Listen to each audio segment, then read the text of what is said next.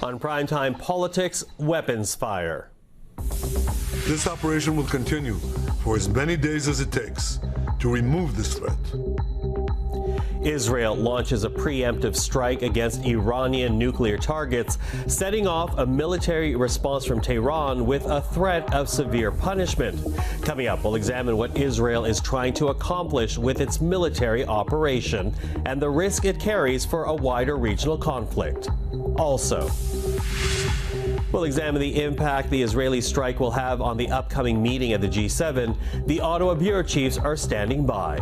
Plus, is the United States slipping into authoritarianism? This is Primetime Politics. Hello, I'm Michael Serapio.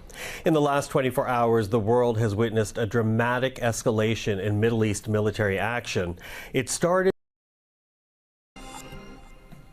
Well, of course, we are at the end of the week, and that means it is time for the Ottawa Bureau Chiefs. Robert Fife, Ottawa Bureau Chief for the Globe and Mail. Tonda McCharles, Ottawa Bureau Chief for the Toronto Star. Joël Denis Bellevance, the Ottawa Bureau Chief for La Presse. Hello to all three of you. Hello. Thanks for having us. Okay, so we've been gearing up for the G7 meeting that essentially kicks off on Sunday in Kananaskis. But obviously, we now have this event between Israel and Iran. Is that going to throw off the agenda? Will it derail the agenda at the G7, Bob? That's a really good question, and I can't answer it. But I think it's going to have a huge impact on what the leaders are going to be dealing with, because as we speak, we know that Iran is targeting Israel at this very moment.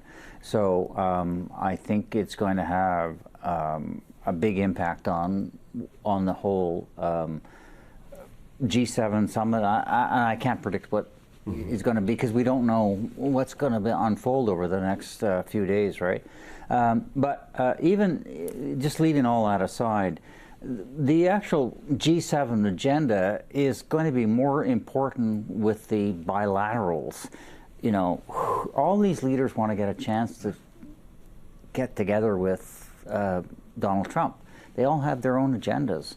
So I think from journalists who are going to be covering this is less that what the outcome of the G7 is going to be than these bilateral meetings with all of the leaders who are going to not only meet with Prime Minister Carney, and that I think is going to be important for us as well, but it's what everybody who gets the chance to talk to Donald Trump and comes out of those meetings that are going to set the agenda. And all of that, nobody has a clue, because, you know, who can predict what Donald Trump's going to say, right? Yeah. I mean, I'll believe he's there when I see his plane take off from D.C. and actually, and his motorcade arrive in Kananaskis. Like, I really think, though, that it does influence to a great extent a bit of their talks, right? Previous to the eruption of violence last night, you know, there was one working session, one working breakfast devoted to Ukraine and NATO, and then there was another session on global security. But I think that they can't escape dealing with this. It's a very precarious time for the globe. And so I think it rises up to the top of a multilateral agenda, if not all the bilateral discussions among some of the key players. But yeah, every G7 summit matters not just for who's coming and who's Zooming who in the hallway, but it also matters for the moment it's held in, and this is a particularly fraught one, I'd say. And so I can't believe that they won't be compelled to come out with some kind of statement on the need for de-escalation in the Middle East, and some kind of, even though that wasn't the plan, trying to avoid disruptions with Trump, to come out with a joint statement. They've got to somehow commit to a unified stance in resolving this crisis. Yeah, although I wonder if it becomes a G6 plus one, since Donald Trump today, of course, saying that, you know, what's happening here really should speed up Iran making a deal, some type of nuclear deal, rather than calling for de-escalation. G7 summits are usually about the economy, and everybody thought, well, it's going to focus a lot on Trump and tariffs, right? Yeah. So I don't know how much of that is going to be dealing with that now, simply because this is so unpredictable what's going on right now. Carney's agenda, actually, though, was focused on a whole bunch of topics already at the outset to avoid exactly that clashes with Trump. So there's global economic security, there's energy, there's emerging technologies, AI, quantum computing. They're very devoted to dealing and doing deep dives down into those issues as well. So we'll see. But I think that really it is the biggest, the most juicy stuff is going to be who's talking to who and what comes out of those bilateral talks. Yeah, but then throwing this other ball into the juggle, though, which is now what's happening between Israel and Iran. Absolutely, and it's not going to be the first summit that is influenced by international events Exactly. like this. Let's remember when Russia invaded Crimea in the territory of Ukraine. Russia was expelled later from the summit of the G7 that was at that time G8 and then it became G7. And Mr. Carney has made the point of inviting a lot of international leaders to that summit that are not part of the G7, namely Volodymyr Zelensky, the president of Ukraine, to discuss what can be done to ensure there is some more security talks or peace talks with Ukraine. Now, I think this will have to be added to the table. And as Tanta mentioned, there's no plan to have a final communique agreed upon by all the leaders. There might be a push now to have something more common on that front, because if the Middle East erupt, the Middle East erupt into a full war, that's going to be more dangerous for the whole planet. Yeah, but still, as we said, unpredictable, because it's hard to know where the United States gets. It's also going to be fascinating for us to watch. Carney's a serious guy. He's got an agenda, he's got a vision, and we're all, as journalists, are going to watch this. This is the first time he's going to have all these world leaders together, and we're going to have an opportunity to see how he performs. I mean, we don't know how he's going to perform. We're all going to watch. We know that he's done excellent work when he was the Bank of Canada, Bank of England governor, and all of these other kind of forums, but this is the first time we're going to see him perform as a Prime Minister at a major group of leaders, more than G7, because we've got a whole lot of other leaders, and it's going to be fascinating to watch. Well, let me jump on that, because I do wonder about what message the Prime Minister is trying to convey here, because you all alluded to it, but when you look at the guest list here, it's more than just the member states of the G7. We're talking about the Secretary General of NATO, we're talking about Volodymyr Zelensky, we're talking about, controversially, the Indian Prime Minister, Narendra Modi. But what is Mark Carney trying to accomplish with this meeting? Because it is a meeting of global leaders beyond the G7. Yeah, and I think that there are multi-pronged goals of his in inviting those various leaders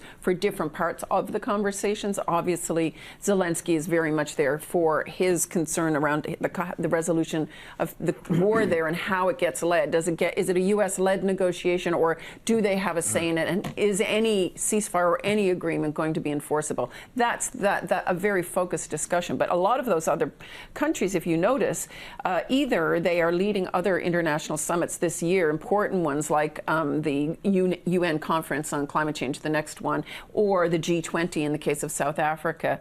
But there is also an attempt, I think, to bring together middle powers from different global regions who want to say in how the big powers deal with some of the problems that affect them. But there's also Carney said it in his speech on defense earlier this week. He talked about the difficult sort of time for the rules-based order in the world right now, and talking about forging partnerships with like-minded countries, along different lines. And I think he's got that goal as well. I think he's trying to solidify different alliances, and we'll see if he succeeds. But I think that the number of countries, it's very common. G7 hosts often invite other country leaders. Famously in Italy, Berlusconi had invited Muammar Gaddafi, and he came with tents and camels and everything. But I think Carney has very carefully picked country leaders who have roles in conflicts that are perhaps not necessarily understood more broadly. But the UAE and Saudi Arabia, had he come, they have very key role to play in the resolution of the Middle East conflict. So I think that's what you're seeing and there. Those two countries also have a lot of investment in intelligence, artificial intelligence. Clearly, Mr. Carney wants to tackle a lot of global issues at that summit. So for his first steps as the chairman of the G7, but also on international scene, welcoming those leaders, I think he's got high ambitions. And in a very interesting way, tomorrow he will be meeting the Prime Minister of Great Britain, Keir Starmer, who's coming to Ottawa to meet the meeting. And so that, I think, is probably to make sure that Canada and Great Britain play the same cards at the same time so that they can push together their agenda. And we'll see whether Mr.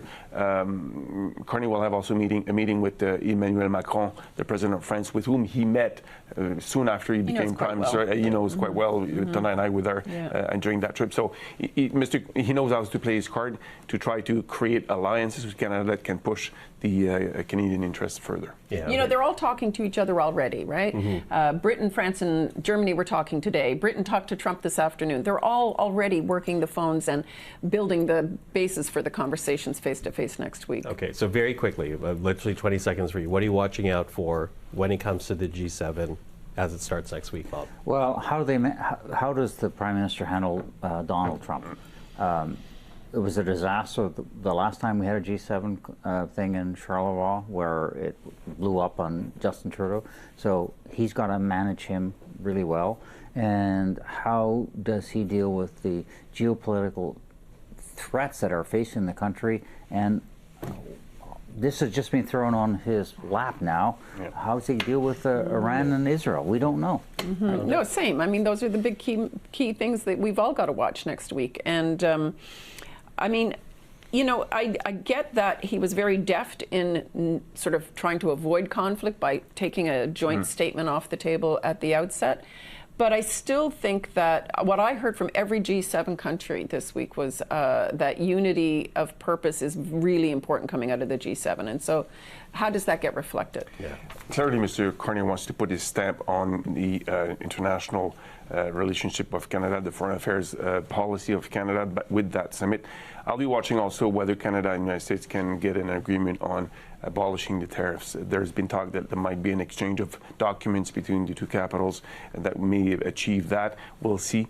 As Bob mentioned so forcefully, Mr. Trump is a very unpredictable man. We don't know what we can expect from him, but that's going to be something I'll be watching. Yeah, unpredictable even before what took place between Israel and Iran. Now a greater level of unpredictability. Somber times. Listen, Bob, Tonda, thank you. Joe, Denis, thank you very much. Thanks. Have a good weekend. You too. Well, to the United States now, where residents of Los Angeles and Washington are bracing for two very different events. In LA, the U.S. National Guard and U.S. Marines continue their deployment, keeping demonstrators away from immigration officers who have been raiding workplaces in Southern California looking for illegal migrants. At least a dozen groups are planning to hold rallies in Los Angeles on Saturday to protest both the military and immigration actions. Meanwhile, in D.C., there is an event being planned of a very different sort, a military parade through the city to mark the 250th anniversary of the U.S. Army, also coinciding with Donald Trump's birthday. The president, by the way, has been the biggest proponent for this parade. I don't think we've ever seen the likes of what you're going to see. I hope the weather's okay, but actually if it's not, that brings you good luck. And that's okay too. It doesn't matter. It doesn't affect the tanks at all. It doesn't affect the soldiers. They're used to it. They're tough.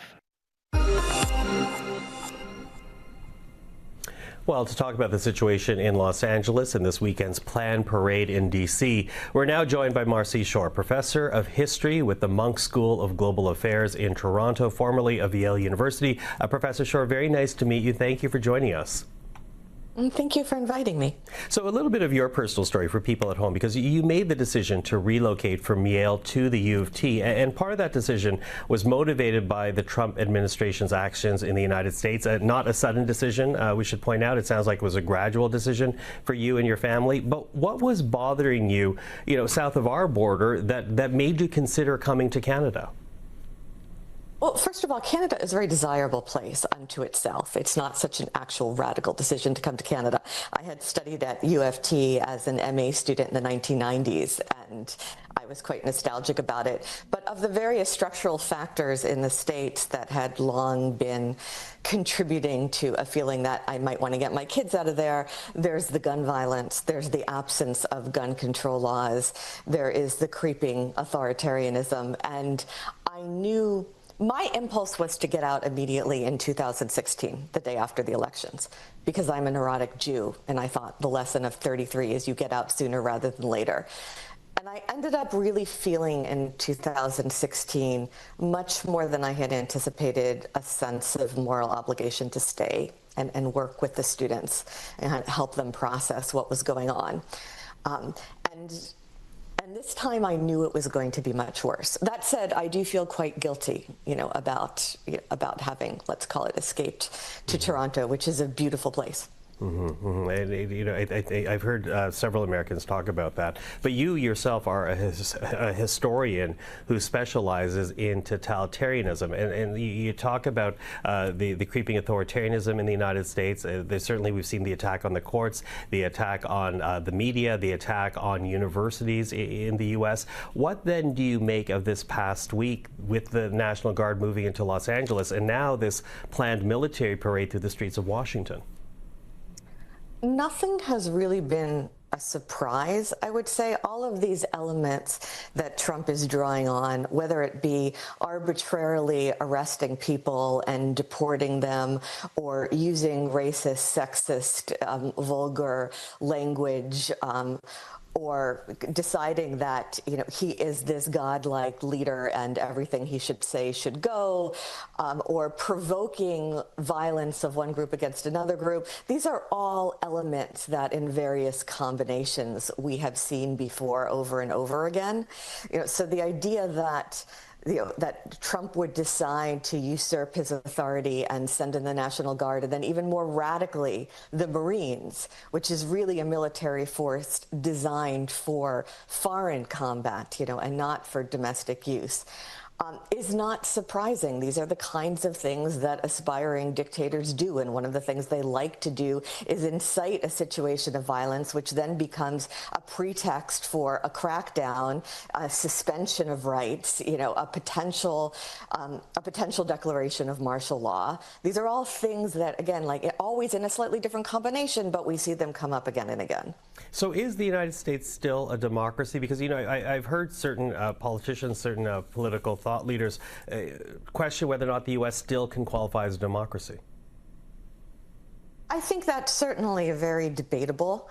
I feel like we're way into, something I would call fascism or authoritarianism. I would also caution everybody that all of these concepts we use, we should not fetishize. All of these concepts, be they democracy, authoritarianism, fascism, concentration camps, they are categories and concepts that allow us to mediate between the singular and the universal. And they allow us to compare various historical phenomena, each one of which is always going to be different, but which will have certain things in common. I think certainly, democratic safety guards have broken down, what Americans cling to and have long believed in as a system of checks and balances have been eroded. And that doesn't happen overnight. That happens step by step. It always happens step by step. The Supreme Court ruling this past summer granting widespread presidential immunity, and keeping Trump free of prosecution for all sorts of things he should have been prosecuted for, including inciting a violent insurrection on the Capitol on January 6th and, encouraging a mob to hang his vice president. He got a blanket immunity for him. That was a green light, and now it's not that the courts have not been doing what the courts are supposed to do. It's that they take somebody like Mahmoud Khalil off the street, send him into a prison for no reason, and the lawyers in the court say, well, you have to bring him back. And the administration says no.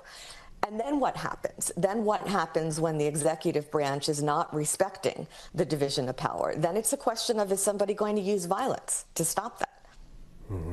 So what do you say then to people who hear your concerns about what's happening in the United States? And again, you use the term creeping authoritarianism. What do you say to people who describe you as being nothing more than an alarmist? I understand that, first of all, I'm a historian of Eastern Europe. Anyone who studies East European history knows that things can look normal, but they can turn on a dime. So my neurotic catastrophism, as somebody who is a historian of Nazism and Stalinism, is perhaps overdetermined. That said, I feel like the present moment could easily be subtitled, Vindication of the Neurotic Catastrophist. And it's a problem people have of not being able to process what they are seeing in front of their eyes in real time. I have given dozens of interviews to European journalists who are asking me things like, but this couldn't really be happening in America. I mean, surely it's not really what it seems to be in America. And really, isn't it possible that the Trump administration is really trying to protect Jewish students from anti-Semitism? And I feel like you tell me, you're looking at the same things I'm seeing. I have no secret knowledge that you don't have. We're all looking at things that we just saw yesterday, how a Democratic senator attempting to ask a question of the Secretary of Homeland Security at a press conference was wrestled to the ground, pinned, and handcuffed. That is an unprecedented situation. We're watching all this in front of us, but there's a kind of Freudian denial that kicks in, that people can't quite process what's happening. Marcy Shore, a lot to think about. Thank you for sharing the time with us. Thank you very much for inviting me. And that is Primetime Politics for this Friday. I'm Michael Serapio. For everyone here at CPAC, thank you for watching. Primetime Politics is back next week. Until then, have a great weekend.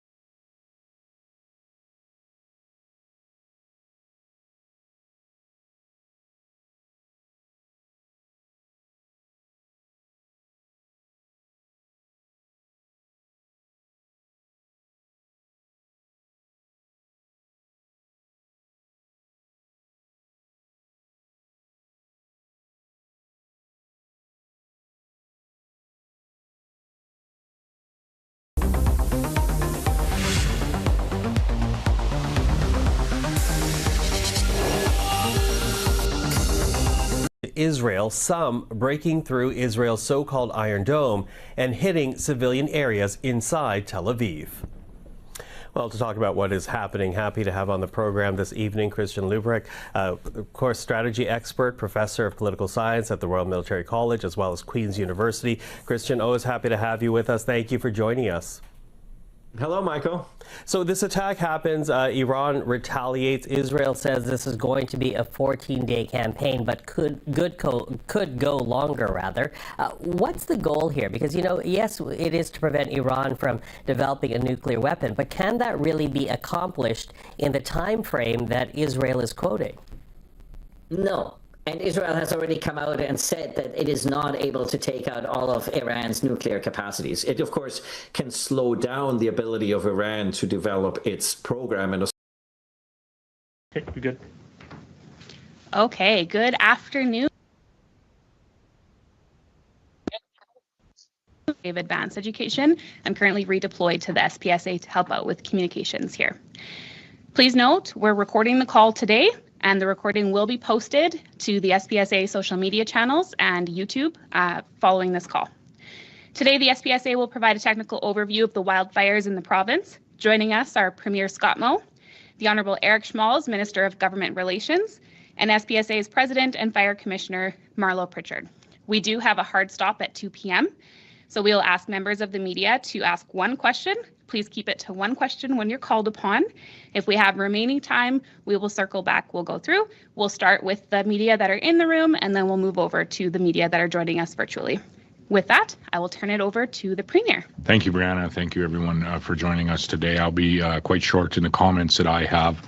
As Minister Schmalz and the President of the SPSA, Marlo Pritchard, will update on the current fire situation, as well as a number of communities that they, alongside Minister McLeod, had the opportunity to visit yesterday and talk to not only community leadership, but the evacuees that are in some communities returning home.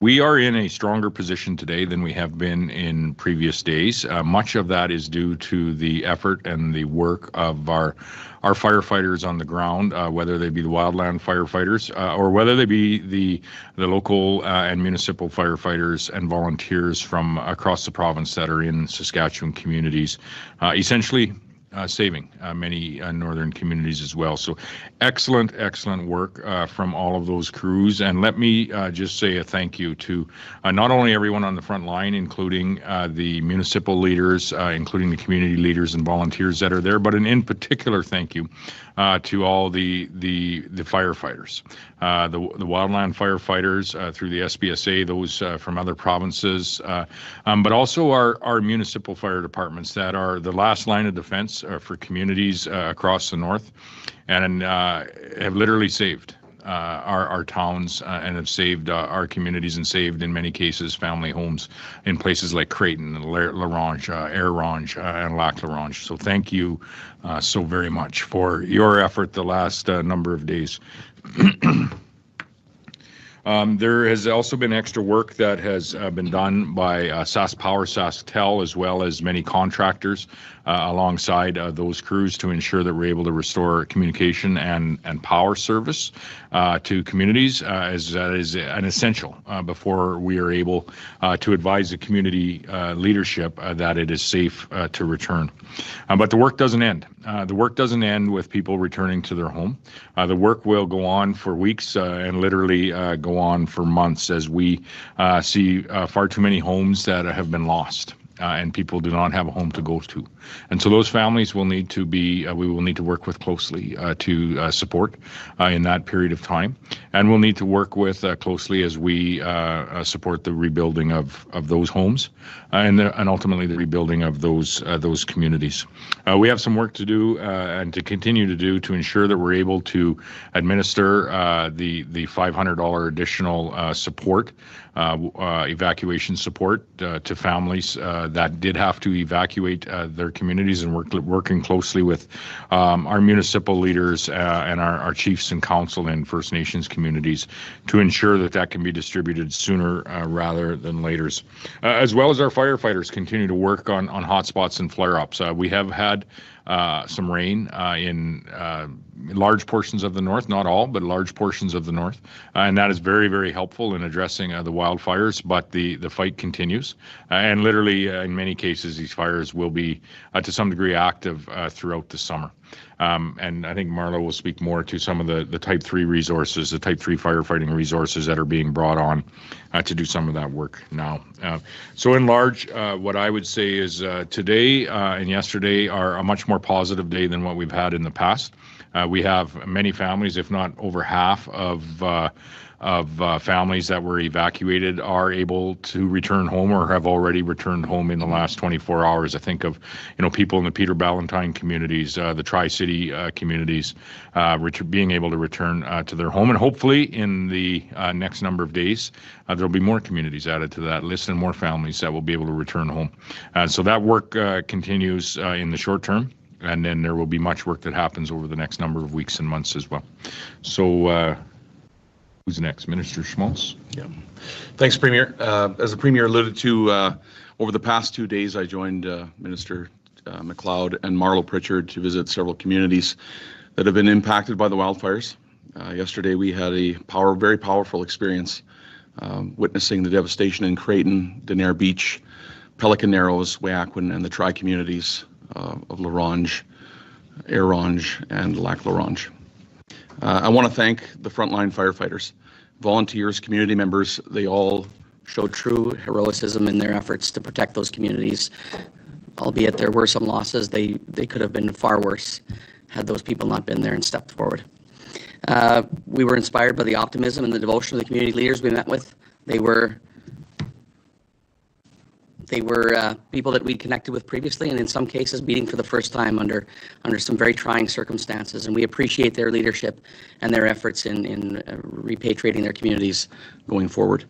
There are 34 communities that are going to be starting the repatriation process or are repatriating already. When we were in Creighton, we had the privilege of meeting with the SPSA crews and hearing their stories of how they've been fighting these devastating wildfires. We also met with Creighton Town Council members, Jen Johnsgaard and Darren Grant, and we heard firsthand what the impacts the wildfires had on their communities. In La Ronge, we had the important discussions with the tri-community leaders, La Ronge Mayor Joe Herdisky, Air-Ronge Mayor Julie Vaschuk, and Chief Tammy Cook-Searson of the Lac La Ronge Indian Band. And today we went to Canada Lake, where we met with Deputy Mayor and Village Councillor Hugh Carvin. Good morning, everyone. Thank you so much for being here today. My name is Kate Fensky. I am the CEO of Downtown Winnipeg Biz. And welcome to the Forks, where the two rivers meet. And I would say for downtown, it is where people come to meet, to connect, to gather, where business, art, sports, and culture all come together. So thank you for joining us today for this very important announcement. Before we begin, I want to honor the sacredness and importance of this land and of the ancestors that once walked where we are standing today. The Anishinaabe, the Innuit, the Dene, the Dakota, the Inuit, the Anishinaabe nations, and the Red River Métis Nation, who paved the way to what is now known as Manitoba, home to all treaty people. At the Downtown Winnipeg Biz, we promote, care, and advocate for a vibrant and inclusive downtown where business thrives and people are drawn to live, work, study, and visit. We know that a thriving downtown full of people can only happen if folks feel safe in the community, which is what brings us here together. Today's announcement marks an important step in our collective and ongoing efforts to protect and support the people of Winnipeg and everyone who is here and visits here. We're proud to be doing this work together and excited to share what's coming next. So on that note, it is now my pleasure to welcome the Honorable Premier of Manitoba, Wab Kinew.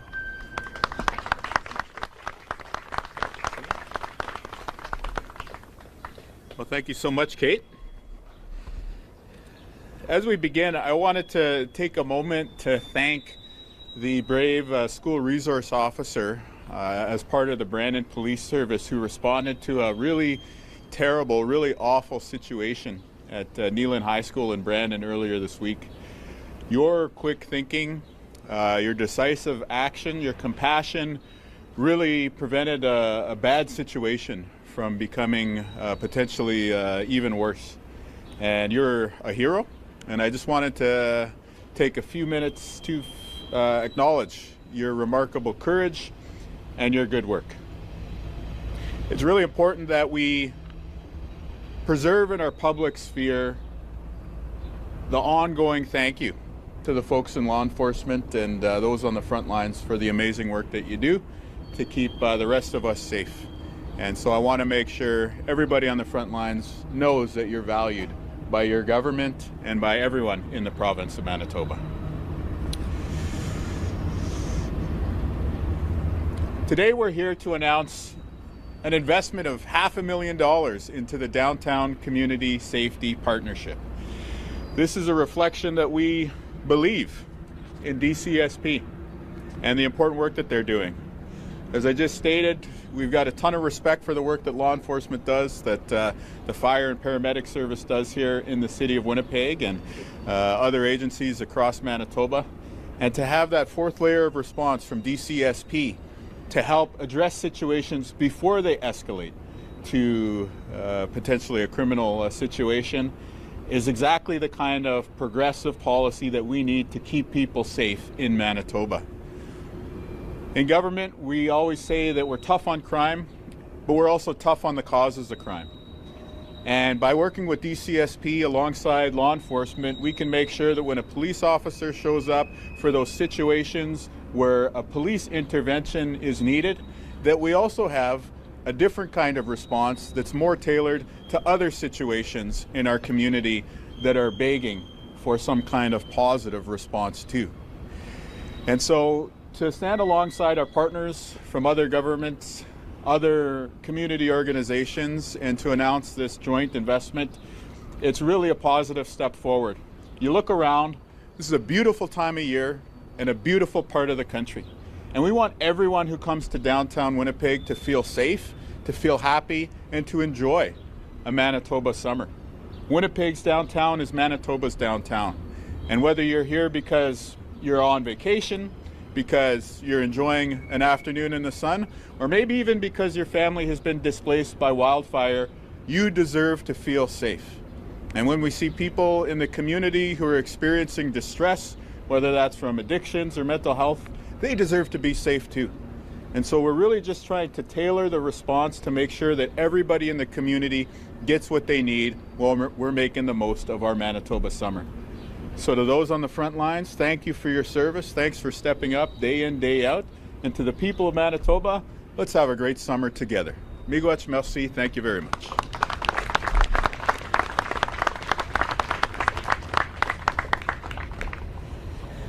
Thank you, Premier.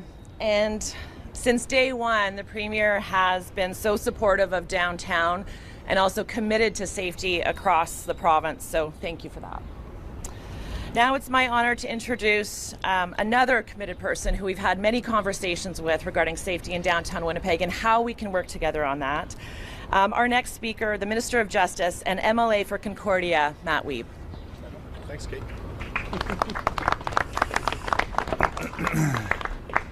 Thank you and good morning. Great to see everybody here today.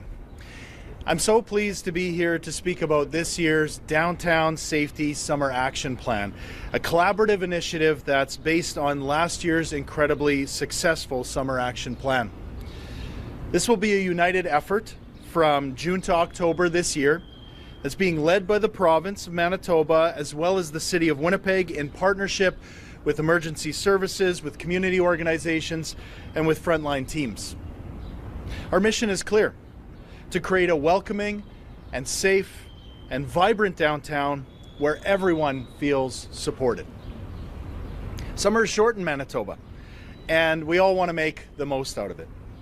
Downtown is especially bustling with activity, with festivals, with live music, with plays and concerts, and we want people to feel safe on our streets here in the downtown. And now, with even more Manitobans staying in Winnipeg due to evacuation from the devastating wildfires, it's even more important that we enhance our security measures, we promote a safe environment to protect those visiting and living in downtown Winnipeg. As outlined in our public safety strategy, our government is committed to ensuring downtown Winnipeg is safe and it's a welcoming place for all. We're proud to continue to support the Downtown Community Safety Partnership with this new investment of $500,000. As well, our government has funded 12 new police officers with the Winnipeg Police Service who graduated last week and have hit the streets of downtown to help keep people safe. Working closely with the WPS, we're ensuring there is that unified and effective response to criminal activity. As mentioned, we're partnering with DCSP, who are able to deliver a coordinated response that addresses the health, well-being, and safety of the downtown community. This initiative is more than just about enforcement. It's about connection and collaboration. It's about working with our partners like the DCSP to create that downtown where people can feel safe to live, work, and visit with confidence. I want all of Manitoba to know that we're committed to making Winnipeg's downtown a safer place by continuing to be tough on crime and tough on the causes of crime. Let's continue to build a downtown that's accessible, that's safe, and that's welcoming for everyone. Let's make sure that it's a vibrant hub that welcomes folks from both inside and outside the province, a place where business can flourish, and a place where those who are the most vulnerable get the supports and the care that they need. Thank you very much.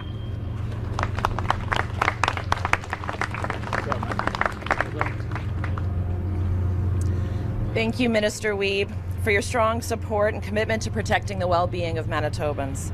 And it is now my pleasure to welcome yet another downtown champion, His Worship the Mayor of Winnipeg, Scott Gillingham.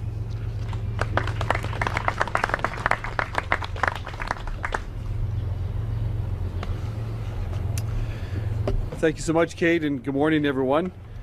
Thank you, Premier Canoe and Minister Wiebe, for your ongoing commitment to Winnipeg and to Winnipeg's downtown, and to working with community partners to make our city safer and healthier for all. This morning, when I arrived at work at City Hall, there was a man on the sidewalk right outside, basically outside my office, who was obviously struggling. He wasn't committing a crime. He appeared to be, moving and talking, but he obviously needed some help. He didn't need a police response, so I didn't call police. He didn't need a fire paramedic response, so I didn't call the fire paramedic department. I called our security team at City Hall. They said, we'll call DCSP, and they did. It's these kind of partnerships playing out in real time that make sure individuals within our city who are struggling are getting the help that they need. Thanks to the Downtown Community Safety Partnership and the Downtown Biz for the work that you do on our streets and in our community every day. I saw it play out in real time through a call that I made today. There's real excitement in the downtown right now. We have new residential, commercial, and cultural development happening all through our downtown. The Sea Bears and the Gold Eyes are drawing crowds. It's festival season is about to launch. Jazz Fest starts right around the corner next week. Fringe Fest just after that. And in a few weeks, Portage-Germain will reopen to pedestrian traffic. We'll launch our new transit network and begin transforming Graham Avenue into a vibrant pedestrian-focused street. Downtown is buzzing, but to keep that momentum going, people have got to feel safe.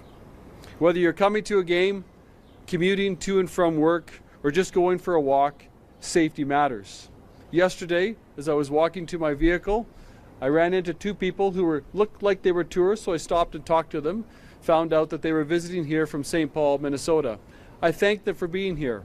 Downtown needs to be safe for them, who were basically on their own doing a walking tour of all the sights to see in our downtown. And that's why I'm proud to stand alongside partners to support this summer action plan with funding directly from my office. This plan means more patrols for longer hours and more help for people who need the mental health supports, housing, or other services. And of course, this plan is part of a broader public safety strategy that we're all building together with Premier Canoe, Minister Wiebe, and the Downtown Biz and others.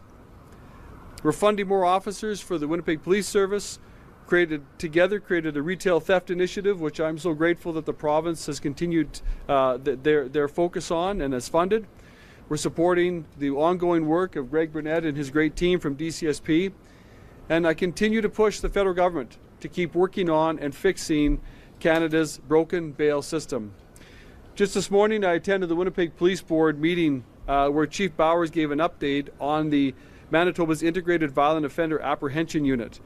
It's a unit that is a partnership between the Winnipeg Police Service and the RCMP, funded by the province of Manitoba and the city of Winnipeg. It was also a campaign commitment of mine to reestablish that, because I saw the need to really get tougher with repeat offenders. Since it launched 2 years ago, this unit has made more than 700 arrests in 2 years of repeat violent offenders who are breaching their court orders. That's nearly 1 arrest a day in our community. Over 85% of the individuals arrested in the first quarter of 2025 were violating or breaching their court conditions. I'll continue to talk about this, that there are too many repeat violent offenders being released to go on to breach their court orders and recommit crime in our city. It's putting people at risk. Our city deserves better. Our city deserves to be safe.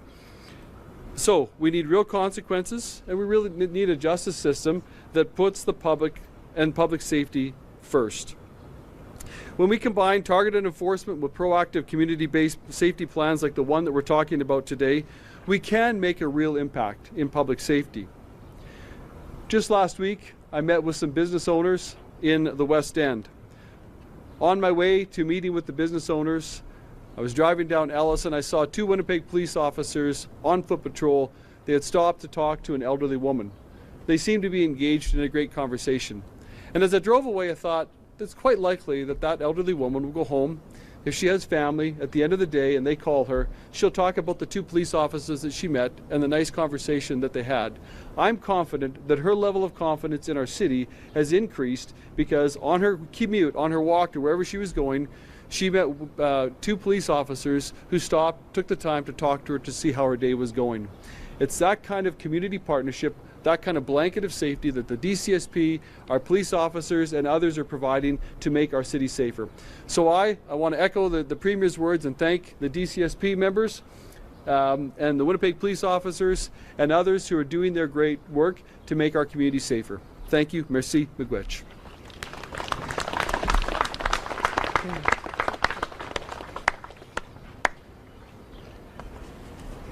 Thank you, Mayor Gillingham, for your continued support. And now to close today's announcements, I'd like to introduce someone who I first met in 2019 when conversations first started of how are we going to do things differently, in a different way? How do we bring folks together to address safety, to improve safety, and to support people on our streets and in our community? It's been quite the ride, I will say, over the last 5-6 years when we didn't know what Downtown Community Safety Partnership was or what it would be called. But it was really all of the partners here, along with Winnipeg Police Service and Winnipeg Fire Paramedic Service, that came together to have the conversation of where are the challenges and how do we solve this together. So with that, I'd like to introduce Executive Director of the Downtown Community Safety Partnership, who's also always here to help whenever needed, Greg Burnett.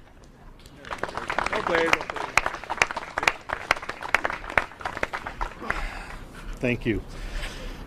Thank you, Premier Canoe, Minister Wiebe, Mayor Gillingham, Kate Fensky of the Downtown Winnipeg Biz for your continued commitment to our downtown.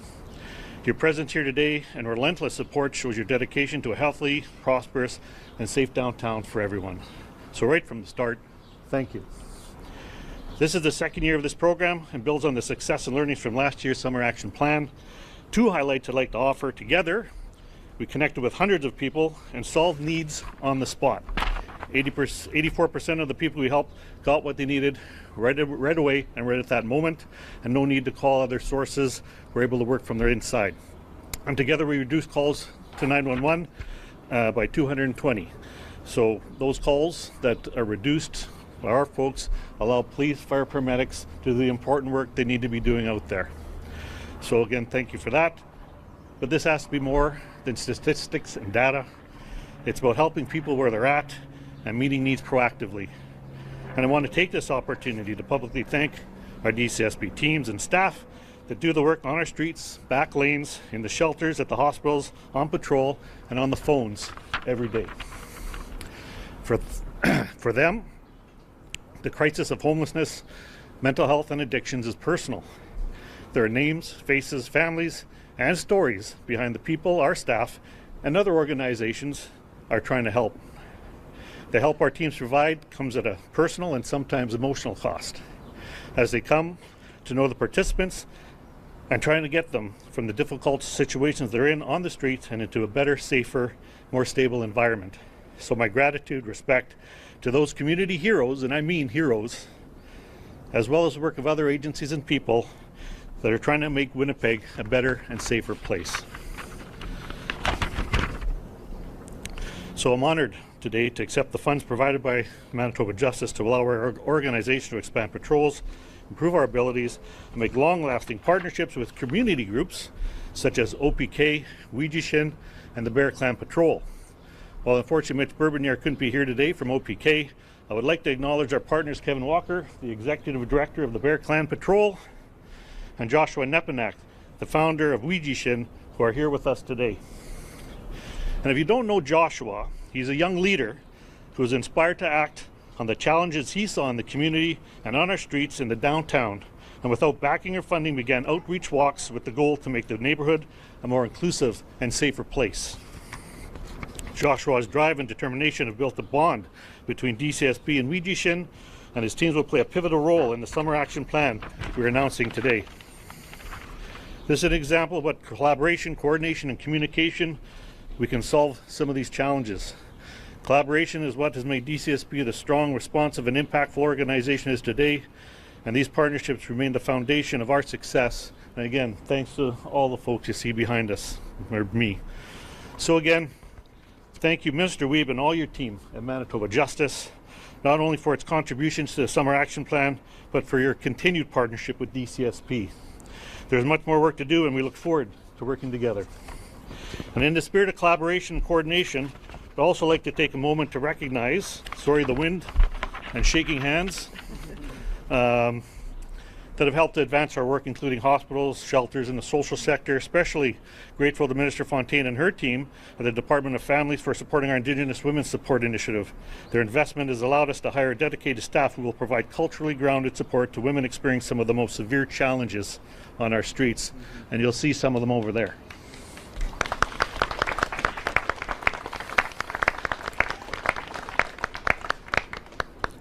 Again, Mayor Gillingham, Kate Fensky, for your leadership, thank you. It's helping coordinate and strengthen responses to these complex citywide issues. And last but not least, I mentioned emergency services. I would like to acknowledge our partners with the Winnipeg Police Service and Winnipeg Fire Paramedic Service, who we work with continually, again, on the streets. There's that wind and shaking hands again. I'll leave with thank you. We'll continue to work together. We're going to continue to collaborate. We're going to continue to build something that the city and province can be really proud of. So thank you all.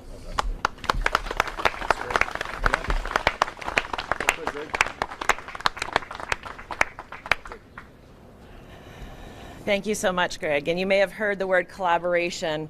I don't know, we may have hit a dozen, and that's really what it takes to make these kinds of projects happen, and this kind of work that is needed in our province. And one of the things that I'm so proud of is there's no other province in Canada that has a program like the Downtown Community Safety Partnership. People are looking to Winnipeg, looking to our province of how is this work happening? Where are the success stories and how can we replicate it in our provinces? So we've come a long way in just 5 years, and this is another evolution of this program, working together to make it happen.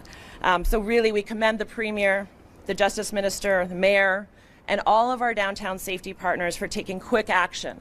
While all of the great programs and the work that are happening with like the food program for children, when we look at those long-term programs, we know that it is going to take some time to see those results. So it's also important that we are doing things right now that makes a difference for people that are visiting downtown, for the businesses that have committed here. So today's announcement is a great example of what we can accomplish when we work together. I also want to thank our team at the Downtown Winnipeg Biz. Our ambassadors are out all summer. There are so many events happening this summer. We invite you to join us in downtown Winnipeg. And thank you to the Forks and Sarah and her team for hosting us here on this beautiful day. Thank you everyone for joining us, and at this time we'll now open the floor to questions from the media. Thank you.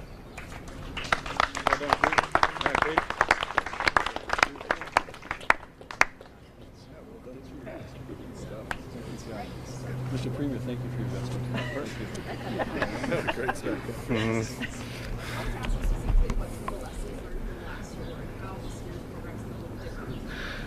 Really, I think it was about preparation for us, making sure we have the time to talk with our folks, get things in place. Again, this year we have OPK, Joshua's team with Weejish, the Bear Clan Patrol, getting prepared for what we were eventually anticipating this great announcement. So we've got ahead of the game a little bit. And again, just communication and improving on collaborationships and partnerships. This is new, it's growing, and we look to build on it. Where this funding is planned for within the organization? So between our teams, and again, we're going to provide the funding to Joshua's folks, Bear Clan Patrol, OPK folks, again, community members and people and groups out there to work together and really share the funding. All our teams, we're up to about 75, 80 people, and that includes our MAC teams, our 24/7, our core team, the social navigators, our Connect, the frontline folks you're going to see out there all the time, and again, our CAN, who takes the calls from the public and dispatches our folks. And again, when we talk about partnerships, that integration with Winnipeg Fire Paramedic Service, and again, working with police and all the other groups out there. So there's lots to it. This is an earlier announcement than last year, correct? It started in July?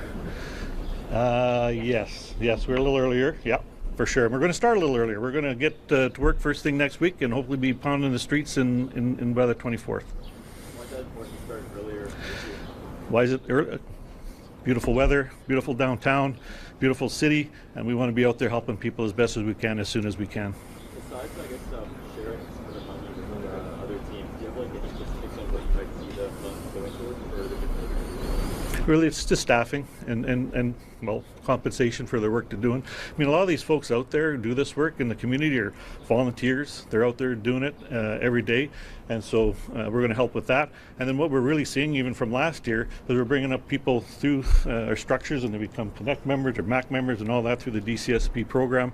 And again, and onwards to wherever they might lead on whatever path or journey they're going.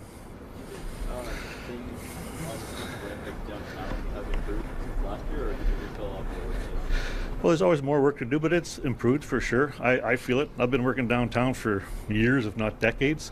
I feel and sense a vibrancy out there. I mean, there's, again, a lot of work to do, but what I see with these folks behind me doing, again, we look forward to the more foot patrols, and again, it's improving and getting enhanced all the time. Do some of your members, as part of their jurisdiction, also the encampments and the riverbanks? As part of our duties, we seek people out where they need help, those most marginalized, vulnerable folks, and if they're in encampment, we will go and help as best we can. There is the Your Way Home strategy, again, directed from the province, and we are partnered and collaborating with those folks as well. The presence of encampments, is it an issue with public safety as far as you're concerned? I'm not sure I'd call it a concern right now. I mean, those are people who are suffering and they're out there for any number of reasons. We have to do our best to support those folks, and hopefully at the end of the day get them the housing and environment or safer spaces they need. So of course we'd like to work on that, and we'll continue to work on that, but there's, again, a lot of work to do on that. How do you envision the safety program for the next few summits? Well, getting bigger, larger, more folks out there. Visibility is a big thing in any organization or any city, I should say. So I'd love to increase the numbers of the folks we have in DCSP and others. And especially from that community-based perspective. I think it was the mayor talked about that fourth alternative dispatch model, if you will, and that stems from community and working with our institutions like police, fire, paramedics. So again, we're building that, and we want to grow it. So what were the services that were provided in lieu of 911 and So what will generally happen, we deal with folks, again, those most vulnerable, at-risk folks on the streets. So if one of our folks meet them, because we have that continuum of care with inside DCSP, it may be onto a MAC team member, and maybe a drive to a hospital or shelter, and maybe to our core to get social navigations, need ID, housing, addictions, programming, whatever that might be, and then keep it all inside and get those folks to those programs and institutions and organizations that provide that kind of programming. So it allows us to do that work and allows police and fire, paramedic and fire to do the emergency work that they're professionals at. I knew I was going to get asked that when I put hundreds, and I don't have the number on me, but happy to share it after and when I can get that stuff. So last year is 12 weeks. I want to say we started mid-July, and we're actually expanding on that to 16 weeks this year.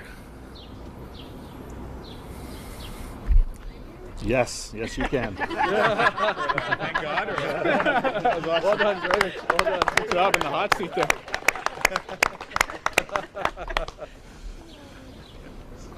It's the best warm-up act I've ever had. That was amazing, Greg. That was awesome.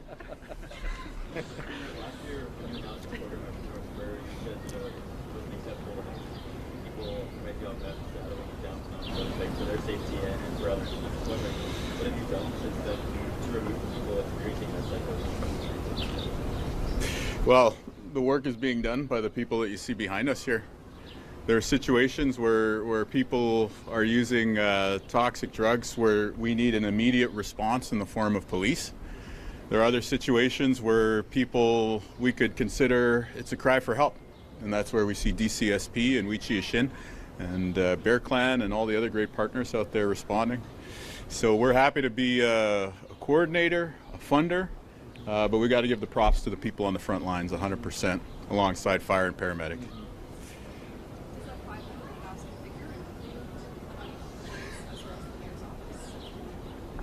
Our contribution is 550, 25? 25, yeah. So it's above, it's closer to 575? Yep. Good at math. No, you guys beat me to it with the calculator there. Were there any specifics that are involved in this announcement in regards to how we This is part of a coordinated overall approach to improving public safety. You know, last night I was asked about safety for evacuees, and yeah, it's tough when you got people living through a really stressful situation, and then you have really negative elements stepping forward to try and take advantage of that. That's terrible. Nobody wants to see that in this beautiful province. You can't look your mom in the straight in her eyes if you're behaving that way. So let's cut that out and let's focus more on the positive. Like this stories that we see across the province, a lawyer moving back into Flin Flon to cook 3 meals a day for the firefighters, that's what Manitoba's about. That's what we need to be celebrating.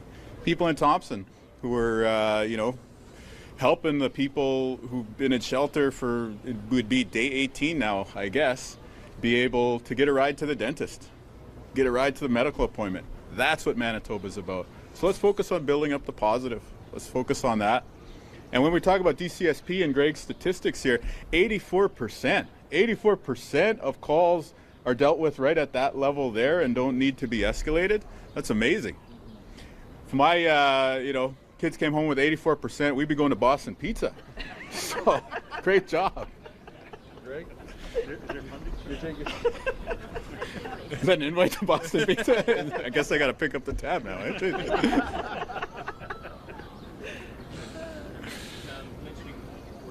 Yeah. I think yesterday we were saying some hotels aren't really pitching in, helping evacuate as much as they should. Can you stand on that? Well, I saw it with my own eyes in Thompson yesterday.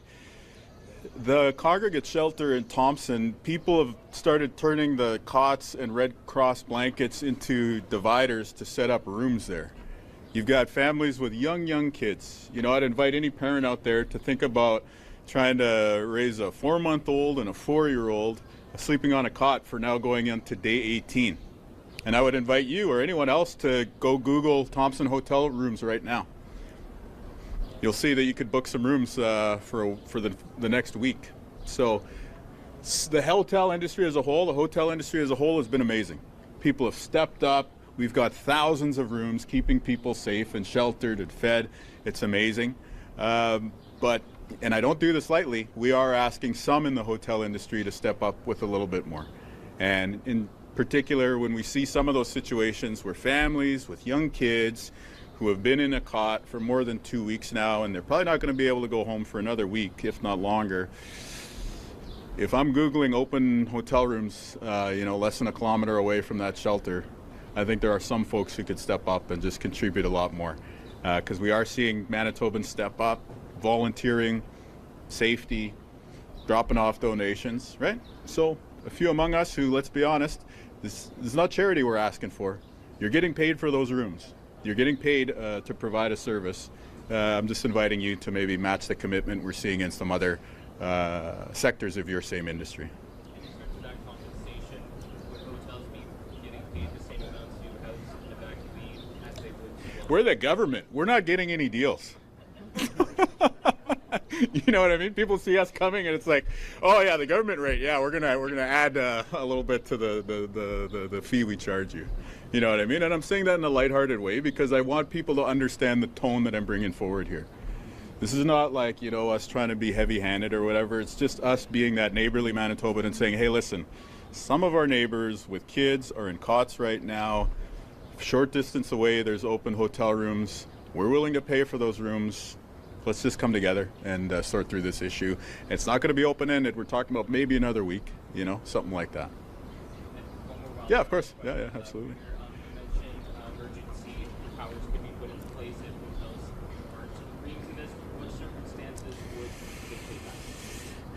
Well, the first step is always just to say, hey, got that warm and hearty handshake, let's work together. Again, you're going to be compensated for the service that you provide, and it's in the name of a good cause here. It's helping people out through a very stressful situation. So let's work together on that. 84%, c'est incroyable ce qu'ils ont fait juste pour... Le DCSP a réussi à résoudre 84% des appels juste à ce niveau-là. Moi, je pense que c'est incroyable. Alors, cet investissement avec la ville de Winnipeg, avec le monde d'affaires, pourrait créer un autre été merveilleux pour tous les Manitobains et Manitobaines.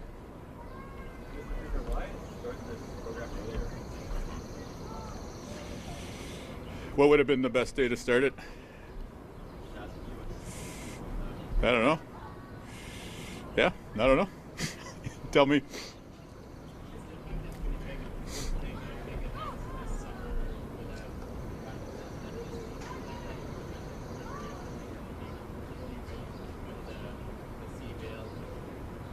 CBL?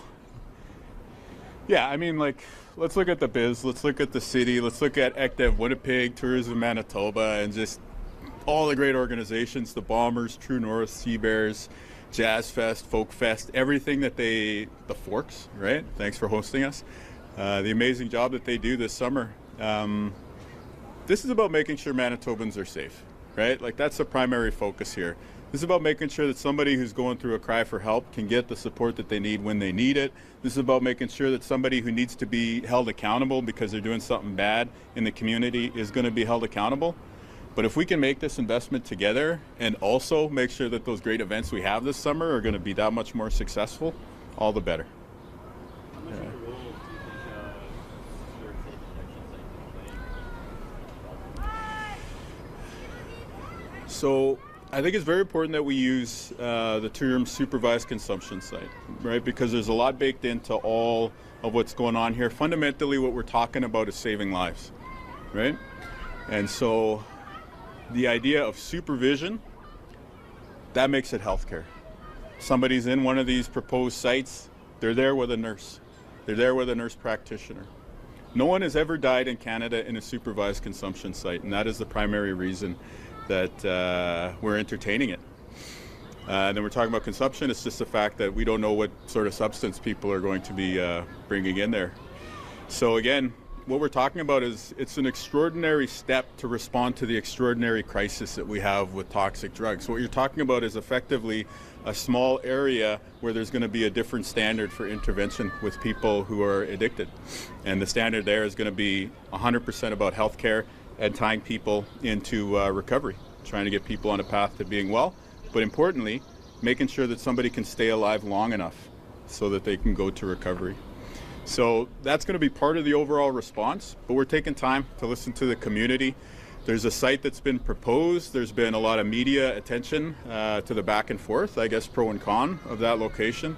And before we move forward with a specific building and service ruled out in any location, we're going to take the time to listen to those voices in the community. But we're going to move ahead, and it is going to have to be located somewhere. This is going to be in someone's backyard, and the primary reason is humanitarian. We've got hundreds of people in our province dying every year. We're doing the harm reduction, we're doing the law enforcement, we're doing the prevention work, we're doing the recovery. There's one tool here that doctors are telling us would save lives that we're not currently using right now. So in the name of trying to keep people safe and keep a few more of our fellow Manitobans alive, we're gonna move ahead with that too.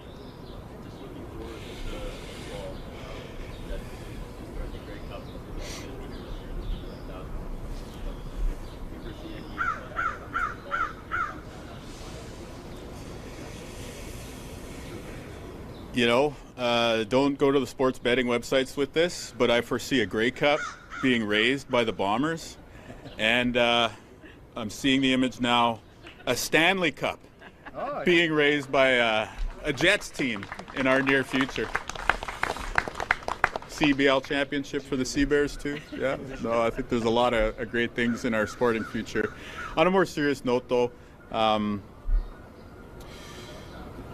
I guess one of the evolutions from last year to this year is that when we're talking about the investments in WPS, last year we were buying overtime from officers, and that was important to just respond to the safety needs.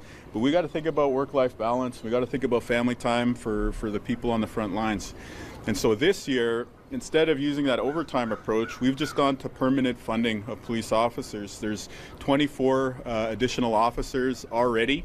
12 of them started this past week, I believe, who are part of this response focused on downtown. There'll be 12 more this fall focused on the bail supervision piece that the mayor's talking about. So there is a natural evolution from one year to the next. And so I think when we look ahead to the fall, our hope is that on the law enforcement side, as those 12 additional officers come online, that it's going to be more of a permanent long-term intervention. And then when we're working with DCSP and the other folks doing the on-the-ground patrols, that we're going to continue to be there to support the need that exists.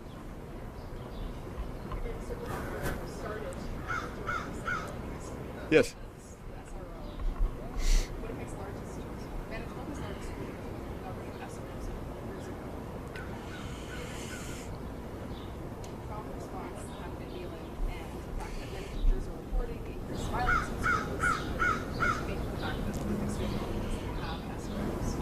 I think that everyone in Manitoba has the opportunity to voice your opinion about the role that law enforcement can play in community policing, and school resource officers are a part of that. But at a very general level, I would say this. I've had 3 kids go through the public school system. One of them's about to graduate. One's going to, he's elementary school, right? So he's got many years ahead of him. And when there were school resource officers, I, as a parent, thought it was great. I went to high school hockey games, and I'd stand there and talk to the SRO. I went as a MLA to hand out certificates at grade 6 graduations at a school that's like less than a kilometer away from where we are right now, and the SRO was there handing out certificates as well. So I recognize that there's always a long-term reevaluation of the nature of how we work in community and what the education system is going to be all about. But in my personal experience, I've seen that SROs are a positive for my kids' schools and the schools in my community. And when we see a heroic action like we saw in Brandon this week, then it really speaks to another dimension. Because part of, I think, the rationale for SROs has been that community relations side of thing, building a relationship between young people and the policing service, which is absolutely essential for the success of law enforcement. No matter which community you're in, law enforcement has to have a relationship with the community. But then the other piece is the same that we ask of law enforcement in any setting, which is when there are people doing things that require an immediate intervention or require accountability, then they're going to be there to lead that response as well. So again, I'm offering a perspective as a parent. I'm a parent who happens also to be the premier. So I'm not necessarily going to be directive about these views, but that is my opinion. Yeah. Yeah, you can attribute that to me. Wait. Oh yeah, of course. I have an unrelated question about Happy Land Pool. Okay. There was a protest yesterday over there. The people were asking for the opening of the pool. Last year, the budget announced the closing of the pool.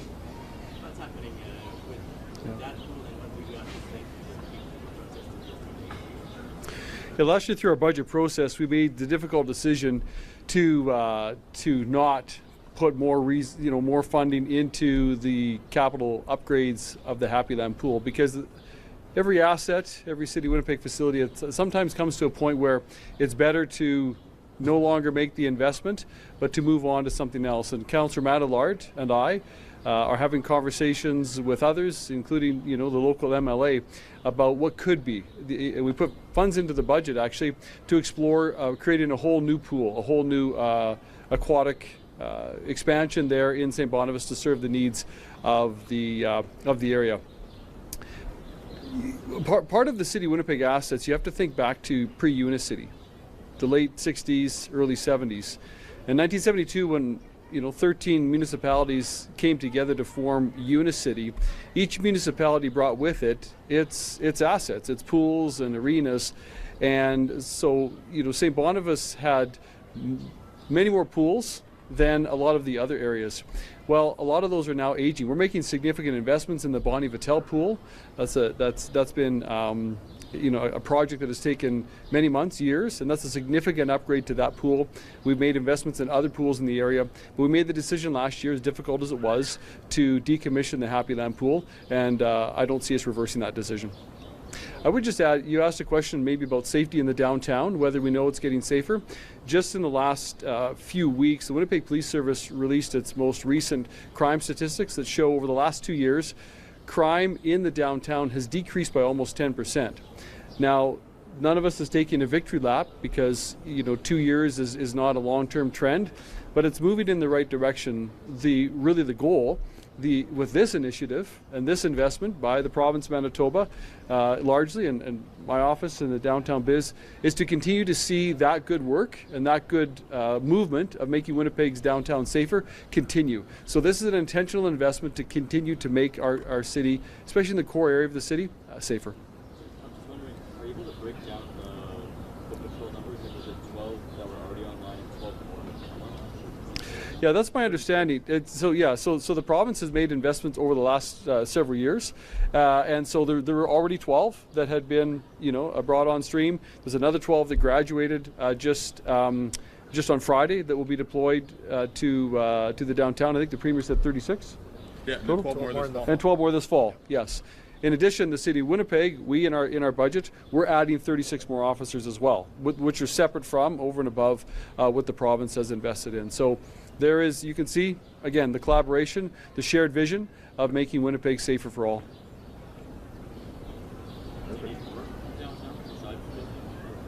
I think with the coordinated, work that we're doing here, and really what we're doing is, some of this coordination has been happening for months. I want to give Greg Burnett, a visionary, credit for he and Chief Christian Smith of the Fire Paramedic Service, and now Chief Bowers and others have this vision of working together. They've been working together. We're going to formalize that. We're working to formalize that in what's called the Safe Winnipeg Initiative. And so by coordinating all of the different agencies, Winnipeg Police Service, DCSP, community safety officers on transit, the Biz Patrols, Bear Clan, OPK, all the others, by coordinating all of them, we're really aiming to achieve a blanket of safety in the downtown.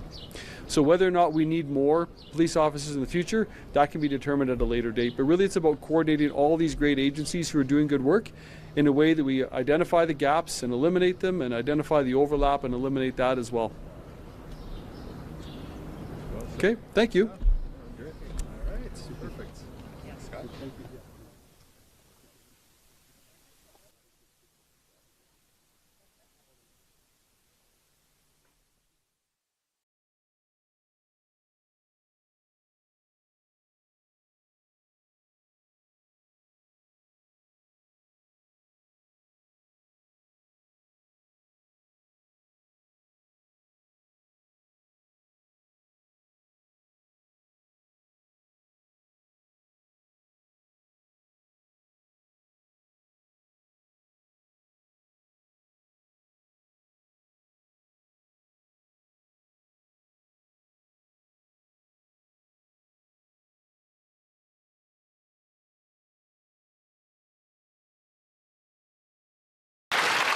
Oral questions, questions orales.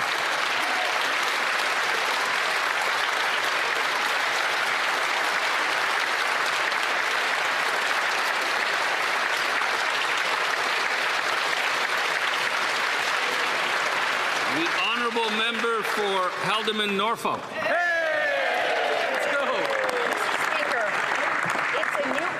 But we're dealing with the same old Liberal scandals. The Auditor General has released a report against the Liberal government on the multi-million-dollar Arrive Can debacle. The Liberals gave $64 million to GC Strategies, a two-person IT firm that did no actual work and is currently under RCMP investigation. Wow. Today, this House is considering our Conservative motion to get Canadians their money back within 100 days.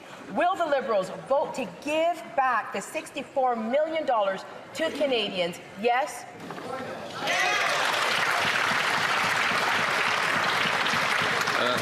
The Honourable Minister of Foreign Affairs. Mr. Speaker, we will address that question in a moment, but I am devastated to learn of the Air India crash that occurred earlier this morning. The flight was carrying 242 people, one of whom was Canadian.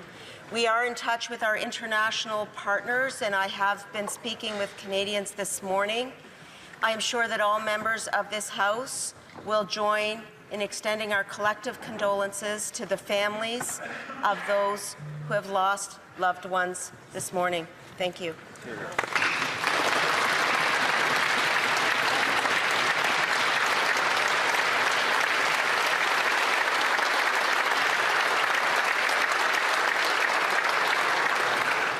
The Honourable Member for Haldimand Norfolk. Mr. Speaker, we also extend condolences to the families.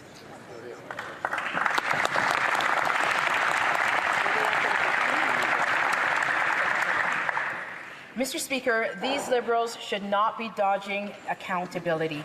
They want to hide their scandals from Canadians, but the Auditor General report is very, very clear. This Liberal government ignored the rules and allowed insiders to profit to the tune of $64 million. Wow. The Liberals have shown a complete disdain for hardworking Canadians by promoting the very same ministers who engaged in the cronyism and corruption. Why should wasteful Liberal politicians get promoted while Canadian taxpayers get a $64 million bill? The Honourable Minister for Government Transformation. Thank you, Mr. Speaker. And I'd just like to note that we've implemented the measures recommended by the Auditor General in previous reports, as well as internal audits. We have revoked the security clearance of GC Strategies. We have terminated all contracts with GC Strategies. We've barred GC Strategies from future contracts with the Government of Canada. We've taken legal action against GC Strategies. We've referred cases to the RCMP because, Mr. Speaker, we will never tolerate misconduct from our suppliers or their subcontractors. Thank you. The Honourable Member for Prince George, Peace River, Northern Rockies. The Auditor General released a scathing audit this week on the top Arrive scam contractor, GC Strategies. This two-person company under RCMP investigation received a jaw-dropping $64 million from these Liberals.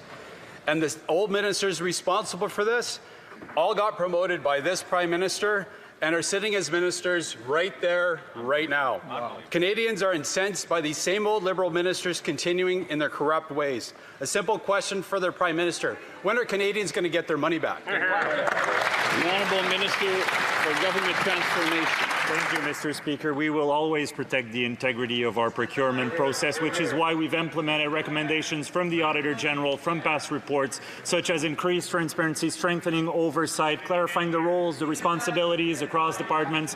We will always hold bad actors to account, which is why, Mr. Speaker, we've taken legal actions against GC Strategies. We've referred cases to the RCMP. We will always protect the integrity of our procurement process. The Honourable Member for Prince George, Peace River, Northern Rockies. That answer doesn't cut it for Canadians struggling to pay their bills in record numbers. These old Liberals have turned Arrive scam into a masterclass in rewarding failure and corruption. The old ministers responsible for this scam are the same old ministers sitting over there as cabinet ministers right now. These same old ministers are ignoring the rules, allowing their insiders to get rich with taxpayers' hard-earned money. Why do corrupt Liberal ministers keep getting promoted and Canadians keep getting the bill? That's a good question. The Honourable Minister of Government Transformation. Thank you, Mr. Speaker. Let me be absolutely clear. We will never tolerate misconduct from our suppliers or their subcontractors, which is why we've taken legal action against GC Strategies. We've referred cases to the RCMP. We've barred them from contracting with the Canadian government. We've revoked their security clearance, Mr. Speaker. This is the mandate we've been elected on to make sure that we have the best-in-class procurement system in this country. Thank you, Mr. Speaker. The Honourable Member for Bellechasse, Les Etchemins-Lévis. Mr. Speaker, the Auditor General has confirmed what Conservatives feared. The Liberal government paid over $60 million for a project that should have cost just $80,000. And what's the result? Waste and incompetence. And yet no minister lost their job. And what's worse, they got a reward in being promoted in cabinet. Will the Prime Minister do the honourable thing and vote in favour of our motion to give this money back to Canadian taxpayers? The Honourable Minister of Government Transformation. Thank you, Mr. Speaker. We will always protect the integrity of our procurement system. That's why we are implementing the recommendations made by the Auditor General in her previous report. That's why, Mr. Speaker, we have referred cases to the RCMP. We've taken legal action against GC Strategies. We've taken away their security clearance.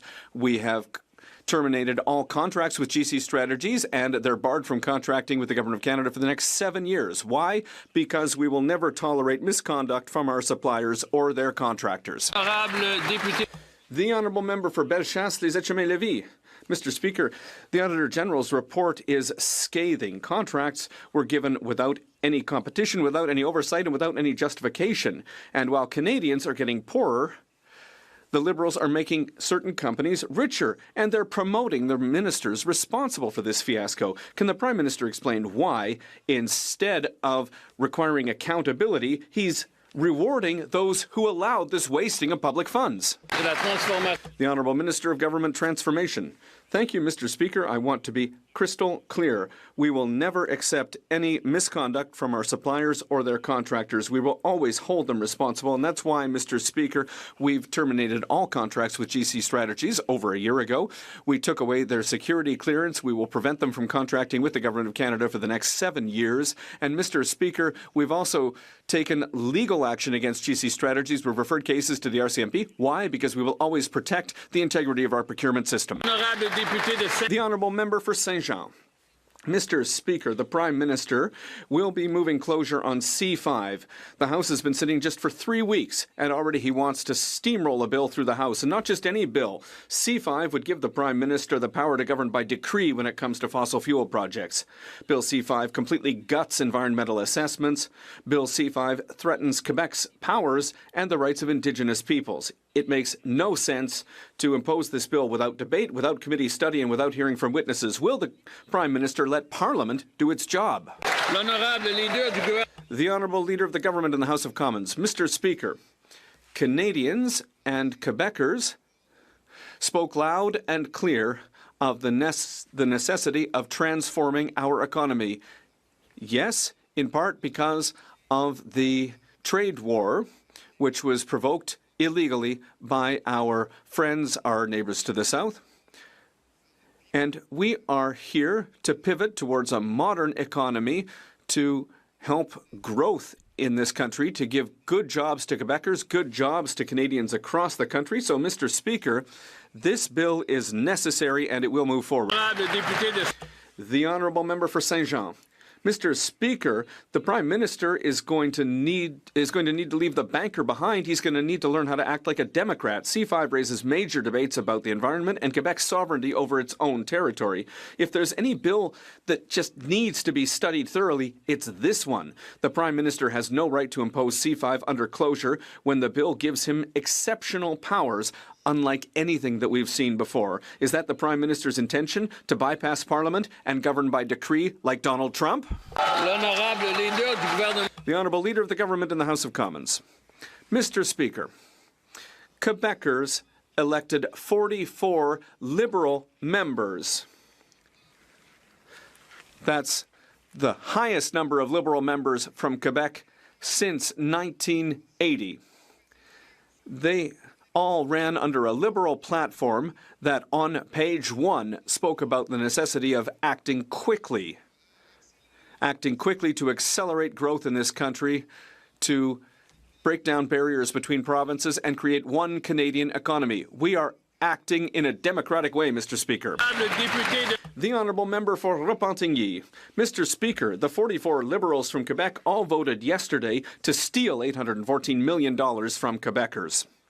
The Liberals from Quebec voted to make Quebecers pay for election gifts for Canadians. The Liberals from Quebec voted against the unanimous request of the National Assembly of Quebec to reimburse Quebecers. The Liberals elected by Quebecers, who were afraid that the Conservatives would take us back to the Stone Age, abolished the carbon tax, and then they rewarded Canadians with our money. Mr. Speaker, aren't they ashamed of working against their own constituents?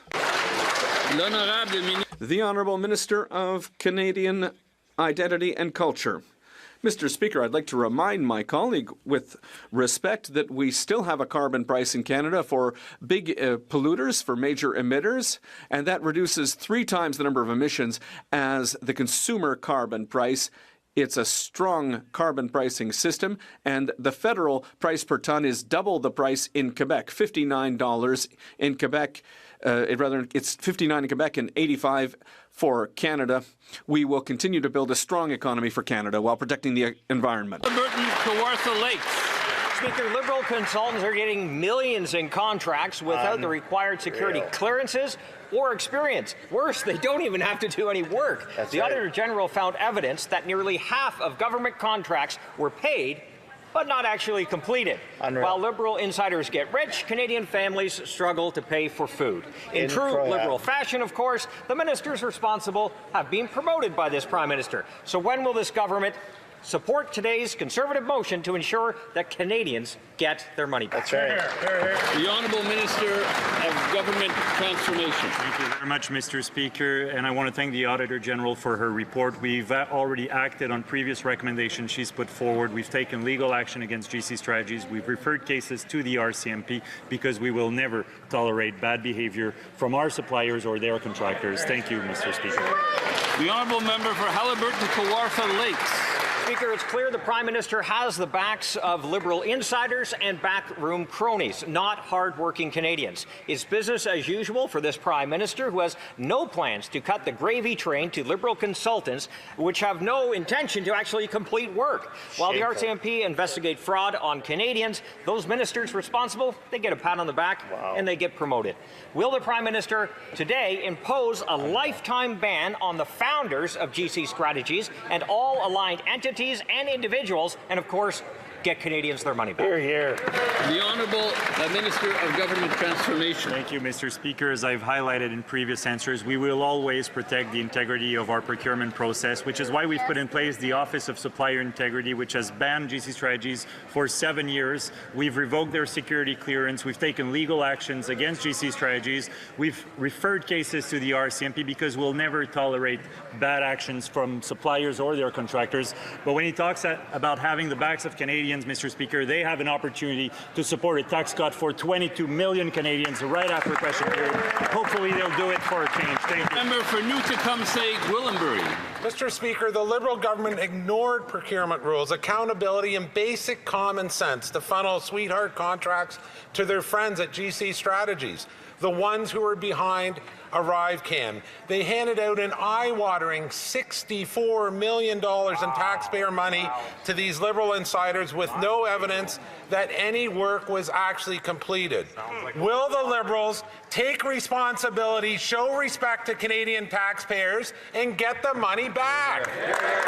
The Honourable Minister of Government Transformation. Mr. Speaker, I think I've made it abundantly clear in previous answers that we will always protect the integrity of our procurement process, which is why we've taken legal actions against GC Strategies. We've referred cases to the RCMP. And, Mr. Speaker, we will always hold bad actors to account. Thank you, Mr. Speaker. Member for New Tecumseh, Gwillimbury. Mr. Speaker, that answer wouldn't take the scum off rice pudding. The report from the Auditor General was clear. No work was done. The only thing delivered was a check to Liberal insiders. Despite an RCMP investigation and $64 million wasted, the cabinet ministers responsible weren't fired, they were promoted. New titles, bigger offices, all courtesy of this Prime Minister. Talk about failing upwards. Why is it that under this Liberal government, failure is rewarded and Canadian taxpayers get stuck with the bill? The Honourable Minister of Government Transformation. Thank you, Mr. Speaker. And as I've noted before, we will always defend the integrity of our procurement process. We will never tolerate any form of misconduct from our suppliers or their contractors, which is why we've revoked GC Strategies security clearance. We've terminated all contracts more than a year ago. Now the Office of Supplier Integrity has barred them from contracting with the Canadian government. We've referred cases to the RCMP. We've taken legal actions. Why, Mr. Speaker? Because we will always hold bad actors responsible. Thank you, Mr. Speaker. The Honourable Member for Quebec, Mactaquac. What a complete and totally comprehensive non-answer that was. Earlier this week, the Auditor General released their scathing audit stating that the GC Strategies was paid $64 million for the ArriveCAN app with little to no evidence of any work having been completed. The Auditor General made note that this is just one example of a likely widespread issue. Mr. Speaker, there may be a new Prime Minister, but it's the same old Liberal government. Will the Prime Minister stand up today, vote for our Conservative motion to return this money to hard-working Canadian taxpayers, yes or no? Yeah. The Honourable Minister of Government Transformation. Merci beaucoup, Monsieur le Thank you very much, Mr. Speaker. I'd like to thank the Auditor General for her work and note that we've acted on all the recommendations that she's put forward in the past, but we didn't stop there. We ended all contracts with GC Strategies over a year ago. We've taken away their security clearance. We've taken legal action against GC Strategies. We've referred cases to the RCMP. Why? Well, it's simple, because we will always defend the integrity of our procurement system, and we will always hold bad actors and their contractors accountable. The Honourable Member for Beauce. Mr. Speaker, the Auditor General published in her report on Tuesday that the Liberal government did not respect the rules concerning contracts given to GC Strategies. $64 million were given to this company, made up of just 2 people. And what's more, there's no proof that any work was done. The Conservatives have presented a motion this morning which would prevent this government from getting government contracts for life. Will the Liberal government vote with us and pay back Canadians? The Honourable Minister of Government Transformation. Thank you very much, Mr. Speaker, and the member will be happy to know that the Office of Supplier Integrity that we put in place took a decision last week to prevent GC Strategies from contracting with the Government of Canada, but over a year ago, we ended all contracts with GC Strategies. We took legal action against the company. We referred cases to the RCMP. And why, Mr. Speaker? Because we will never tolerate misconduct from our suppliers or their contractors. The Honourable Member for Beauce. Mr. Speaker, we're not saying they should be terminated for 7 years. We're saying they should be barred for life. It's just scandal after scandal from this Liberal government. The Liberals ignore the rules. They let their friends get rich, and it's taxpayers in Beauce and across Canada who are paying the price. The Prime Minister had the opportunity to change things by replacing the ministers responsible for this. But no, what did he do? He promoted them. Why, with the Liberals, are politicians always rewarded? And why is it Canadians who have to pay the bill? The Honourable Minister of Government Transformation. Thank you very much, Mr. Speaker. We will always defend the integrity of our procurement system, and that's why, Mr. Speaker, over a year ago, we ended all contracts with GC Strategies. We took away their security clearance. We've implemented the Auditor General's recommendations from her previous reports to ensure that bad actors are held responsible. We've referred cases to the RCMP concerning this company. We've taken legal action against GC Strategies. And, Mr. Speaker, on this side of the House, we will always hold accountable bad actors. Thank you. The Honourable Member for Lac-Saint-Jean. Mr. Speaker, what do a foreign sponsor of the assassination of a Canadian on Canadian soil, a tyrant who ordered the dismemberment of a journalist in a Turkish consulate, and a tortuous leader who silences all forms of opposition have in common? I'll give you a hint, Mr. Speaker. They will all be the Prime Minister's honoured guests at the G7. We certainly wouldn't want human rights to get in the way of good business opportunities. That's the new Liberal government for you. Will the Prime Minister see reason and cancel these terrible invitations immediately? The Honourable Minister of Foreign Affairs. Mr. Speaker, the world is facing an international security crisis.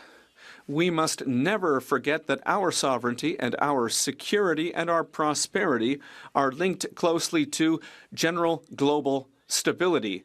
Canada believes in cooperation, and the G7 is an essential forum, Mr. Speaker, which allows leaders from around the world to have productive and frank discussions. Mr. Speaker, security, stability, and protection are necessary for Canadians. At the same time, we need to have these conversations. The Honourable Member for Lac-Saint-Jean. Mr. Speaker, to those fleeing persecution, terror, and war, wrote Justin Trudeau, welcome to Canada. We all remember the fiasco that tweet caused and the impact that it had on our ability to welcome people to Canada. Nevertheless, Justin Trudeau wanted to welcome the persecuted, and now the new Prime Minister has chosen to welcome the persecutors. Mr. Speaker, are there any Liberals on the other side who will speak to their leader, the Prime Minister, and ask him to cancel his invitations to Modi, Ben Salman, and Ben Zayed? Or do we have to understand that for the Liberals right now, human rights, well, they've just been thrown out the door? The Honourable Minister of Foreign Affairs. Mr. Speaker, as I've already said, the G7 is an important forum for international discussions with international leaders. At the same time, we have to have the necessary conversations around security and around the protection of our citizens, of Canadians. That is our absolute priority, Mr. Speaker. And we will act. We will protect Canadians. The Honourable Member for Kamloops, Thompson-Nicolau. Mr. Speaker, there are questions on the Public Safety Minister's recent recusals. Was the Ethics Commissioner consulted prior to the Public Safety Minister setting up an internal conflict screen? And can the Prime Minister explain to this House why the Minister has recused himself? The Honourable Minister of Public Safety. Mr. Speaker, in all national security decisions, my utmost concern is that of the safety of Canadians. I will support law enforcement and national security agencies who do their work impartially and effectively. In an abundance of caution and to ensure that there is no perception of any conflict, I've asked the public safety officials to implement a screen on national security issues relating to the Tamil community. The honourable member for Kamloops, Thompson Nicola. Mr. Speaker, in British Columbia, an offender was recently sentenced to house arrest for possessing child sexual abuse and exploitation material. Mr. Speaker, the victims of such deplorable materials are living a psychological life sentence. Now, who do I blame for this? Not the judge, not the prosecutor, not the defense lawyer. I blame weak liberal laws that allow people like this to serve their sentence on the couch. Will this public safety minister recognize this injustice and stop allowing house arrest for people who watch sexual abuse of children? The Honourable Minister of Justice and Attorney General. Mr. Speaker, let me condemn in the harshest possible terms sexual crimes committed against children. As a former prosecutor, I'm sure my honourable colleague would know that the law on the books today actually holds a mandatory minimum penalty of 1 year imprisonment for these types of heinous crimes. Mr. Speaker, I hope that this does not become a bipartisan issue. We want to work together to implement reforms not only to punish heinous crimes, but to prevent these harms from becoming a lifetime problem for vulnerable children. The honourable member for Okanagan Lake West, South Kelowna. Mr. Speaker, despite having world-class shipbuilders like Seaspan in Vancouver, BC Ferries has chosen a Chinese state-owned enterprise to build 4 new ships, even though the Prime Minister has declared China the biggest security threat to Canada. Meanwhile, the Liberals are providing BC Ferries with $36 million with no conditions to protect Canadian workers. Will the minister grow a spine of Canadian manufactured steel and make Canadian jobs a requirement for this funding, or will she side with Premier Eby in selling out our ship and steel building industries? The Honourable Minister of Transport and Internal Trade. Mr. Speaker, our government will always side with Canadian workers, particularly our steel and aluminum sectors that are being battered right now. I was disappointed and concerned when I learned of this procurement, particularly at this moment when Canadian workers need our support. BC Ferries is entirely under provincial jurisdiction. The support BC Ferries receives from Transport Canada is entirely for operations and there is no capital expenditure. The honourable member for Cowichan, Malahat, Langford. Mr. Speaker, what a great non-answer. Look, yesterday, the Minister of Transport refused to act on my concern over BC Ferries buying 4 ships from a Chinese state-owned shipyard and used the excuse that it was not a federal project, which was not the question that I asked. The Liberals should be supporting Canadian shipyards and our economy instead of supporting CCP-owned shipyards and their economy. So again, I ask, will the Liberals attach the obvious condition of buying Canadian-built ships in order for BC Ferries to get their over $30 million Liberal subsidy? The Honourable Minister of Transport. Mr. Speaker, I absolutely agree we need to be supporting Canadian shipbuilders. That's why we have a national shipbuilding strategy. I absolutely agree we need to be supporting Canadian steel and aluminum workers. Yes. And further, I agree that we need to be alive to national security challenges and bear those in mind when it comes to procurement. I have spoken to my BC counterpart about this issue, and I would underscore BC Ferries is entirely under provincial jurisdiction. I do not think any BC MPs would challenge federal support for operations of ferries. The honourable member for Chicoutimi-Le-Fjord. Mr. Speaker, we've learned that Canadian production of critical minerals could fall by almost 60% by 2040. It's not very surprising, as mining projects under the Liberals take forever to develop. However, we have exceptional geological potential in the Saguenay-Lac-Saint-Jean, including phosphate. Since 2018, we have been working to have it added to the list of critical minerals. Mr. Speaker, why are the Liberals incapable of extracting our natural resources. Of Energy and Natural Resources. Mr. Speaker, mining is crucial to our economy, and Canada is facing American tariffs. We must support our mining workers. That's why we will speed up permitting of new mines by cutting red tape and approving projects within 2 years. This will create jobs for Canadians, grow our economy, and provide more opportunity for mining workers in our country. We hope our members across the aisle will support the One Canadian Act. The honourable member for Winnipeg South. Well, thank you, Mr. Speaker. Our government has introduced the One Economy Act, which aims to help advance major projects through the regulatory process. We have seen Indigenous people across Canada strongly assert the requirement for consultation before major projects are approved. Can the Minister of Crown Indigenous Relations tell us about how consultations will happen under the new Act? The Honourable Minister of Crown Indigenous Relations. Thank you, Mr. Speaker. This bill requires meaningful consultation with Indigenous peoples, consistent with Section 35 of the Constitution and the duty to consult. It requires it during both the process of determining which projects are in the national interest and, most importantly, once a project is selected during the permitting process. Both steps require our Indigenous partners. I look forward to continuing to engage with partners to ensure the success of this legislation and the involvement of Indigenous peoples in moving our economy forward. Thank you, Mr. Speaker. The honourable member for Calgary Centre. Mr. Speaker, the average Canadian family is going to spend $800 more on food this year because of liberal inflationary spending. The Calgary Food Bank says that 65% of working Calgarians are now experiencing severe food insecurity. What affects this, of course, is bad government budgeting. Deficits lead to inflation, and this government plans to spend 8% more this coming year. The Liberals want to go on a spending spree and force Canadians onto a diet. Will the Prime Minister set the table and finally serve up this year's budget?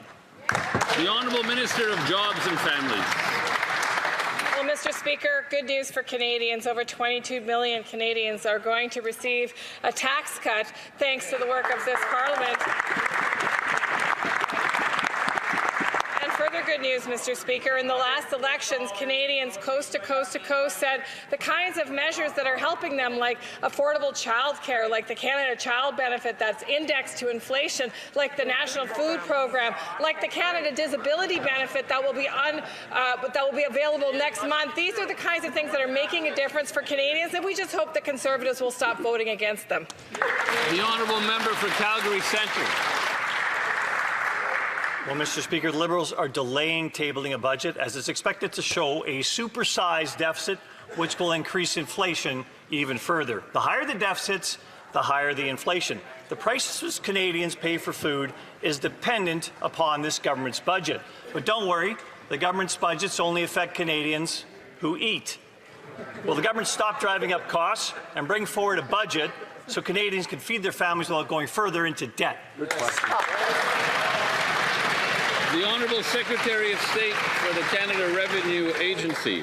Thank you, Mr. Speaker. Mr. Speaker, let's look at some economic facts. Inflation has dropped from 8.1 to 1.7% over the last 2 years. Our real GDP numbers are growing. We've had workforce participation at 65.3% versus 62.5% compared to the USA. We have a AAA Moody's credit rating. Mr. Speaker, the fundamentals of our economy are very strong. We have a strong mandate from Canadians, and we're going to continue to work together across the aisle to get things done for Canadians. Thank you, Mr. Speaker. The honourable member for Oshawa.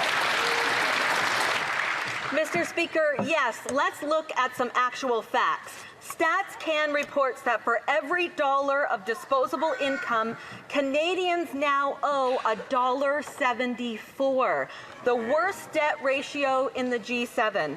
Oshawa's unemployment is at 9.1%, and the TD Bank warns of a looming recession with 100,000 jobs at risk. This government's response is to blow through $500 billion with no budget, no plan, and no accountability. Will the Liberals finally table a budget, or will their silence continue to speak louder than their commitment to Canadians?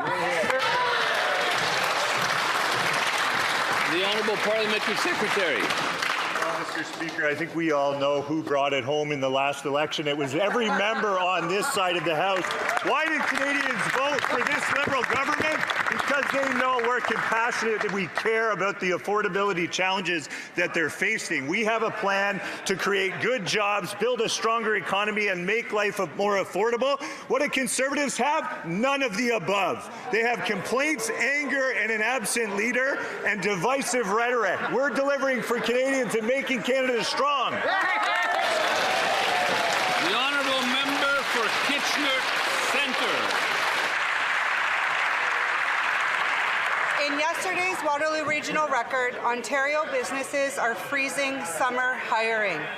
Unemployment in the region is up. Sorry, I can't hear the question, so we'll start from the top.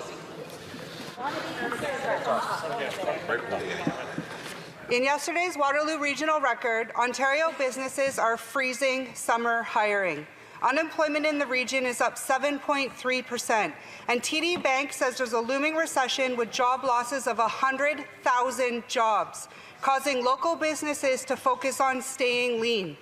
Nearly 1/3 of Canadian small businesses have adjusted or paused their summer hiring plans, according to a survey by Merchant Growth. Kitchener businesses need a plan. A budget is a plan. Why does this government refuse to heed our calls and table a budget that reverses their inflationary? The Honourable Minister of Jobs and Family. Mr. Speaker, good news for Canadian youth this summer. In addition to the 70,000 Canada summer jobs, we're adding 6,000 more, Mr. Speaker, all across the country. We know this is an emergency valve, Mr. Speaker, for youth unemployment. That is indeed rising. But, Mr. Speaker, what won't help is votes against the measures that Canadians are looking for this summer. Mr. Speaker, what we know is that Canadians vote every single time there's an opportunity to help the constituents in their riding. We won't do that, Mr. Speaker. We'll stand up for Canadian families. The Honourable Member for Mission, Matsqui, Abbotsford. Well, thank you, Mr. Speaker. Small businesses fought for 5 years to receive the carbon tax rebate. Now that the money has been dispersed to small businesses across Canada, they are seeking clarification as to whether or not the Canada Revenue Agency will treat it as a taxable benefit. Can the Government of Canada clarify today, yes or no, are carbon tax rebates taxable? Good question.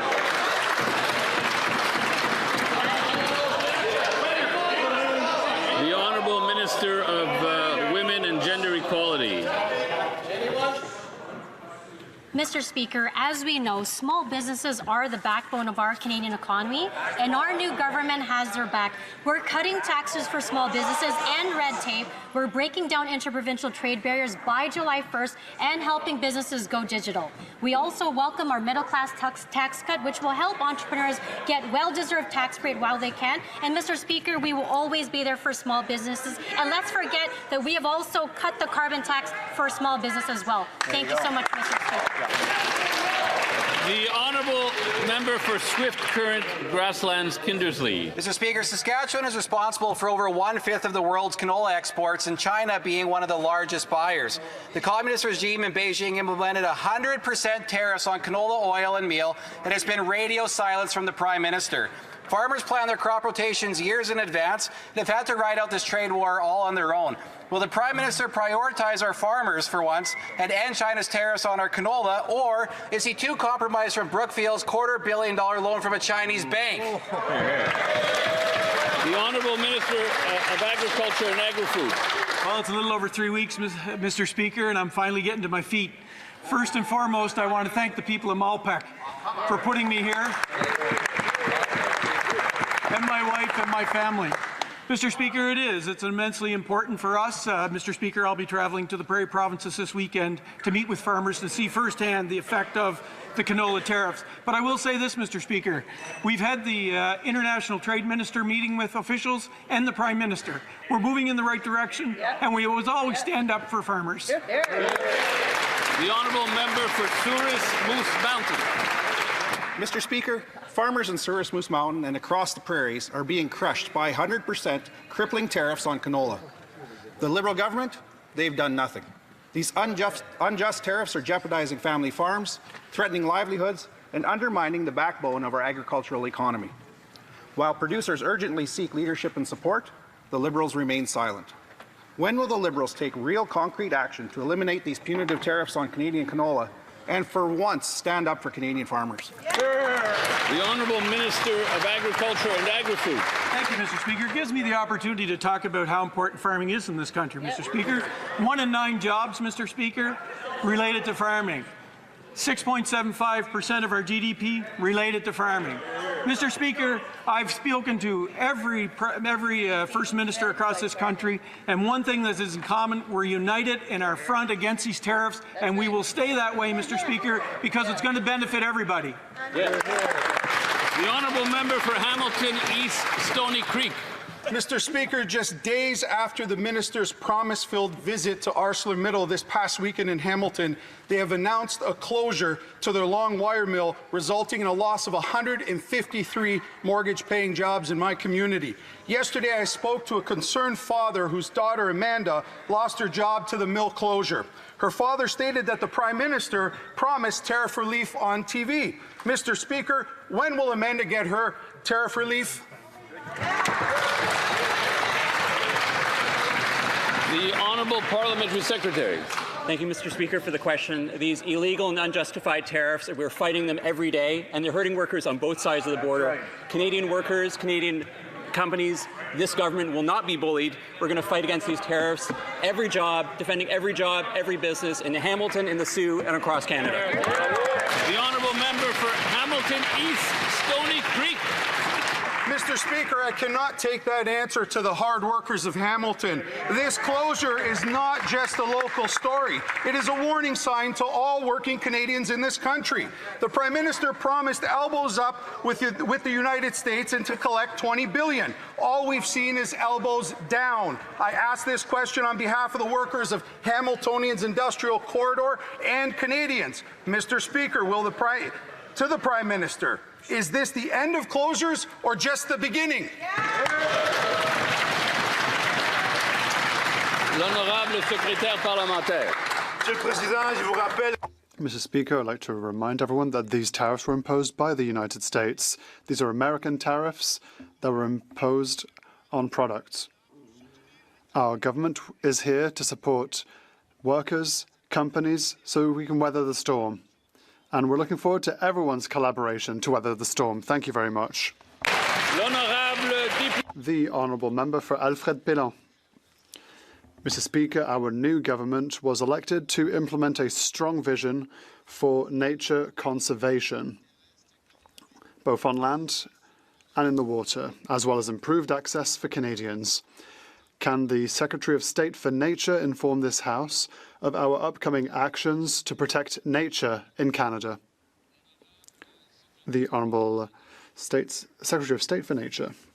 Thank you, Mr. Speaker. I'd like to thank my colleague from Alfred Pélan for his excellent question. I would also like to take a moment, as I rise for the first time in this House, to thank all the constituents of the wonderful riding of Châteauguay-les-Jardins de Napierville for their trust. Nature is a fundamental part of our Canadian identity. It unites us, and irrespective of their political stripe, all Canadians love nature. Our new government will work with provinces, territories, Indigenous peoples, and all stakeholders to protect nature. That's what a strong united Canada looks like. For Lethbridge. Mr. Speaker, in the last Parliament, these Liberals forced through one piece of censorship legislation after another. Bill C-18, which of course stops the spread of news on social media outlets. Bill C-11, which controls what Canadians can see and say online. And then came Bill C-63, which is bloated censorship legislation, which actually brought in an internet czar and controls freedom of speech. The Liberals claim that this is a, quote, new government, so my curiosity is this. Whoever is in charge over there, of course, will they commit to respecting Canadians and, of course, stop censoring them? The Honourable Minister. Mr. Speaker, for decades we've witnessed journalists losing their jobs, newsrooms shutting down, and local media going bankrupt. Access to fact-based information from coast to coast is essential role to keep Canadians informed. Unfortunately, Mr. Speaker, my Conservative colleague did not believe that preserving this pillar of our democracy is important. On our side, we chose to pass the Online News Act to ensure that journalists can continue their important work for our country, for our democracy, for our Canadian unity. The honourable member for Lethbridge. So what I'm hearing is that this is the same old government, absolutely hell-bent on continuing to censor what Canadians can see and say online. My question is with regards to Bill C-63 and going forward. You see, C-63 doesn't just target predators, it targets opinions, it targets freedom of thought, it targets discourse within the online sphere. It institutes thought police, for crying out loud. It's a Trojan horse for further government control. So I ask again, in any future legislation going forward, will this Liberal government commit to respecting Canadians and making sure that they do not censor them?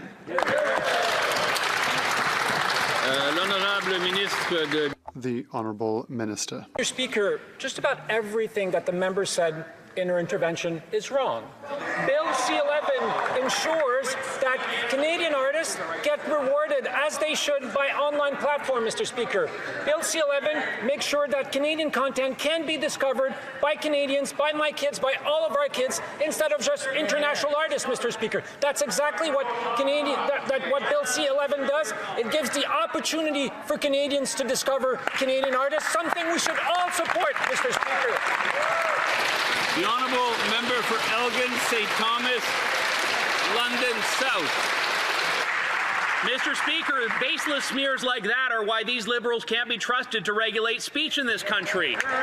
For years, this Liberal government has determined to censor what Canadians see and say online. From Bill C-11, which put the Liberals in control of YouTube algorithms, to Bill C-18, which squeezed out small and independent media, and to their thought crime Bill C-63. Now we learn in the National Post that cabinet ministers over there are all clamoring over who gets to be responsible for the latest online censorship law. So will the minister who gets to censor what Canadians say please reveal themselves now?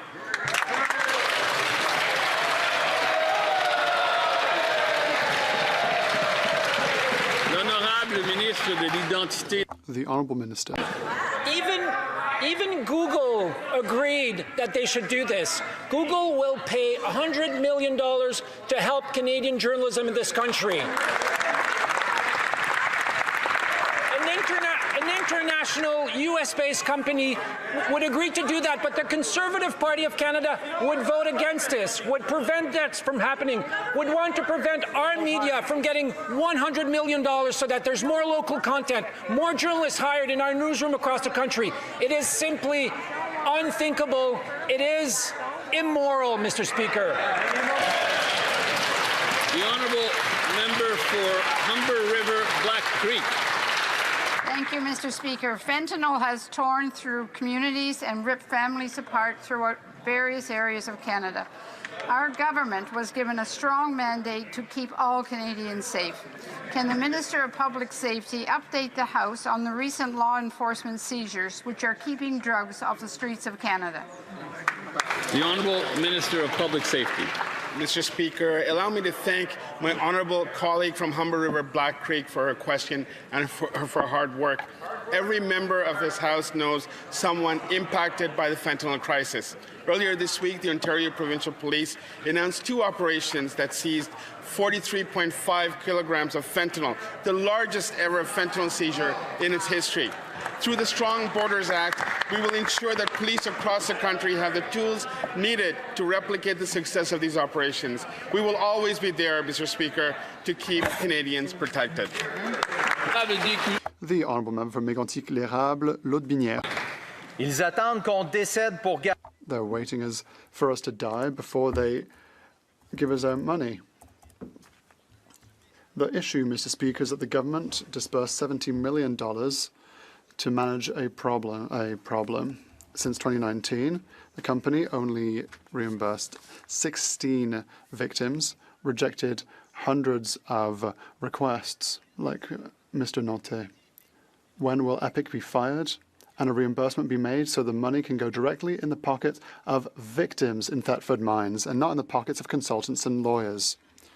The Honourable Minister for Health.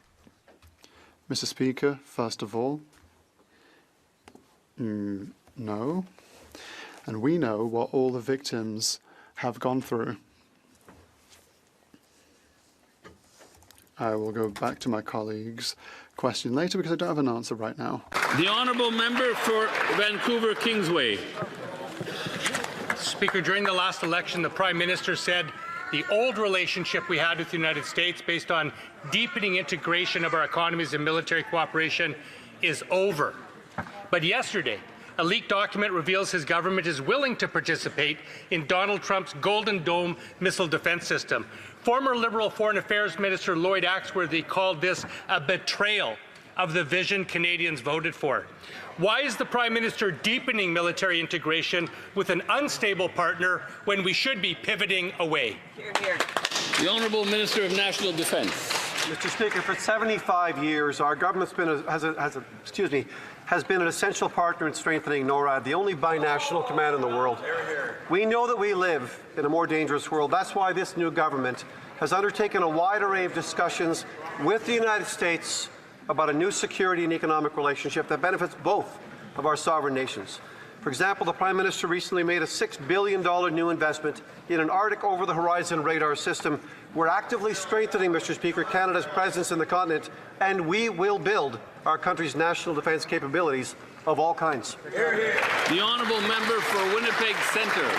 Mr. Speaker, Bill C-5 violates constitutional obligations, eradicates environmental protections, compromises workers' health and safety, and fails to hold corporations accountable in cases where violence is inflicted on Indigenous women and girls, a call to justice from the National Inquiry.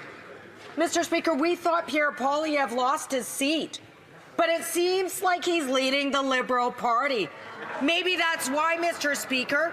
Is that why the government is trying to fast-track Bill C-5? The Honourable Minister of Transport.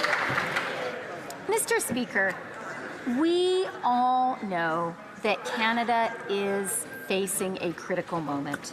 We all know our country is being battered by U.S. tariffs. Last week, I was in Saskatoon, and around the table were premiers, NDP premiers, Conservative premiers, Liberal premiers. They all understood now is the time to build Canada, to tear down barriers to trade between ourselves. I really hope all members of this House will recognize the urgency of the moment and support this essential legislation.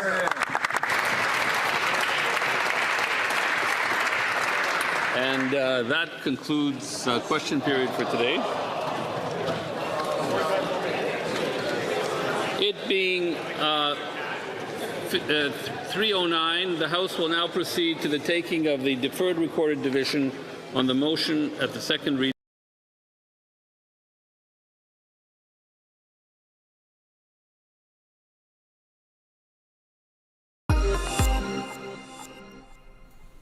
Well, let's now talk about the week that was here in Ottawa. And to do that, we are now joined by our political strategist, Susan Smith, Liberal strategist, co-founder and principal at Blue Sky Strategy Group, Conservative digital strategist Cole Hogan, and George Sewell, former NDP Director of Communications, now founder and principal at On Step Strategies. Hello to the three of you. Hello. Hello. So listen, I'm going to begin our discussion much as the week began, and that being on defense, because of course Monday opens up with the Carney government saying that they will meet the 2% GDP target that NATO sets for its member states, at least right now, and not only meet that 2%, do so by the end of this year.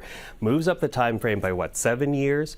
$9 billion that will be injected into defense. And to that, I'm kind of wondering from the three of you, how much leeway does the Prime Minister have to do this so quickly, putting that much money? Because on the one hand, we could be looking at other programs suffering because of this. On the other, the government could be spending more money when it promised that it would be more fiscally responsible than the last government. Is it leeway or headwinds that the Prime Minister will face on this, Susan? I think from a public opinion perspective, at the moment, it's leeway. This is an industrial policy, it's an economic policy, it's a sovereignty policy, it's a security policy, it's a defense policy. And what the Prime Minister has signaled is long overdue bolstering of our defense spending, both from our global commitments, but also on the domestic side of things. Procurement's going to be sped up. We have a new Minister of Procurement. the military is going to get a 20% pay raise. That's really important. And we're going to buy more Canadian things and if required, more European things and fewer American things. And when you invest, what people may not know is if you purchase something from a military perspective from another country, the companies that you purchase from must spend the corresponding amount of dollars into Canada. So it's actually, there's an upside to Canada. When you invest, you actually generate more investment in the country. So I do think the Prime Minister has some leeway. It's not often that Canadians are behind defense spending. But if you look at the Arctic, you look what's going on with Donald Trump south of the border, I think he's got support for that. Cool. Sure. So I think, I agree with Susan's point. I think there is, widespread support for this military spending. I think it comes in at $9.3 billion. So we're going to have to see where that money comes from and how the government will pay for it. Yesterday, Pierre Poilievre and the Conservatives said that they support additional military spending, that they support the Liberal government getting to the 2% of GDP NATO commitments. But we're going to have to see exactly where that money comes from and how exactly this works. And that's why you see the Conservatives continue to push for a budget sooner than later so we can see where this money will come from. But I think to this point so far, pretty broad-based consensus on this because the military sorely needs it. Which of course, devil is always in the detail. And at this point, we're looking at the promise rather than the implementation. What would you say? Leeway or potential headwinds here for the Prime Minister? Well, I think the answer is yes to both. I mean, strangely, I'll agree with Susan. So we'll start off on a good point. I'll agree with basically. Buy a lottery ticket. He just agreed with Susan. I'll agree with basically everything she said, actually. And I think that all of those things are true. I think that right now he's got a lot of leeway. I think he's, the honeymoon is going well. He's, trying to move quick action. I think the headwinds will come when the bill becomes due. And I think, there will be cuts. Where will those cuts come from? What's that going to look like? And if there's not cuts, it's a growing deficit. So how does he deal with that? Once the honeymoon's over and we're paying the bill on this, there's going to be some questions. I think I'll add, though, the other concern is this was a real opportunity, I think, to invest in the North. I think we have to be acknowledged that the Arctic is a target of Russia, China, and frankly, America.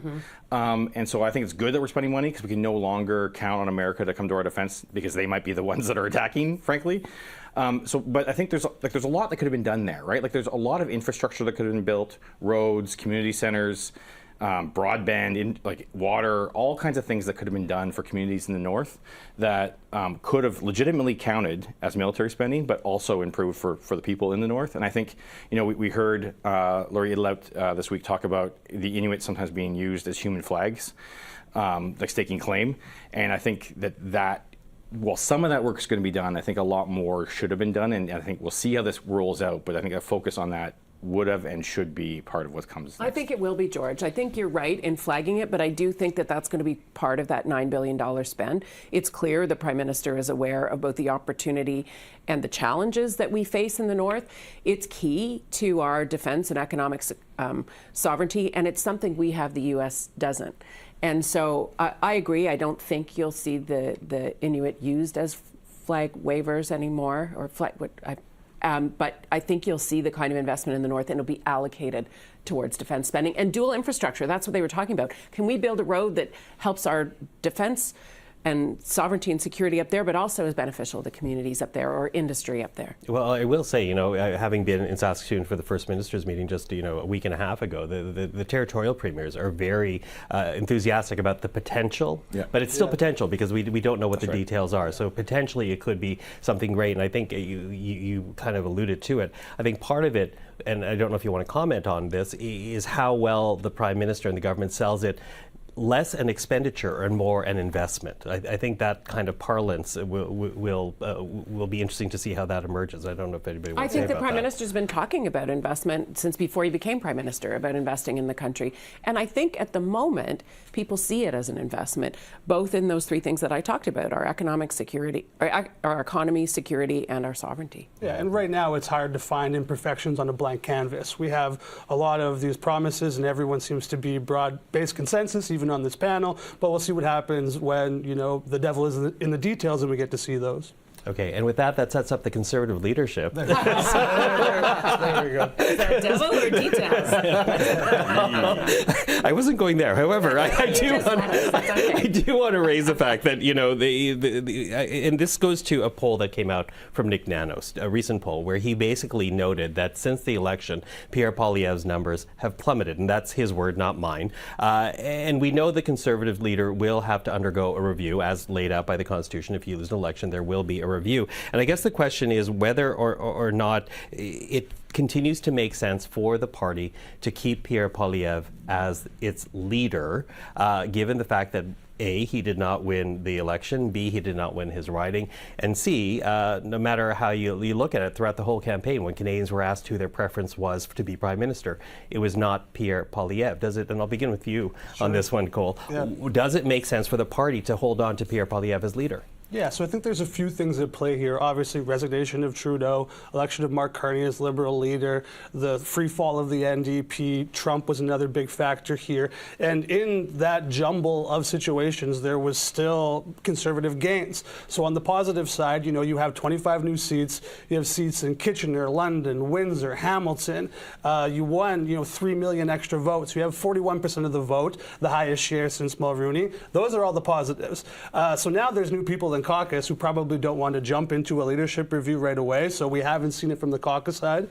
But, you know, just like any other election or any other political party, he will have to face a leadership review at the next convention, whenever that is.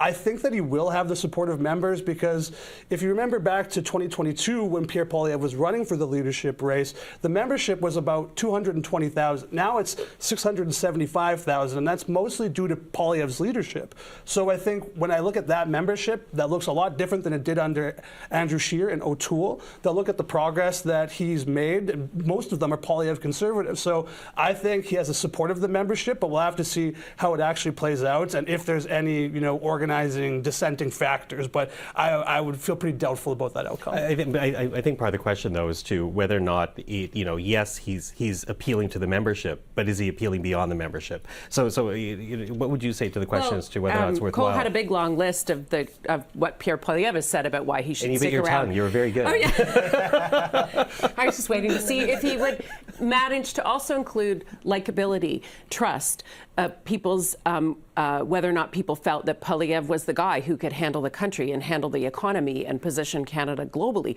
Those were things that people clearly said no to, and those were things that people clearly said no to in his own riding. He didn't even win his own riding, got spanked, 300 votes he lost by, or, you know, give or take. So I think that's very much a question. I don't know, and Corey would have to correct me, are the Conservative members from 2020... Cole. Sorry, Cole. Sorry, Cole. Sorry, Cole. Okay. I'll slow down. It's his cousin. You would have, are they members for life? Do they still like Mr. Poilievre in 2025 after, you know, they got nowhere again with him? And then very much the question, and you said it right off the top, post-election, when people are seeing more of Carney, including people who didn't vote for Prime Minister Carney, they like him. They trust him. His trust numbers are up. They think he's handling the economy well. They think he's the guy to handle the economy. So I do think Mr. Poilievre does not have a flat road to retaining his leadership. It doesn't mean he won't get up over the mountain and back down again, but he's going to have to change gears on his bike as he goes up that hill, I think. Mm-hmm. Well, what would you say, George? Because, you know, interesting, I think a lot of Pierre Poilievre's numbers from his election in 2023 up until the federal election was this, that he was the anti-Trudeau. And without the Trudeau, is there still does it still make sense to have the Poilievre? Yeah, I mean, I think that's a good question, and I think the answer probably is no. But on to what Cole said, and I've heard the Conservatives constantly talk about, like, oh, it's because of the collapse of the NDP, oh, these unique situations with Trump are the results, or why we ended up not quite winning the election. Look, I'm all happy to blame Trump for the results of those elections, and I actually agree to some extent. But they take that, they blame Trump for all the negative of what happened to them, but don't actually accept that some of the positive came from that as well, right? Like, NDP collapse doesn't directly mean more Conservative seats. It means that in some places it means, or it doesn't mean fewer Conservative seats. In some places it means that there could be more. Like, it depends on what riding you're in. So this idea of everything in this election meant that all the bad things are other people's faults and all the good things are our fault misses reality. And I think the other thing that imagine a Liberal or NDP leader who was living in fully funded public housing, who needs to be escorted by a member of parliament into the House of Commons, or not the House of Commons, like into the West Block to give a press conference. It can't be walking around the building without somebody holding his hand, essentially, and getting away with that, and then spending $1.6 million just to be able to run in one of the safest seats in the country to get his jobs back. And Canadians are going to pay for that. I think the Conservatives would be losing their minds over a Liberal or a New Democrat doing that. And meanwhile, that's what Poilievre's doing right now. And I think at some point, I think that's going to click with some folks, and I think that's going to be a problem for him. Okay. Listen, I'm going to move on because I do want to also talk about the upcoming G7, because you talk about the popularity of Prime Minister Carney right now, and I wonder if it's going to take a hit because of the guest list that's causing controversy right now in the G7, including the fact that the Prime Minister has invited the Indian Prime Minister, Narendra Modi, to Kananaskis. George, what do you think about the potential pitfall this presents for the Prime Minister? Well, I think this is something that can be easily ignored by folks who kind of forget the news or aren't really kind of in the middle of this. But, Prime Minister Modi, and it's fine to say, look, we need to do business with India, but at what cost? And like, the economy matters and jobs matter. But when you have a Prime Minister who has been credibly tied to the assassination of a Canadian on Canadian soil, and then now we hear reports that confirm what some of us already knew, but that also credible ties to both the stalking, essentially, and planned to kill the leader of a major federal political party, that being the then leader of a major political party, that being Jagmeet Singh, and the fact that he needed to have close protection, and his family was at risk, and he had to give birth to his child. Well, he didn't give his birth, but his wife gave birth to his child under while security was kind of surrounded because of credible threats from the Indian government, and again ties to Modi directly. And you invite that Prime Minister to our country to negotiate with and shake hands, and as if nothing's wrong. I think most Canadians would recognize that yes, economy matters, yes, trade matters, and yes, we can overlook some things, but at some point you can't shake the hands of someone who's doing those kinds of things on our soil. And I think that's something that Carney, if he doesn't wrestle with right now, is something that's going to be part of the rocks in his backpack that are slowly being put in that will weigh him down as the honeymoon wears off. Cole? Sure, we'll see if Mark Carney gets, domestic heat on foreign issues like this. And we've seen members of Carney's Liberal caucus come out and express displeasure with inviting Modi over to Canada for the G7. So we'll have to see how that plays out long term. If caucus is vocally, going on TV and expressing their opinion, I understand as well, the Liberal, Mark Carney wants to put his new stamp on this new government and, claim things as his own. So now that's taking the form strategically of well, we're going to do business with these other countries, given that we can no longer rely on the United States, even though we're hammering out the final details of a potential deal. So now, Carney and the federal government are looking elsewhere. But how does that balance out with how international issues play out domestically? Okay, Susan? I think Mark Carney wants to demonstrate that Canada and he can walk and chew gum at the same time.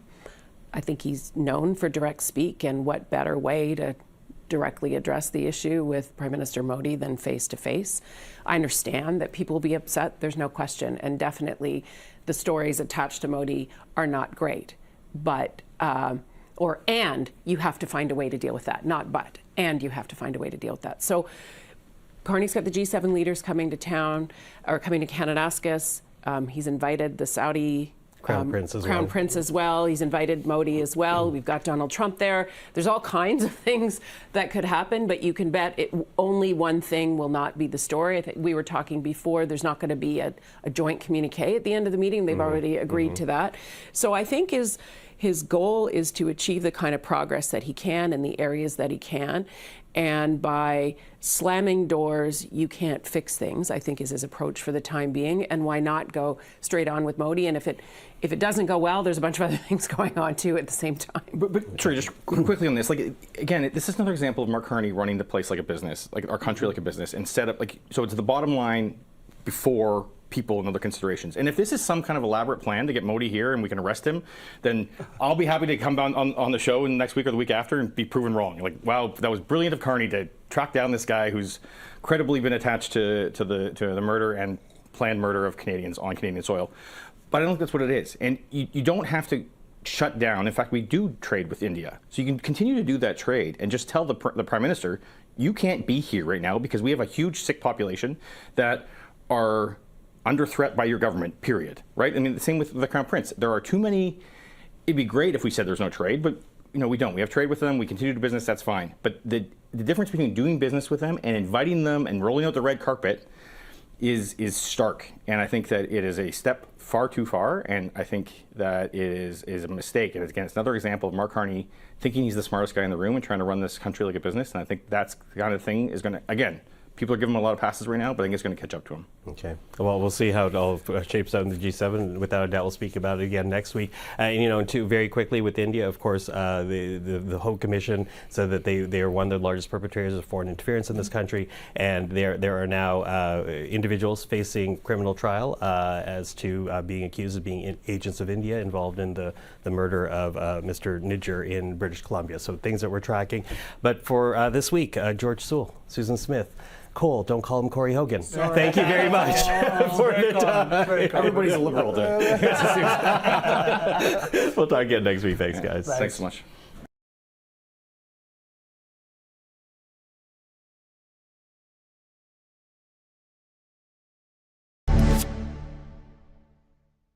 I'm Candace Malcolm, and this is the Candace Malcolm Show. We have a great episode for you today. Bruce Pardy is going to be joining the show in a little bit. Now, I want to point your attention to this news piece. You may have seen it circulating on social media. The Assembly of First Nations is to meet on Bill C-5. They called an emergency meeting to discuss Bill C-5. So remember, Bill C-5 is the bill introduced by Mark Carney and his government last Friday called the Free Trade and Labour Mobility Act and the Build Canada Act. I've been quite complimentary of this bill, folks. I think it is exactly what Canadians need. We need to get energy and pipelines built to market, and this bill basically allows the government to override some of the most overzealous environmental rules brought in by the Trudeau government, and that is, again, what we need. But apparently some in the First Nations are very worried and very upset about this. Let me read a little bit from the Globe and Mail here. The Assembly of First Nations has called an emergency meeting for all 634 chiefs on June 16th to address growing concerns over Bill C-5, which would allow the feds to fast-track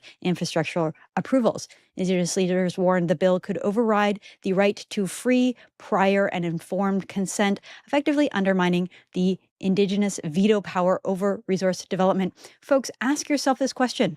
Why do some Indigenous groups get a veto power over natural resources? Why on earth do we have this law on the books? What is free, prior, and informed consent? It is such a confused legal concept. And the fact that this is on the books in Canada is one of the greatest shames of the Trudeau government. I will continue here from the Globe and Mail. It says the AFN will use the meeting to coordinate a legal and political response, arguing that Bill C-5 threatens treaty rights and violates Canada's commitments to Indigenous peoples.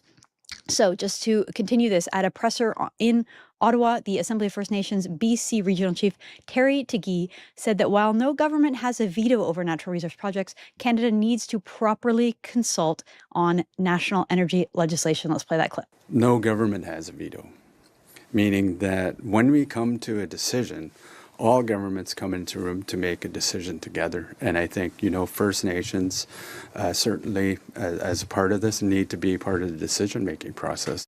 So what he said there, that no government has a veto, remember that Attorney General Sean Fraser said that last week. He said that Indigenous groups and no government gets a veto power.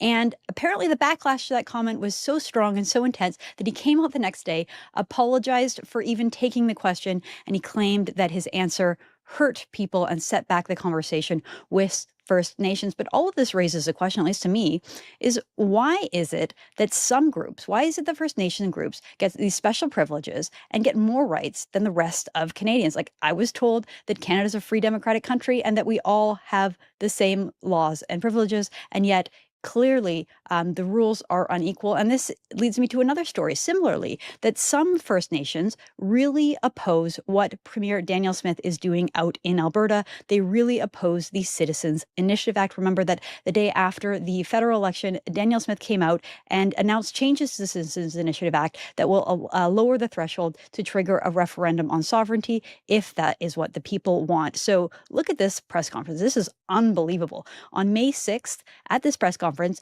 the Blackfoot and Cree chiefs slammed the Citizens Initiative Act, which is also known as Bill 54 in Alberta. They called it garbage. They threw it on the ground. Very theatric press conference here. And they basically gave a warning, a fierce warning to the premier. Let's play that clip. Bill 54, this is what we think of you. You're garbage like that. This is treaty land, and we stand on it today.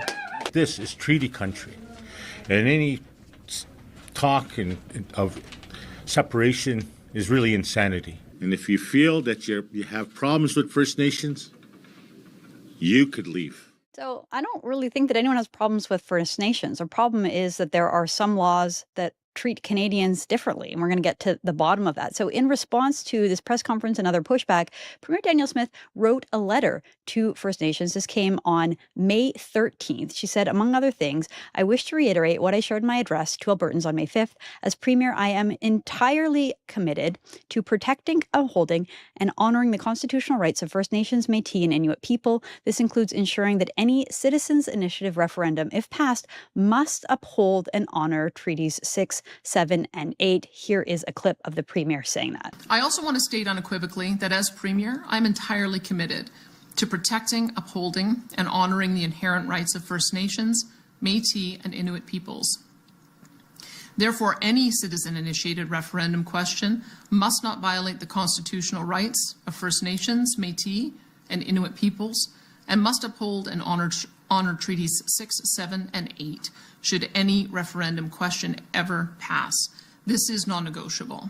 So basically, the deals that were drafted with the Canadian people, with the Crown, with Ottawa, would carry over into an independent Alberta. And you might say, oh, well, that seems only fair. But the reality is that things aren't exactly going very well for First Nations relative to the rest of the Canadian public. Data shows that. And so the idea that we would just take the broken system and apply it to the new Alberta government, if that were to ever happen, just sort of seems to undermine the whole project in my mind. Now, that apparently wasn't good enough for some in the First Nations community, because the Onion Lake Cree Nation, we learned, is going to proceed with a legal challenge against Alberta sovereignty and against Premier Danielle Smith. So this is CTV reporting on May 15. Alberta's recent passage of Bill 54, which lowers the threshold to trigger referendum, has prompted Onion Lake Cree Nation to revive its legal challenge against the Alberta Sovereignty Act. The nation argues the act and the bill infringe on Treaty 6 rights and pave the way for a separatist agenda. Chief Henry Lewis says the province failed to consult Indigenous communities, violating the honor of the Crown. Okay, I want to bring in Bruce Pardy to have a conversation on this, to help us understand a little bit more. Bruce is a legal scholar and professor of law at Queen's University, and Bruce has an excellent article that's very related to this over on his Substack page, saying that there should be no special Aboriginal rights in a free Alberta. So, Bruce, first of all, welcome to the show. Thank you for joining us. Thank you, Candace. Thanks for having me.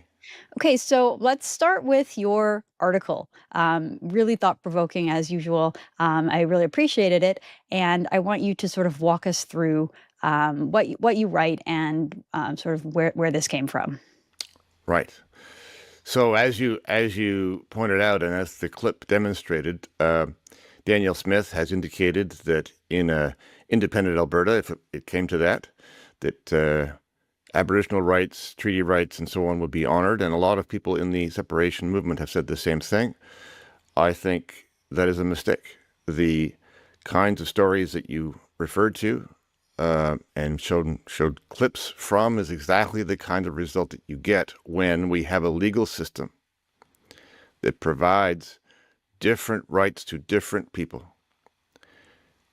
We've lost the idea in this country of blind justice. Blind justice means that the law treats everybody in the same way. Everybody has the same rights and freedoms as everybody else without regard to their lineage or who their parents are.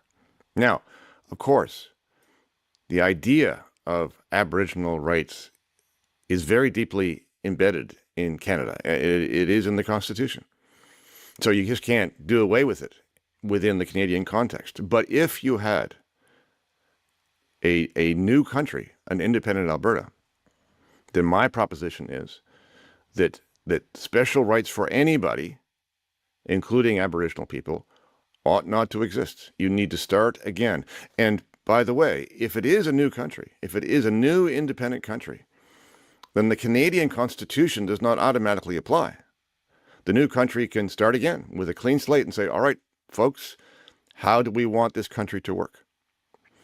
And so, and one of the things that I think, if Albertans really want a free country, and this comes along with the word free, free includes, I think, the rule of law, and one of the bits of the rule of law is blind justice. Blind justice means the law does not care who you are. And that means that there should be no special status for anyone. And as you pointed out, for an awful lot of Indigenous individuals, this special status that they have works to their disadvantage because their Aboriginal rights are group rights, which do not work the same way at all. The problem with group rights is that those group rights tend to be under the control of an elite. So, for example, let's say you belong to a group that has a reserve rights. Okay? That does not mean that you own property on the reserve. The reserve is under the control of the group, and you have permission to live there. You do not own a lot that you are allowed to sell or mortgage or improve. In other words, on the reserve, individual Aboriginal people are denied the same kinds of rights as everybody else. And so one of the ways to empower the Indigenous individual is to get rid of the idea of group rights, special group rights, and say and insist that everybody has the same rights as everybody else. And we should bring this old, out-of-date idea to an end. Well, one of the really interesting parts that stood out to me in your essay here, Bruce, was you talk about the British Isles. You talk about how there was a mix of invasion, migration, and mixing. You say it's a history of humanity. The Romans invaded the British Isles in 55 BC. They conquered the place about 100 years later. And on their second try, by 500 AD, Saxons had established themselves as a dominant power. In 1066, the Normans overthrew the Saxon kingdom. Today, British law does not have different rights for the descendants of Romans, Saxons, and Normans. They're all British people. What a great analogy, because, we're talking about the events that happened 500 years ago in some cases, where the history since then is the history of the development of Canada, right? There has been mixing, there has been intermarriage, there have been different groups that have come and go. And so it's hard to kind of reconcile why it is that we have this special status caved out. And I understand why First Nations chiefs specifically would want to maintain their system of control, because they have a lot of power, they have a lot of influence, they get a lot of money, and a lot of times the money comes through the chiefs and it doesn't necessarily trickle its way down to the rank and file members of the community. And we've all heard many stories and seen many stories where you see a chief living large and the people living in squalor, and you wouldn't see that in other parts of Canadian society, right? You wouldn't see a situation where a small town mayor would be incredibly wealthy and all of the inhabitants of that town would be poor and dependent upon that mayor. That just doesn't happen in Canadian society. And yet, in too many cases, it does happen for First Nations. And so I guess my question just for you, Bruce, is like, how do we overcome this, right? Like, even just the mere mention of a new independent country in Alberta, we're not even halfway there, right? We're still ways away. And you see the chiefs, throwing the papers away and saying, this is unacceptable. You can't do this. We're not going to support it. And a lot of talk has come about, whether these rights would have to pass over to an independent Alberta. And then you have the premier saying, at least under while she's premier, it wouldn't. So, like, what's the next step here? Well, the next step, I think, for people individually is to correct the fiction, the myth that there are distinct peoples in this country that deserve different sets of rights. So, for example,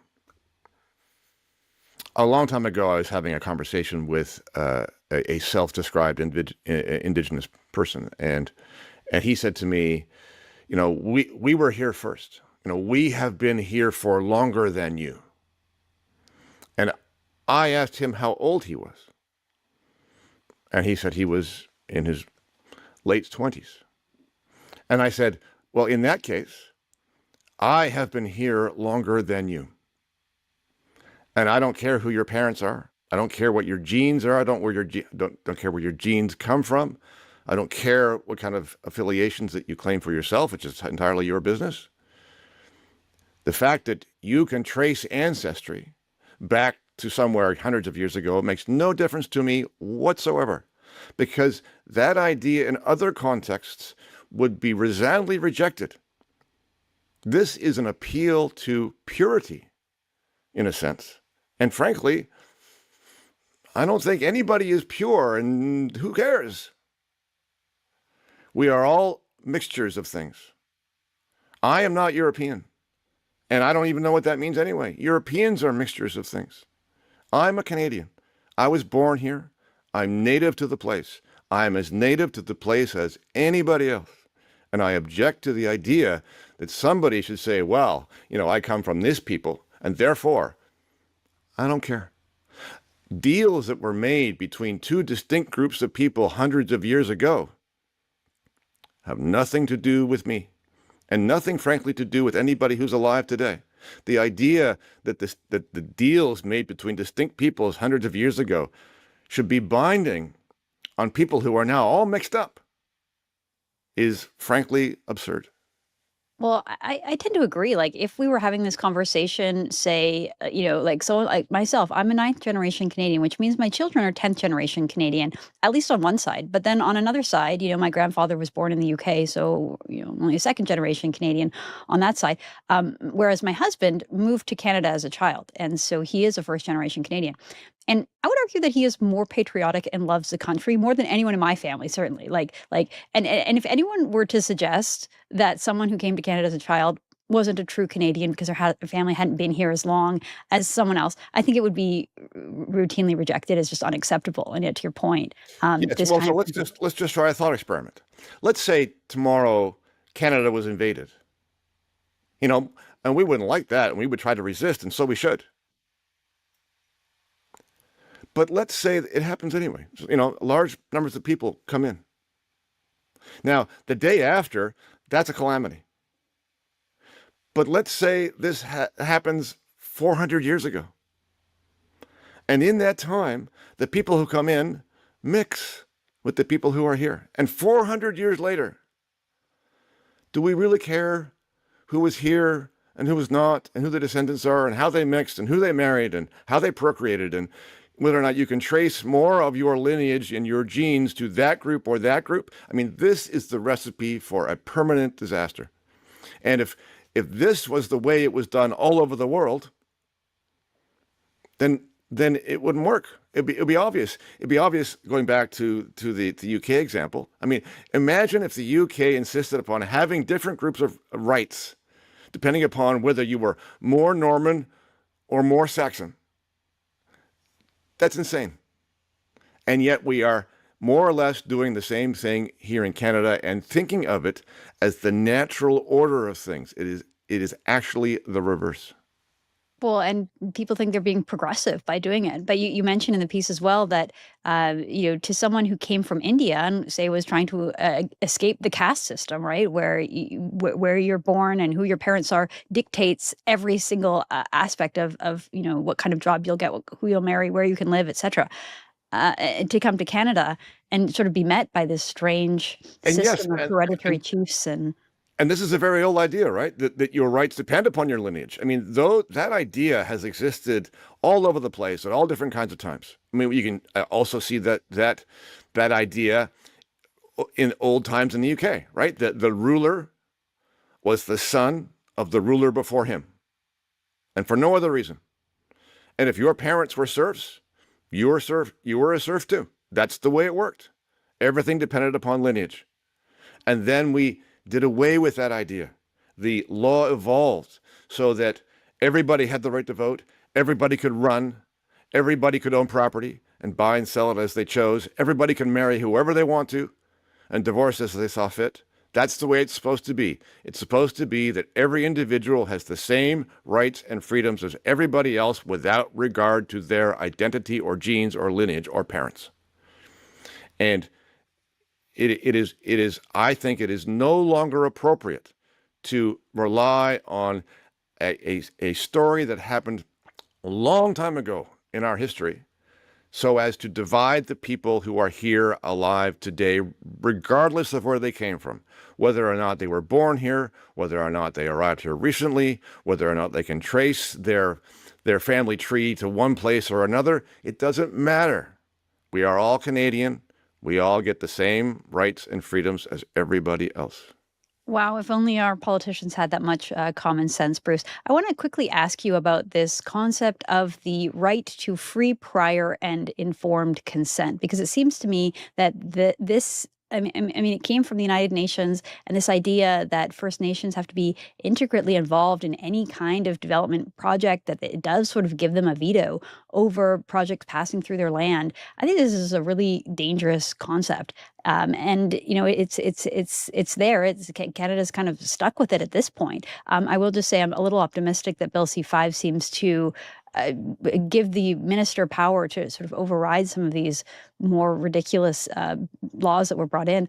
What do you make of this concept and this sort of veto power that has been given to First Nations? Yes. So the Supreme Court of Canada found within Section 35 of the Constitution a duty to consult, meaning that before projects are approved, before government goes ahead with things, they have to consult with First Nations. Now that duty, although it's a significant obstacle to developing all kinds of things, but it is not, strictly speaking, a veto. In fact, the Supreme Court said that explicitly. It is not a veto. However, in the meantime, both the federal government and the BC government passed statutes incorporating the UN Declaration on the Rights of Indigenous People into both federal and BC law. And that declaration from the UN basically says that Indigenous peoples are entitled to a veto over development. So now we have a contest between whether it is simply a duty to consult and then get on with it, or whether or not there is actually a veto. And the argument being made, and it's not a bad one, that the statutes passed by the federal government, and the BC government for that matter, do in fact provide a veto to First Nations over anything that affects any land that they ever used, occupied, or as the case may be. And so, yeah, whether or not Bill C-5 will prevail over that older statute remains to be seen. But this is just a reflection of the tangle that we are now in, because some groups of people get more rights than other groups of people. If I might just mention the suggestion that I've made about a way out of this in a new Alberta, which it would be this.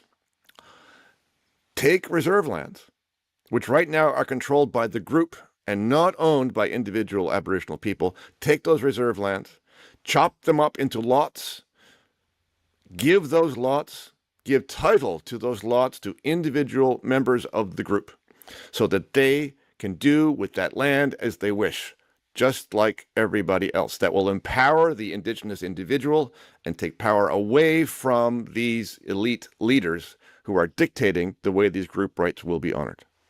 Well, given the housing market in Canada today and the cost of property, I think that would probably be a great deal, and that many First Nations people would gladly, leave all of this sort of bureaucratic tangle in exchange for land that belongs to them personally, as opposed to their community and their chief. Bruce, thanks so much for joining the show. It's always really interesting, and thank you for your insights. My pleasure, Candace. Thanks for having me. All right, folks, that's all the time we have for today. We have a little bit of a different programming coming up in the next few days. We're heading into a summer schedule, so I'll be scaling back the Candace Malcolm Show and only coming to you a few times a week. And then we have a whole bunch of other exciting new shows that we're going to be introducing in the coming days. So you'll always get a new video from us every single day here at Juno News, but it won't always be from me. So thank you so much, folks. I'm Candace Malcolm. This is Candace Malcolm Show. Thank you, and God bless.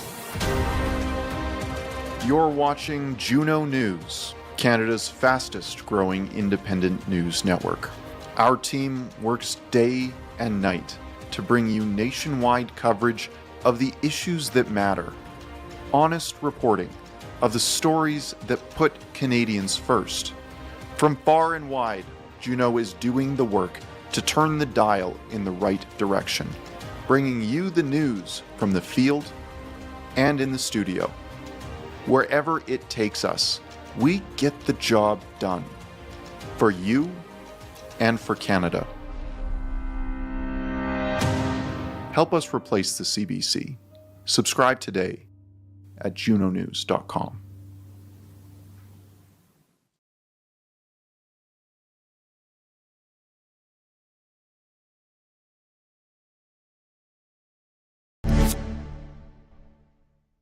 Hi, I'm Candace Malcolm, and this is the Candace Malcolm Show. We have an excellent episode for you today. Wow, a lot going on in the world of Canadian news. We're going to talk about Bill C-2, which is Mark Carney's new attempt to spy on all Canadians. We're going to talk about Attorney General Sean Fraser and how he completely contradicted himself and he caved to radicals just one day apart. Finally, we're going to talk about a parent and a school council member and what happened to her after she refused to do a land acknowledgement in Hamilton. Folks, please like this video. I'm going to ask you just to quickly hit that like button. It really helps us with the YouTube algorithm. We want to be discovered by as many Canadians as possible. So my guest today, I'm very pleased to be joined by John Carpe. John Carpe is a constitutional lawyer and he's president of the Justice Center for Constitutional Freedoms.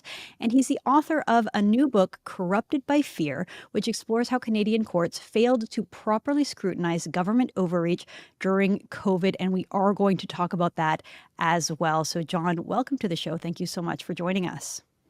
Glad to be with you.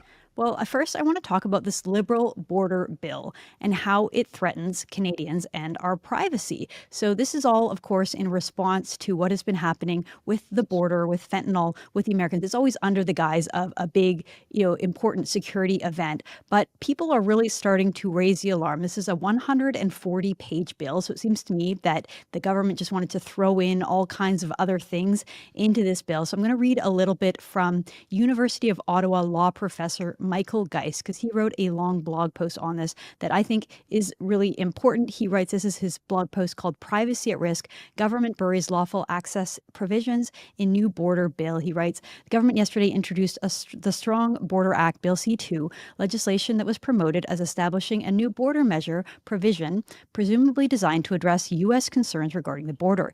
Yet buried at the bottom of the bill are lawful access provisions that have nothing to do with the border. The provisions raise the prospect of warrantless access to information about internet subscribers, among other things. He writes, much like the government's overreach last year from the Online Harms Bill, Bill C-2 overreaches by including measures on internet subscriber data that have nothing to do with the border, but raise serious concerns about civil liberties. So I'm wondering, John, what is your takeaway? What do you think about this bill as being introduced?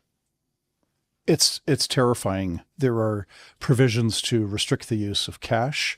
There are provisions that will allow police for the first time to intercept mail, which repudiates a 157-year-old Canadian tradition of privacy that dates all the way back to Confederation in 1867. Canada Post gets new powers to open mail, and then we have this without a warrant access. And, just as background, warrants are a crime-fighting tool. And so the starting point is we all have a privacy right. But if the police have reasonable and probable grounds to believe that, let's say, Mark Smith, just invented name, is got fentanyl or child pornography in his home, they have reasonable tips, reasonable leads, they can go to court and somebody needs to swear an affidavit on which they can be cross-examined in the future. And they need to apply to a judge to get a search warrant. And so they could violate the privacy rights of Mark Smith because they have reasonable and probable grounds to do so. They could intercept his emails, read his emails. They could get a search warrant to go into his home. And so they can show up suddenly and just walk into his home and it's legal. But the search warrant is so important as a protection of the 99.99% of Canadians who are law-abiding The police does not, in the name of crime fighting, have the right to enter your home. And so what we have with the Strong Borders Act is included in the 140 pages, there's a provision whereby law enforcement authorities can demand of anybody providing electronic services, which is pretty broad. That might include your organization and my organization. I mean, if we're sending out emails about constitutional rights and freedoms, that could be an electronic service. We have to, on demand, produce and turn over our email lists, and provisions in there as well would require releasing the locations of where people live or where their IP address is. So it's all crime fighting. It's got to be. We have to be protected by legal requirement for law enforcement to get a search warrant. This is being repudiated, so it's extremely dangerous. Well, okay, so we have in Ottawa yesterday, Public Safety Minister Gary Annansangari, and he claimed that the bill is in line with the Charter of Rights and Freedoms and that it strikes the right balance between expanding powers and protecting the individual. Let's play that clip. In order for me to bring forward legislation, it needed to have the safeguards in place. It needed to be charter in line with the values of the Canadian Charter of Rights and Freedoms. And I fundamentally believe that we have strike the balance, that while expanding powers in certain instances does have the safeguards and the protections in place to protect individual freedoms and rights. I think a lot of Canadians really want to take action when it comes to fighting illegal immigration and crime specifically, as well as fentanyl. So Canadians, there is an appetite for this. But what do you make of the minister's claim there that it strikes the right balance? Politicians and other government officials never take away our rights and freedoms without offering a nice sounding pretext. And so the pretext here has got some nice sounding things. Most Canadians legitimately, myself included, we want strong borders. We don't want to have non-existent borders where anybody can just walk into Canada or fly into Canada and just stay here without lawful authorization to do so. But whenever politicians bring legislation that violates rights and freedoms, they always say, oh yeah, we've looked at the charter. This complies with the charter. We've taken charter values into account. There are safeguards here to protect privacy, to protect freedom of expression. The safeguards are there. They said that with the Online Harms Act that they brought in about a year and a half ago, or a year and several months ago. They always say that it's charter compliant because that's it's kind of a political speaking point. But what we're learning about the bill so far, and it's a bit of a slow process being 140 pages, is terrifying. And no, it doesn't comply with the charter. Well, there you go. I want to take note because I don't usually agree with the establishment journalists, but this time even they have expressed concern. So here we have Althea Raj of the Toronto Star. Her headline says, "Border Bill primed to give Mark Carney's government sweeping new powers, but who asked for it?" On X, she criticized it. Next, we have Robin Urbach from the Globe and Mail. She writes, "So it appears the Carney government decided to pair a bunch of mostly reasonable reforms to our asylum claim system with a bunch of insane crap that expands law enforcement surveillance power because we needed that question mark." And finally, Chris Selly in the National Post writes, his headline says, "Liberals wrap much needed refugee reform in a terrible privacy invading packages." He writes on X, seems kind of Trumpy, right? So I know you probably share my view that for the most part, the legacy media is not to be trusted. But when you even have legacy media people like Althea Raj and Robin Urbach saying this isn't what anyone asked for and we shouldn't be doing this, do you think that the Liberals will listen and maybe try to break this bill in half at least and take out some of the things that people are raising concerns about? Well, there's a good chance of that. It depends on pushback as well for Canadians, especially those who are living in an electoral district where their member of parliament is a Liberal. If those MPs get a lot of pushback from their own constituents, that's going to bear influence. Another mainstream media person, Marie Wolf, wrote in the Globe and Mail yesterday, raise these same flags that this is allowing law enforcement to access all kinds of information about people's names, email addresses, location of IP server without a warrant. And I'm thankful that this seems to be across the board, that there is a real concern for privacy. I mean, be nice if others were also, strong champions of the freedoms of expression, religion, conscience, association, peaceful assembly, and they're not.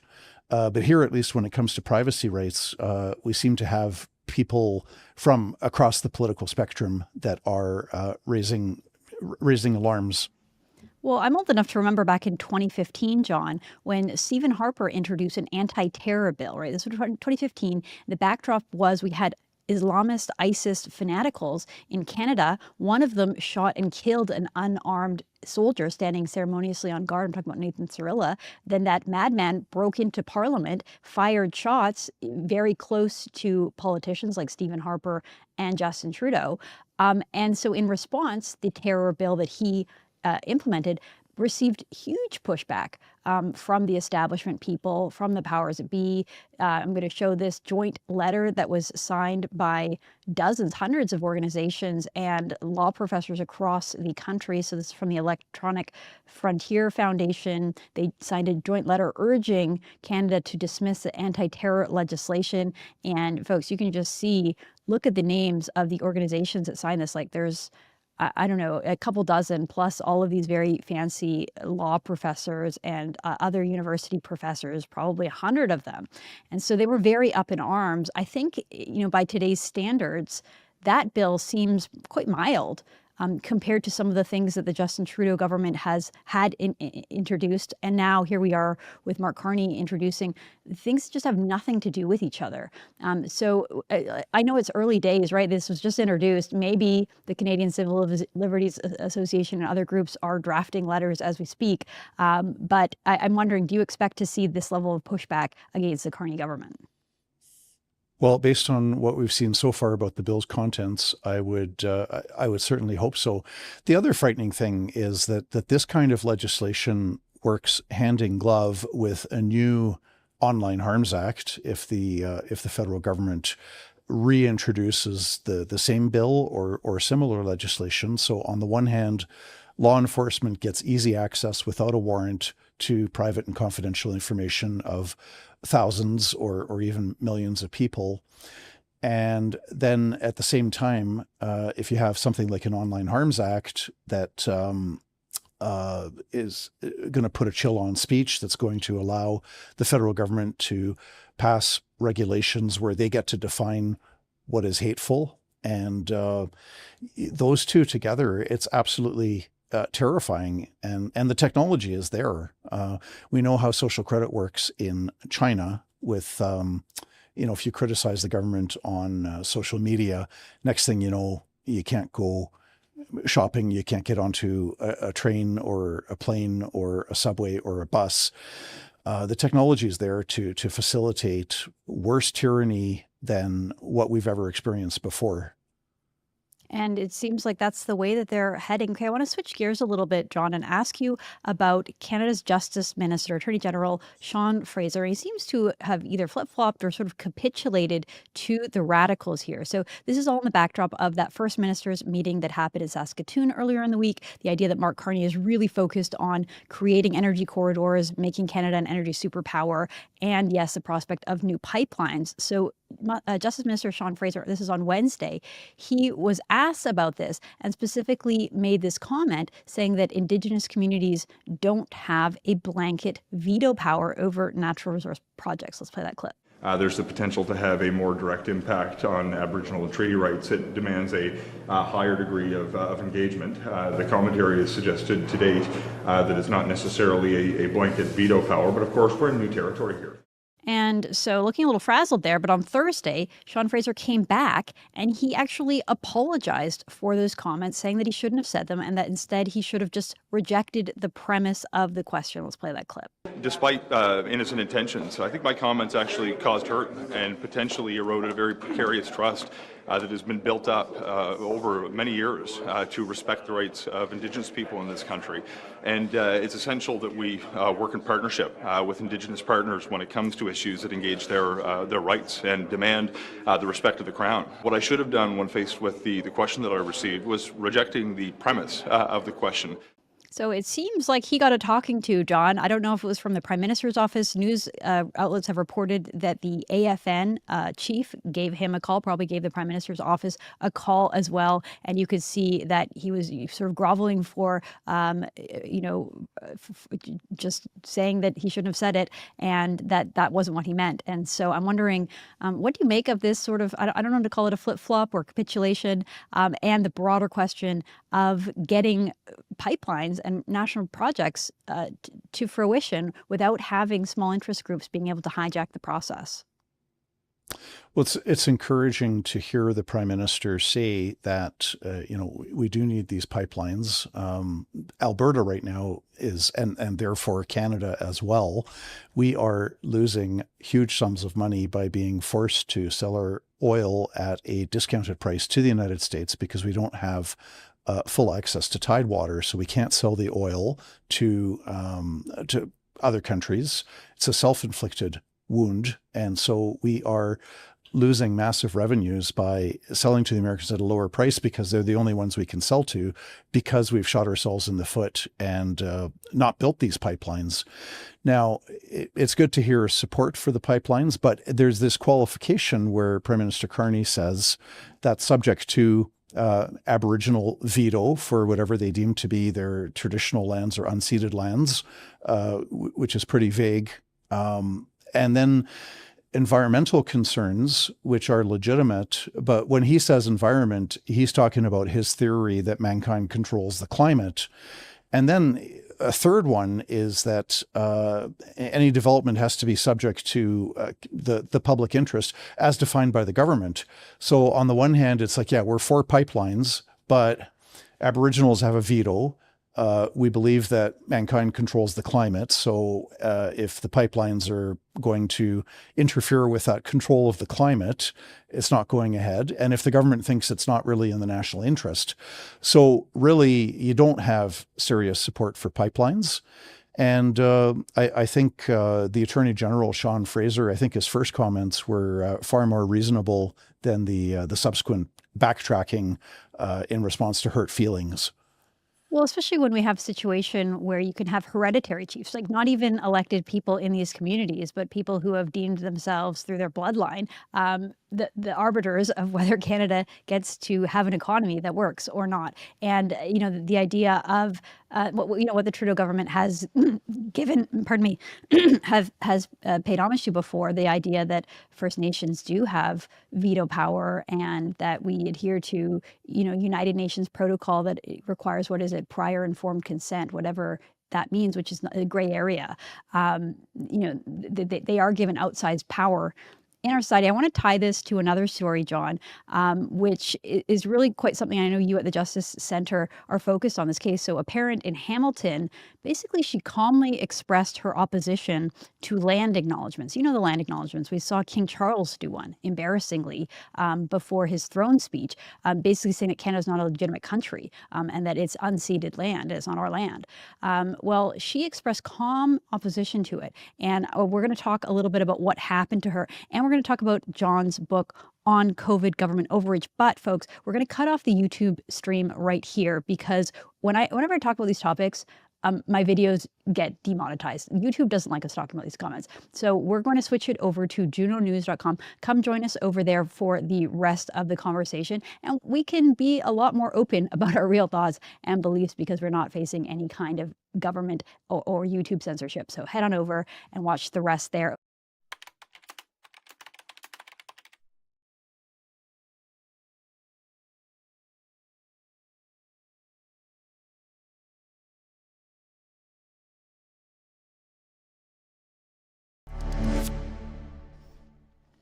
Hi, I'm Candace Malcolm, and this is the Candace Malcolm Show. Thank you so much for tuning in. We have an excellent episode for you today. I hope everyone had a wonderful weekend. So, over the weekend, Prime Minister Mark Carney was in Calgary, and he was there to meet with energy industry leaders. I've heard this from several people, including Brett Wilson, who was on the show with us last week. And he said that Mark Carney plays a good game, talks a good game about developing energy, developing oil and gas while he's in Calgary. He's positive about pipelines.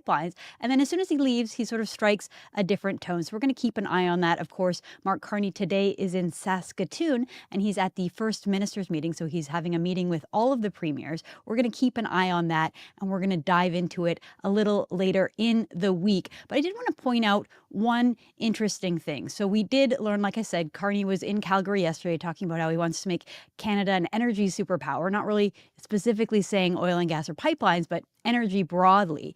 And then he also quietly appointed a new chief of staff on Sunday. And now I know personnel issues aren't the most interesting things to talk about, but this individual, Marc-Andre Blanchard, will serve as chief of staff. And this is only interesting because of his own background and what it signals, right? There are two flanks in the Liberal Party. There is a sort of pro-business, business as usual side that Mark Carney tries to represent, like a departure from Justin Trudeau and the sort of radical anti-oil agenda that he had. And then that other side, which is sort of the Gerald Butts flank of the Liberal Party. Well, Marc-Andre Blanchard very much comes from that Gerald Butts flank of the party. And don't just trust me. I mean, when Gerald Butts stepped down in 2019, Marc-Andre profusely thanked him for his service and his deep commitment. And he said that he was, an idol, and his leadership in fighting against climate change and inequalities was inspiring to others. His background is that he was the executive vice president and global head of sustainability at the CPAC Global, which is a Quebec-based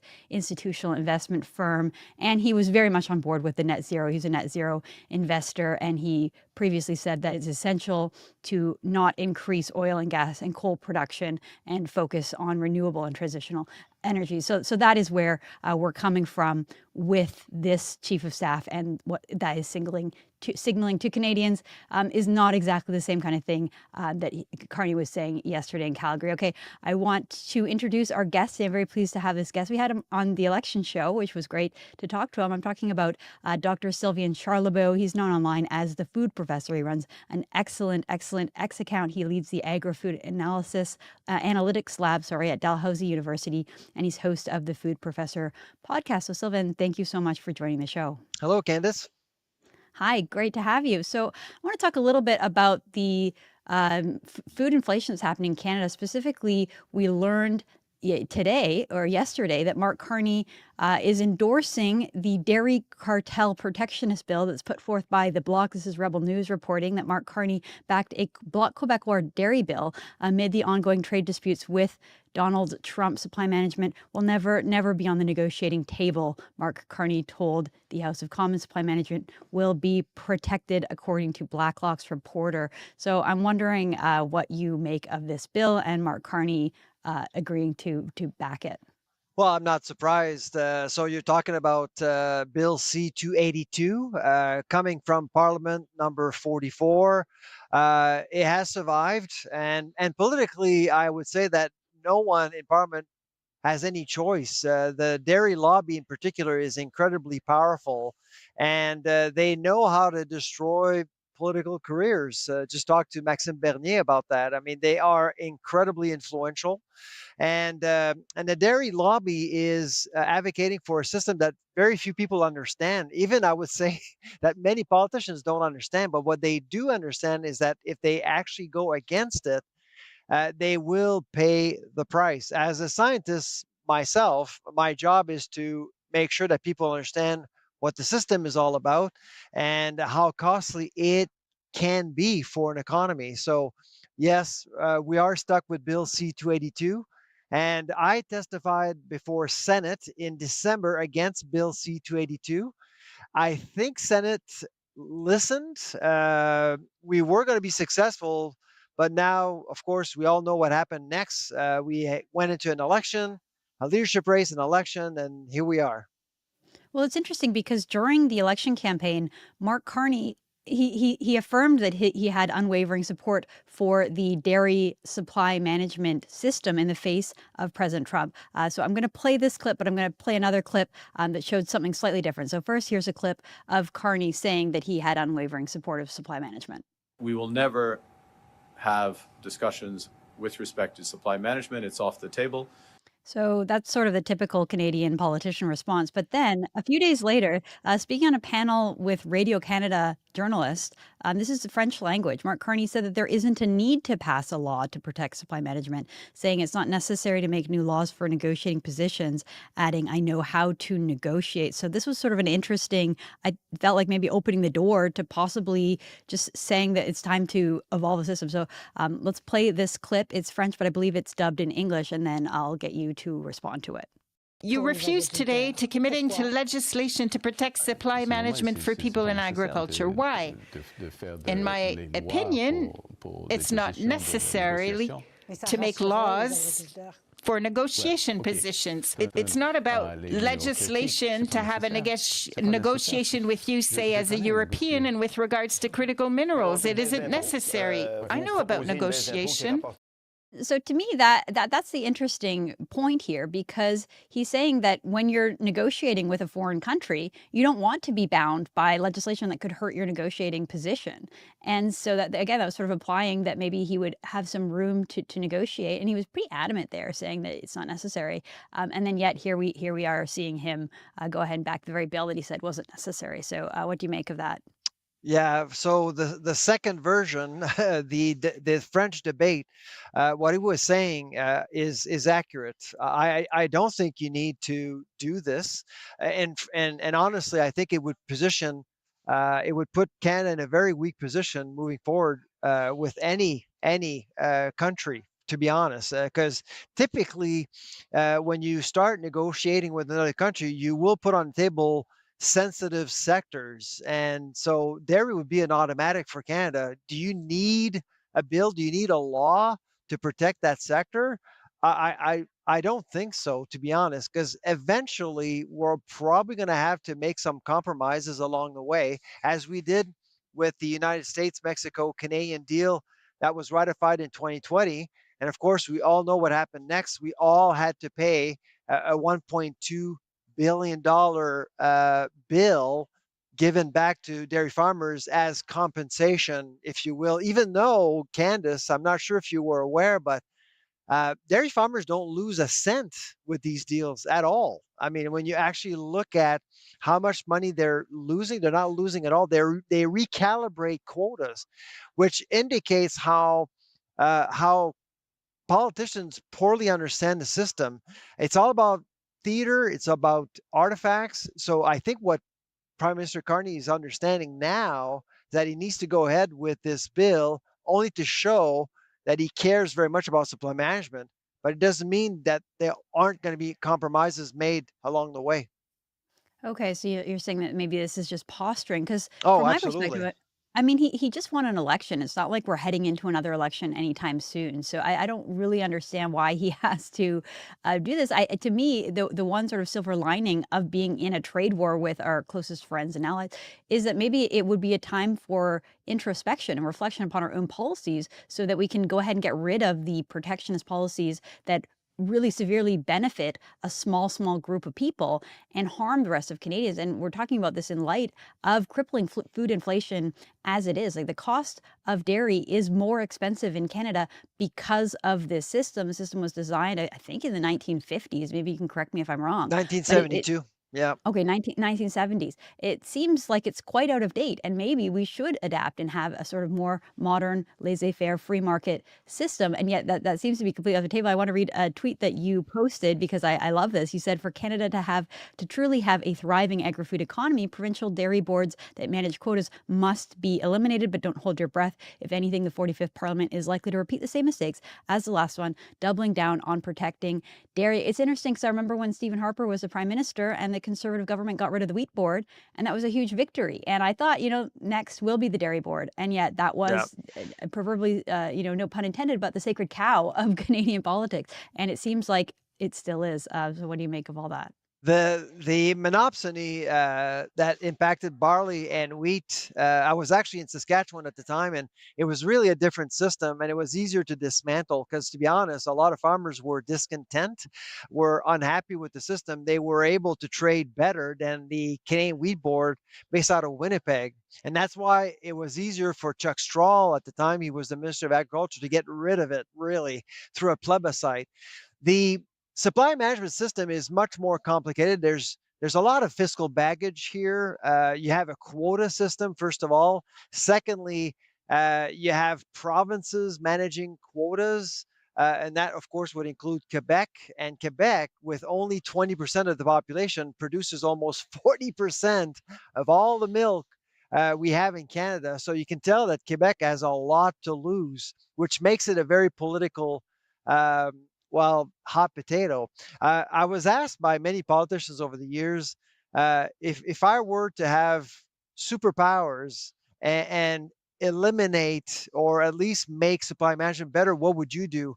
If there's one thing I would do right now, would be to harmonize the allocation of quotas nationally, not provincially, but nationally. And that's where you're going to start seeing more efficiencies. And to your point about cost, you would probably reduce the cost to produce milk and butter fat in Canada because the money will go where efficiencies are built in Alberta, in Saskatchewan, in BC. So the money would actually flow west. And Quebec and Ontario, both provinces absolutely know this. That's why they're adamant in protecting the status quo. Well, I'm guessing that's part of the reason why those changes aren't being seriously discussed, because if the benefit is in Ontario and Quebec, that's, the system is going to be protected to keep it that way. I want to tie this into food inflation and what many Canadians are experiencing when they go to the grocery store, which is just the prices continue to go up. So this was a report that came out over the weekend. Food inflation continues to rise. Here's what it means for your fridge. According to Loblaw's company May food inflation report, grocery prices rose 3.8% per year over year from last April, surpassing the general consumer price index. This marks the third consecutive month where food inflation has outstripped overall inflation, noted by Statistics Canada. You had an article over in Troy Media about a week and a half ago saying blaming the U.S. won't cut it. Canada's food inflation crisis is largely the result of Ottawa's poor policy choices. So can you help us understand why prices are continuing to rise? So 3.8% is the highest food inflation rate amongst G7 countries, with the exception of Japan. Okay. So it's got to be policy driven. Absolutely. And right now, food inflation is 2.1% above inflation, which means that if you and I, when we go to the grocery store, when we see high prices, we'll notice. That's really what it means.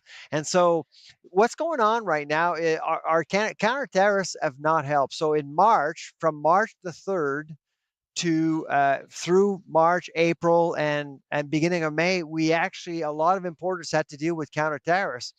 But the one thing that you may not know, Candice, is that during the election, Mark Carney decided to pause counter tariffs affecting the food industry effective May 7th, a few weeks ago, until October. So Loblaw came out a few weeks ago saying, well, we're going to have 6,000 products affected by counter tariffs. It's terrible.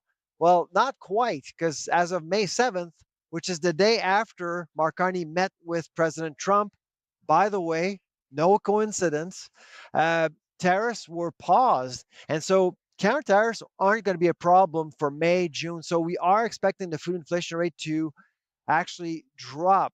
But the troubling part of all this is that no one has actually talked about it. And the first person I would point to is Prime Minister Carney. He should have said during the Elbows Up campaign that perhaps implementing counter tariffs actually will penalize Canadians first. He knows that. And so he did it very quietly in a very subtle way and let Champagne do the dirty work. Well, it's interesting because one of the things you note in your piece is that food inflation is going down in the United States. So they're the ones that are implementing tariffs on just about absolutely everybody. And yet their inflation is going down. It was 2%, 2.1%. And Canada's is almost double that, 3.8%. And there's a really simple reason for that. The American economy can absorb geopolitical shocks like tariffs. Absolutely. That's what it says. In Canada, we have a less competitive food industry. So when you implement counter tariffs, it will hurt Canadians. When President Trump said to Walmart, well, with tariffs, you can eat it up. He's absolutely right. Walmart can eat up the tariffs because it's such an efficient company. We don't have a company like Walmart in Canada. Well, possibly because we don't have the same kind of competition, so they are a little bit complacent when it comes to that. You had another interesting concept in this article I hadn't really heard or really understood, although you see it when you go to the grocery store, and that was you call it maple washing, where companies overstate or Yes. exaggerate a product's connection to Canada. I notice when I go to the grocery store, it's almost obnoxious, Sylvain, because a Canadian product, they put like a huge maple leaf on it. They really want you to know that this product is Canadian, and they kind of like try to hide the non-Canadian products, even though the Canadian ones often are more expensive. So could you help us understand what you mean by maple washing? Yeah, if you've been following my work over the last few years, you'll know that I always give the benefit of the doubt to business. But sometimes businesses tend to make stupid decisions. The bread price fixing scandal is certainly one. The maple washing is another one. I actually do receive pictures from readers almost daily, and one time I got a reader sending me a picture of Canadian navel oranges, Candace. Canadian navel oranges. Yeah, unprocessed. So you can tell that something was going on. So the person actually went to management and said, listen, you have a problem here. You can't have Canadian oranges. They rectified the situation. He went back the next day, same store, same shelf, only to discover that those navel oranges were in fact from Egypt, and they were 12.5% less expensive. Now that is maple washing.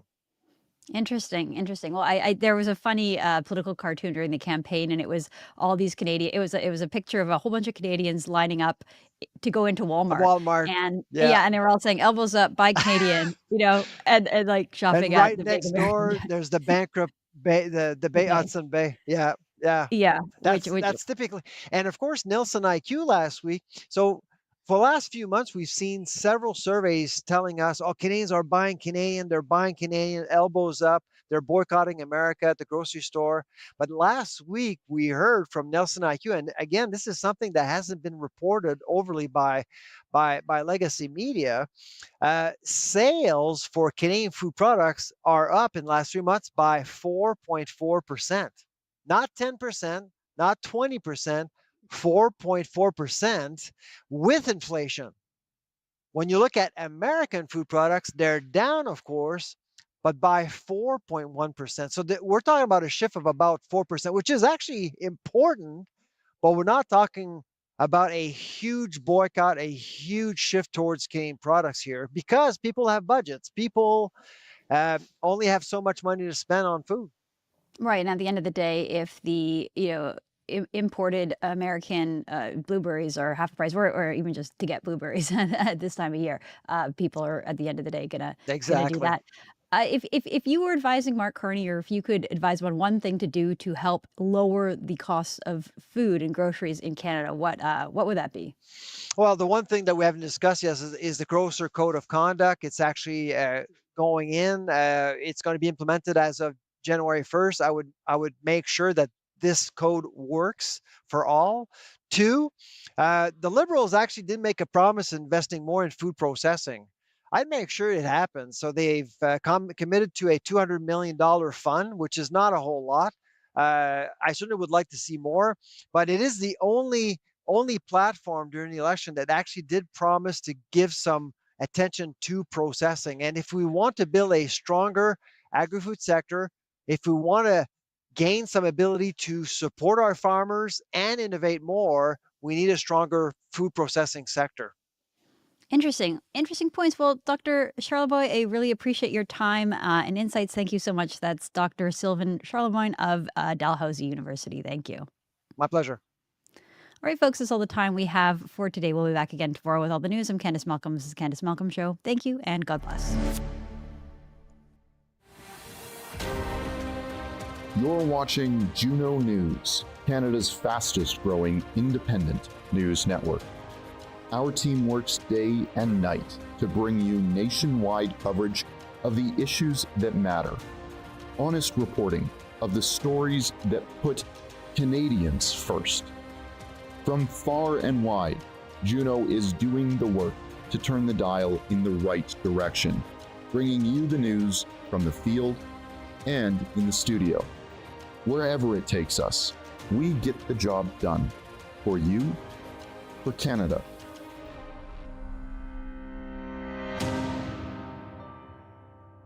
Subscribe today and help us replace the CBC. Go to junonews.com to join the fight.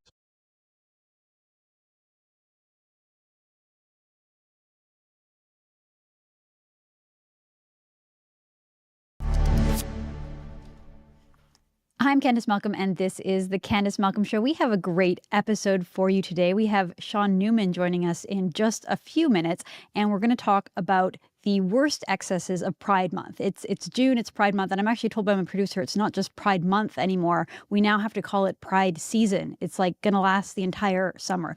So we're going to get to that, but I want to start with some more serious business here, which is the fact that our Prime Minister, Mark Carney, doesn't want to pass a budget. Well, the opposition parties, led by Conservative interim leader Andrew Scheer, are doing their best to try to compel him to issue a budget so that Canadians can have an idea of what our new Prime Minister and what this new government plans to spend our money on. And so on Monday evening, the House of Commons passed a Conservative amendment to the throne speech demanding an economic update or budget before the House adjourns for the summer. That includes full accountability of Canada's finances. The motion passed, folks, 166 to 164, with support from all opposition parties. I can't tell you how rare this is, that the Conservative Party would put forth a motion that would be agreed upon by all of the other parties aside from the governing Liberals. That means that the NDP and the Bloc had to agree with this. That doesn't happen very often in Canadian politics,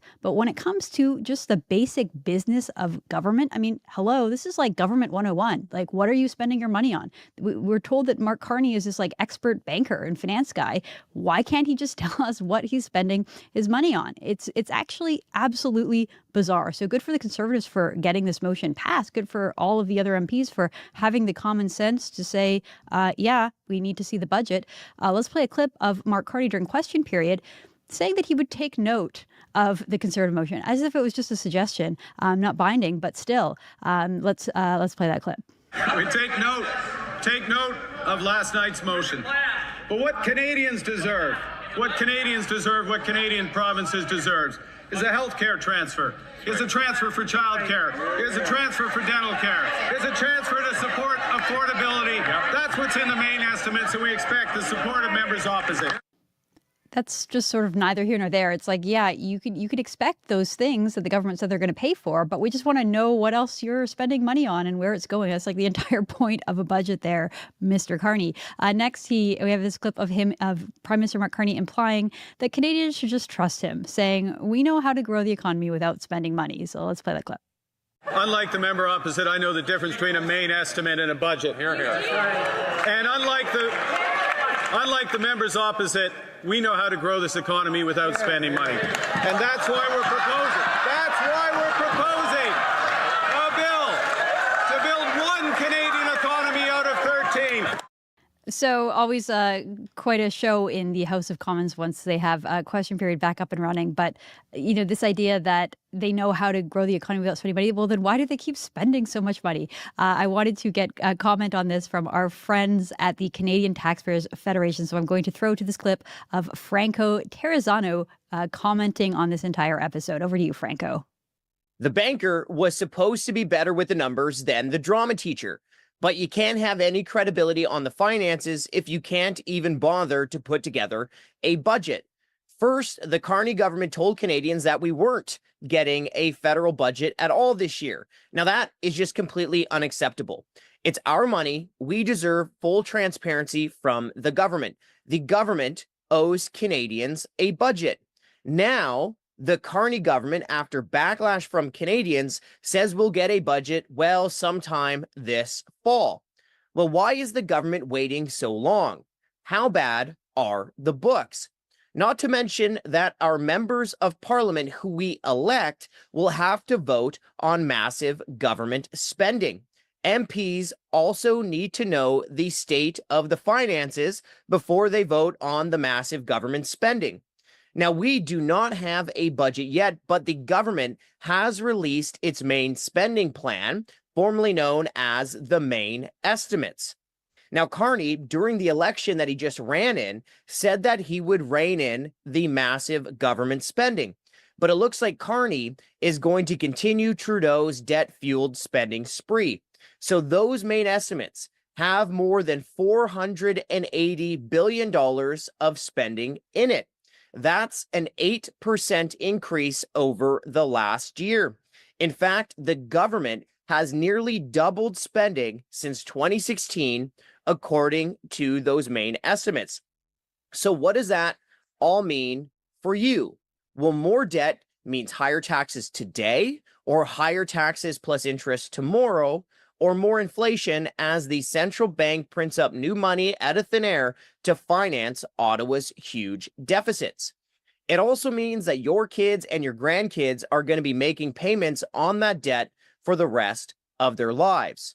Now, remember, folks, the Trudeau government doubled the debt in less than a decade, and Carney plans to continue Trudeau's debt-fueled spending spree.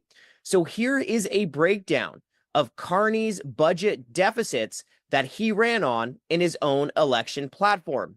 2025, a $62 billion deficit. 2026, a $60 billion deficit.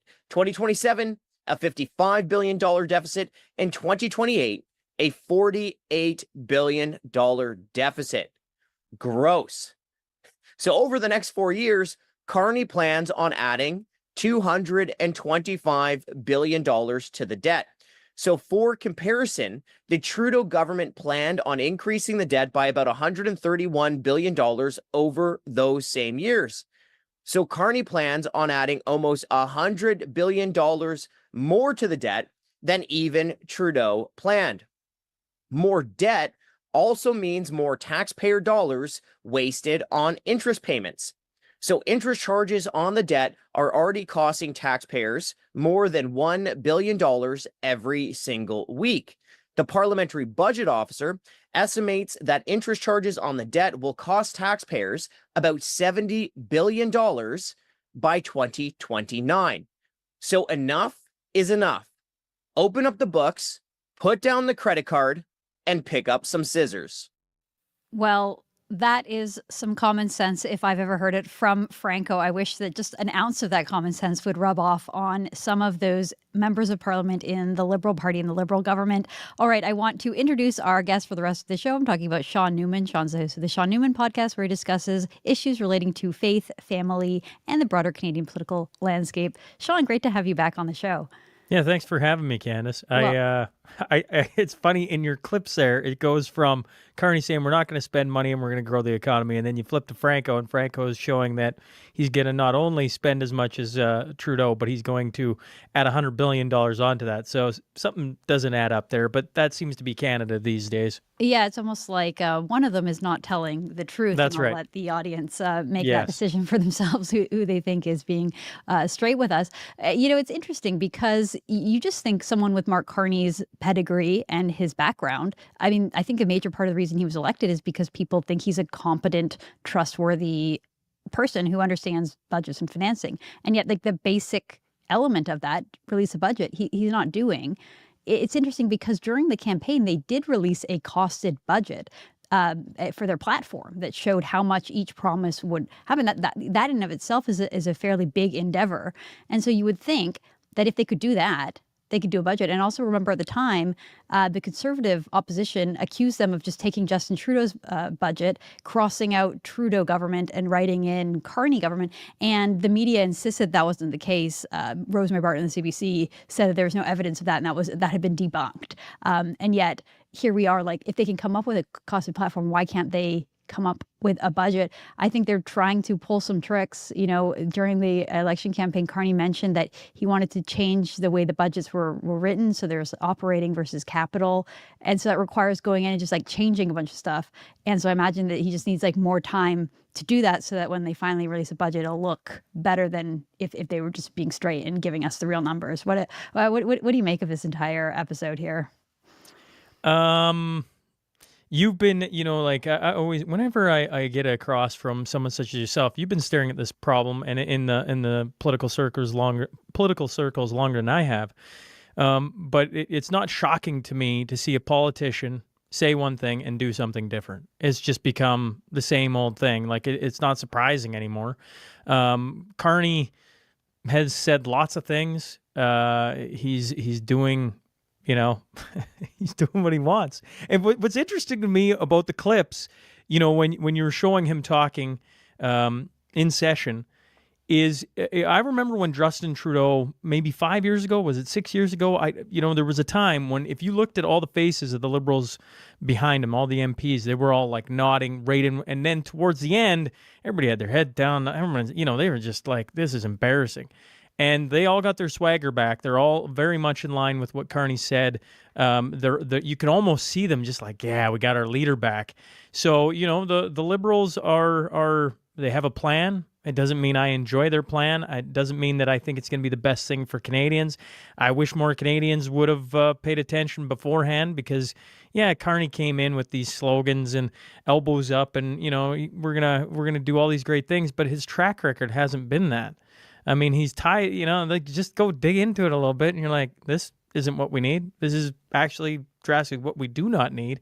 And we're seeing that right away. When it comes to the money, the budget, we're going to be spending lots, and we'll wait and see. But my hopes aren't set on Carney or any other politician for that matter. I think I've been maybe I'm a little bit cynical when it comes to the world of politics. But a politician saying one thing and doing another thing, I think that's the oldest playbook they have. Well, in some ways, I think that I want Mark Carney to do something different than what he said, because I mean, if you go back and look at his book Values and the ideology that he has been promoting basically his entire adult life, pushing for net zero, pushing for just many of the schemes that the World Economic Forum comes up with. He sort of like infamously said, I'm an elitist and I'm a globalist, but that's exactly what Canada needs right now. Correct. Right. It's like, and then try to like circle that square with the Mark Carney that we saw this week at the First Ministers meeting saying, we want Canada to be a energy superpower and we're going to do what we can to push through these national nation building projects and these. So which one is it, Candace? Which one is he? I hope I'm going to hold out hope that it's the Carney this week, right, and not the Carney of 6 months ago. But the classic political bait and switch. It's like we're just waiting for it. We're just waiting for it for the mask to come off and Justin Trudeau to be back, but just wearing a Well, he definitely isn't Justin Trudeau, right? Like he's definitely a different version for a Liberal leader. He's definitely. I don't know if you could. I don't know how you could get another Justin Trudeau in office at this point. Like he just, 10 years that, just like, how's this guy our leader? When I watch Mark Carney, I see a lot of things where I'm like, I understand the appeal to him at times, right? And the guy who was sitting in Saskatchewan, you hear the things coming out of him, you're like, that's interesting. That actually is interesting. Now, can they get it done? That's an entirely different question. And will they get it done? And, and what's he going to go back to the East and say? And how's that going to go? Right? Like there's just so many questions, it's interesting to me to watch it play out, but until there's shovels in the ground and things start actually getting built and things start moving the right direction, I don't have a ton of faith in it. And we've seen, that you bring up his values book. I have a hard time going, he wrote that. You can still hear him talk about net zero and different things. And I'm like, even when he's talking about pipelines, he's talking about getting to net zero. And you go like, I don't know. I have a hard time believing he's become a completely different man, and he's going to set Canada up as the energy superpower of the world. I have a hard time believing that. Well, and even if you could picture him doing it, right? It's like he's still in the same party as Stéphane Guilbeault. He's put him in his cabinet, right? Like he's still got Gerald Butts in the midst. He just appointed a new chief of staff that was a former United Nations person that's also, close with Gerald Butts. Like, it's hard to imagine that he's going to just like turn his back on his entire party, let alone, his constituency. It was really Quebec that pushed him over the goal line here. And we've heard from many leaders in Quebec that, for them, a pipeline is just a non-starter. It's not going to happen. So it's interesting to see how he balances it all. In some ways, I think he's digging himself into a hole, and it might be a rude awakening for someone who's so inexperienced in sort of partisan politics. What can happen when you try to be all things to all people? Yeah, well, he's paying lip service to both sides, and at some point, rubber has to meet the road, and we're going to find out which way it goes. I think I have my idea of where it's going, but only time will tell. Okay, I want to move on to, I think, a funner topic, and that is that it's June, which means it's Pride Month. And Pride is a cardinal sin, but, in our culture, that is the time where all of the bank logos change to rainbows, and all the Canadian flags go down, and the rainbow flags go up. I really actually thought that we were moving away from this, Sean, as a culture and as a society, that it kind of peaked around like 2021 or 22, and then it was slowly going back to normal. And then June hits us and it's like all right into our face. So here we have Anita Anand on X. She's a cabinet minister in the Carney government. She writes that today marks the beginning of Pride season across the country. Everyone deserves to love who they love and be their true selves, free from discrimination. Happy Pride. So, I think it originally went from like a day and then it became a month, a Pride week, month. a month, a season. Pride month, It'll right. be a year soon enough. Right. Like, like Friday is D-Day. We have one day to celebrate the incredible sacrifices that were made during the Second World War that really built Canada into the country that it is. We have one day for that. And yet it falls in the middle of this entire month dedicated to, sure, it's great that people can have general freedoms in our society. Freedom is really important. But I think it's turned a corner into like we're not just celebrating acceptance, we're celebrating and promoting like a hedonistic lifestyle that's obsessed with sex. It's like we're just celebrating the fact that these people go out and get to have sex with whoever they want. We're supposed to congratulate them for that. What do you make of all that? Well, I would say I think you're when you said I think we've moved on from it. I think most people have. I think most people are just like, whatever. Like, you want to raise a flag, give her. Like, we don't really care. The problem is when they start jamming it down your throats, right? Like, when we talk about Pride season, and I just chuckle at that because I'm like, I know a handful of stores where the flag never goes down, where the crosswalk is always painted. It's just there.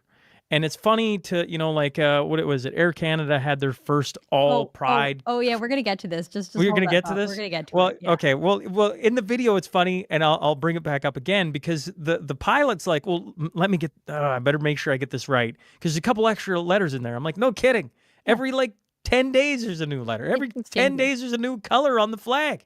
It's like, I really don't care. The problem is, as a father, the reason it really hit a feverish point a few years ago is it was starting to, and it still is, don't get me wrong, Alberta just had their, they're talking about these books and getting them out of the schools, and then they're being criticized for banning books, and it's like, have you opened some of these books? Like, what parent wants any of that material in there? Nobody. So, when it hits a certain age group where it's in a parent's peripheral, right? We're supposed to be there to be like, this doesn't make sense.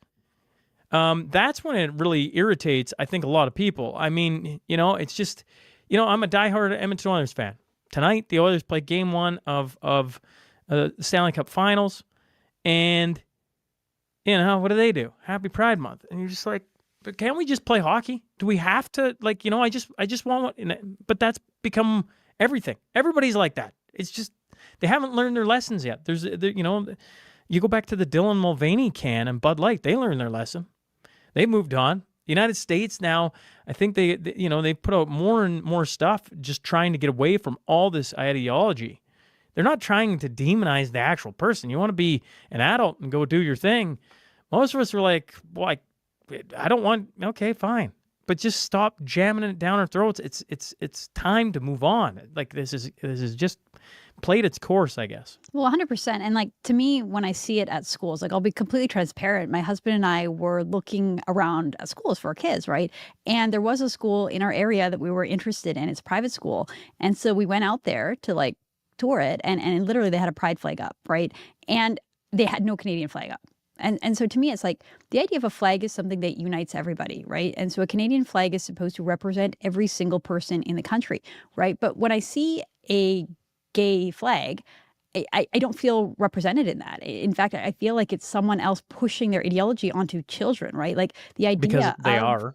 being gay, it's like it's a sexual thing, right? And so what does it have to do with children and kids? Like it to me, it's just so blatantly wrong. And like I honestly, after I saw the flag, I'm like, I can't in good conscience send my children to that school because I don't agree with the core values of the school. And I fear that that has just spread throughout our entire society. Now, Sean, I just have to preface this because we have been getting demonetized on YouTube lately because some of our episodes are just a little bit too spicy.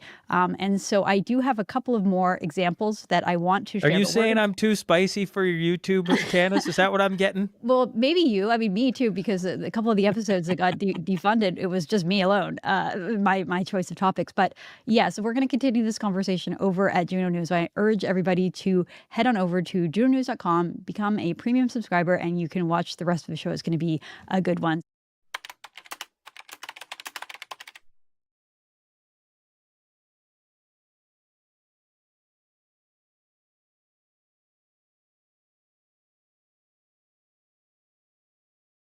The East was not having it. And let's be honest, it was really about Trudeau. The whole build up to this was about Trudeau.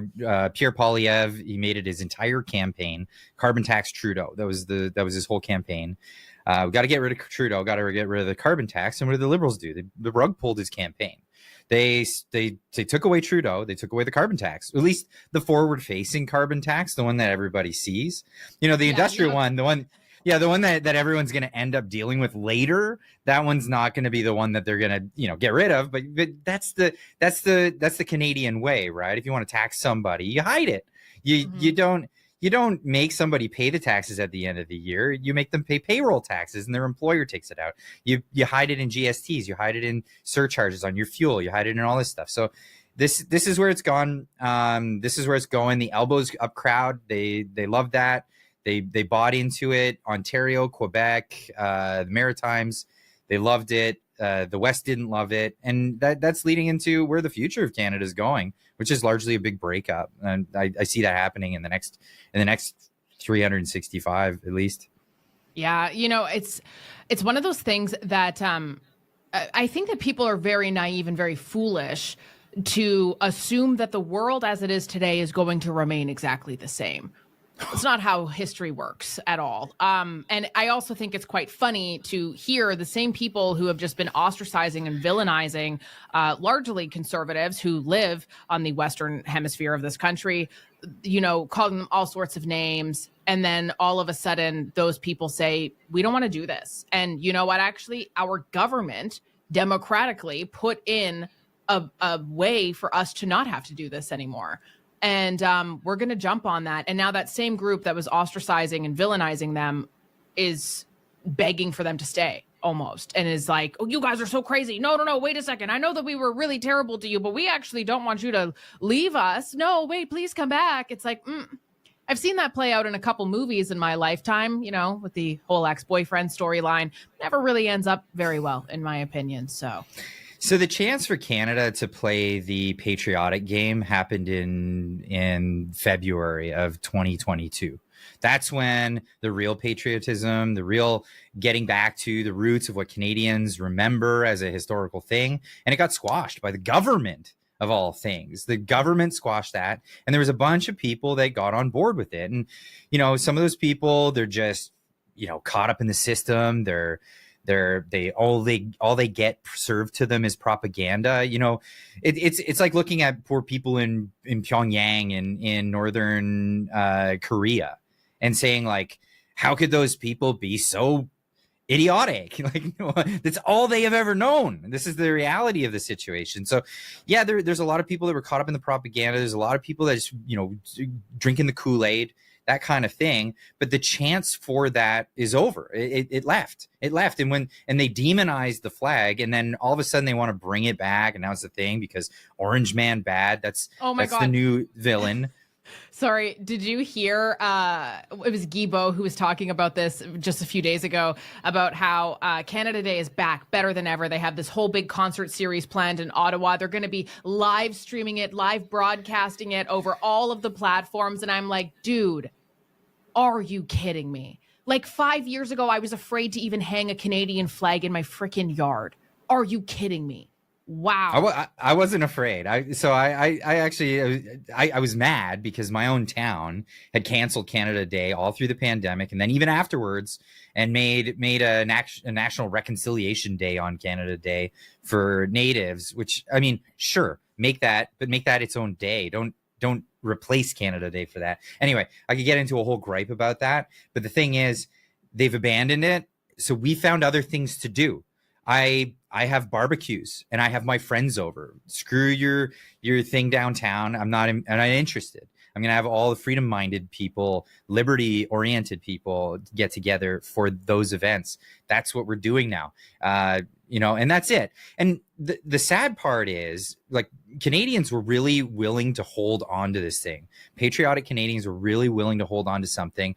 And now that it's turned, and the government is trying to use this, a lot of people are looking at it, especially people in the West. They're going, I love the sentiment and I love all that stuff.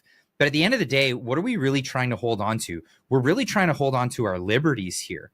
And, you can throw a flag at us that was established in 1965. You can throw a song at us that you've tried to bastardize over the years and change the words to, that was only established in 1980, became our national anthem. I mean, really look back. The longevity of our history and all that other stuff, it's liberty that we're fighting for. This is the thing. And if you can't honor people's liberty, well, don't give me the flag, don't give me the song, don't give me any of that stuff unless you're going to honor people's liberty. And when they trampled all over the Charter of Rights and Freedoms, again, a 1980s document, they've really told Canadians, forget it. We don't care about you unless it's convenient, and then we'll tug at your heartstrings. That's really all that is. I know that there's like a lot of people out there who said, "Oh, it's rigged, blah blah blah," and of course you get it pushed off. "Oh, it's not rigged. That's crazy. You shouldn't be saying that." But there were a lot of interesting anomalies at the very least. So I want to jump in right there. Have at her. The trend of the election went to the Liberals. Like, it absolutely went to the Liberals. Now, there are some seats where there is some funny business going on. Now, if those seats are turned one way or the other, does that mean that the Liberals won't be the government? No, the Liberals won the election. Let's just right out of the gates be certain about that, and they won in no uncertain terms. They won, and they won not for funny business. I mean, the only funny business I would say is that the CBC should have recused themselves of covering that election whatsoever, because when one candidate is talking about defunding them and the other candidate is talking about funding them, they are in a conflict of interest. And I'm talking any media agency that can be even considered to sway one way or the other should have completely recused themselves and say, sorry, we're only covering sports because we're at conflict of interest right now. So that is funny business. But when it came to the election, the people really wanted, after Justin Trudeau resigned, really wanted to re-elect their Liberal MPs all across Eastern Canada. We saw this. Yes, it is to prevent Iran from developing a nuclear weapon, but can that really be accomplished in the time frame that Israel is quoting? No. And Israel has already come out and said that it is not able to take out all of Iran's nuclear capacities. It, of course, can slow down the ability of Iran to develop its program, and ostensibly that's the purpose of the strike. But I think what's going on is actually something else. That we know that, of course, the U.S. and Iran have been negotiating an agreement, and we know that the outlines of that agreement look surprisingly similar to the agreement that the Trump administration tore up in 2018. concessions. So is Trump really going to go in front of the international media and announce an agreement that looks kind of like the one that he tore up?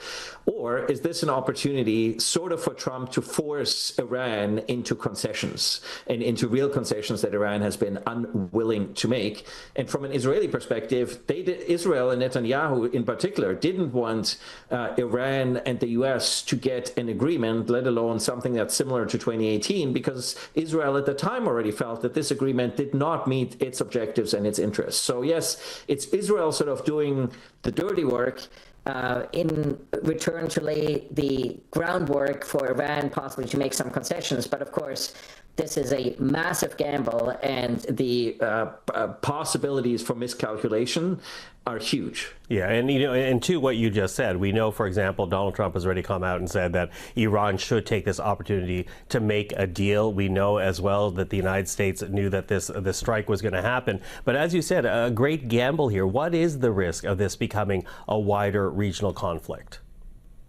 Well, Israel itself is trying to control that risk. So if you look, it was very surgical at what and who it targeted. So it targeted the senior leadership of the nuclear program, and it targeted the senior military leadership. In particular, it targeted senior leadership of the Revolutionary Republican Guard Corps.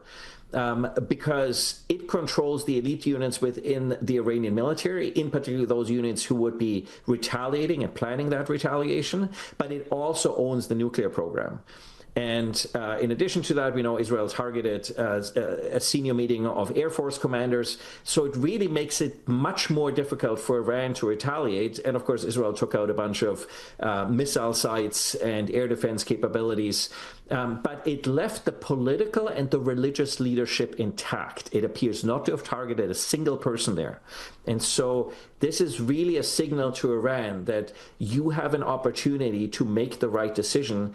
And it's not that Israel would just be able to get Iran to sort of change course all of a sudden. But I think the challenge for Iran is really its own population, because if Iranians sense weakness in the regime, there's a high risk they'll go on the street and they might actually generate a revolution. And there's nothing that regimes that came to power through a revolution that fear more than their own people, because they know exactly what could happen. And so if the regime senses weakness domestically, I think to save itself existentially, it might be willing to sit down with the Americans and possibly cut some sort of a deal. And that might then be acceptable to Israel. You know, I obviously the United States is Israel's strongest ally, but I'm wondering regionally, does Israel have any regional allies in this fight?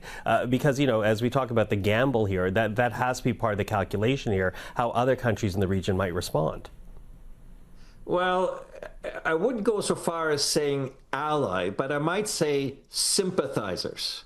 And of course, they're the same sympathizers that have been surprisingly quiet about Israel's conduct, including its conduct with regards to the humanitarian crisis in Gaza, that are the regimes that are now surprisingly quiet about Israel's attack on Iran. And that's, of course, all the Arab states in the neighborhood, because those Arab states have no love lost for Hamas and Hezbollah. And so Israel has effectively been doing their dirty work. And they, of course, have no love lost for Iran. And they sure don't want Iran to acquire a nuclear weapon or want to avoid it as much as Israel does, only they don't have the capabilities, intelligence-wise and military-wise, that Israel does. So there's certainly some sympathies within the region. And of course, there's also sympathies internationally, because, of course, the same countries that only last week that came out and criticized Israel for its humanitarian conduct in Gaza, and then this week came out and sanctioned a couple of members of Netanyahu's cabinet, now all of a sudden find themselves lining up behind Israel and sort of tacitly saying, well, we sort of support Israel in its strike on Iran, because, of course, nobody in the West has an interest in having sort of another North Korea on their hands when it comes to Iran acquiring nuclear weapons. So Israel certainly does have support. The question is, how long can it sustain that support? And of course, Netanyahu, being very Machiavellian, the Machiavellian politician that he is and the survivor that he is also using this occasion, of course, to distract from all the criticism and the humanitarian calamity and disaster that's going on in Gaza, so that he can continue to pursue his political and military objectives in Gaza, but less under the gaze of the international community. And as you say, a big gamble, as there are many parts to this whole story. But listen, Christian, always appreciate you walking us through and helping us understand it better than we do. Christian Leuprecht, thank you for the time this evening. Thanks for the conversation, Michael.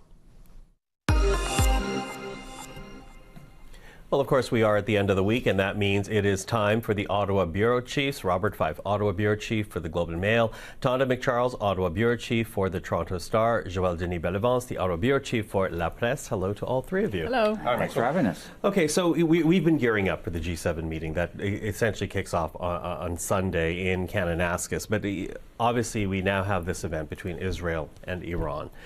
Is that going to throw off the agenda? Will it derail the agenda at the G7, Bob? That's a really good question, and I can't answer it. But I think it's going to have a huge impact on what the leaders are going to be dealing with, because as we speak, we know that Iran is targeting Israel at this very moment. So I think it's going to have a big impact on the whole G7 summit. I can't predict what is going to be, because we don't know what's going to unfold over the next few days, right? But even just leaving all that aside, the actual G7 agenda is going to be more important with the bilaterals. You know, all these leaders want to get a chance to get together with Donald Trump. They all have their own agendas.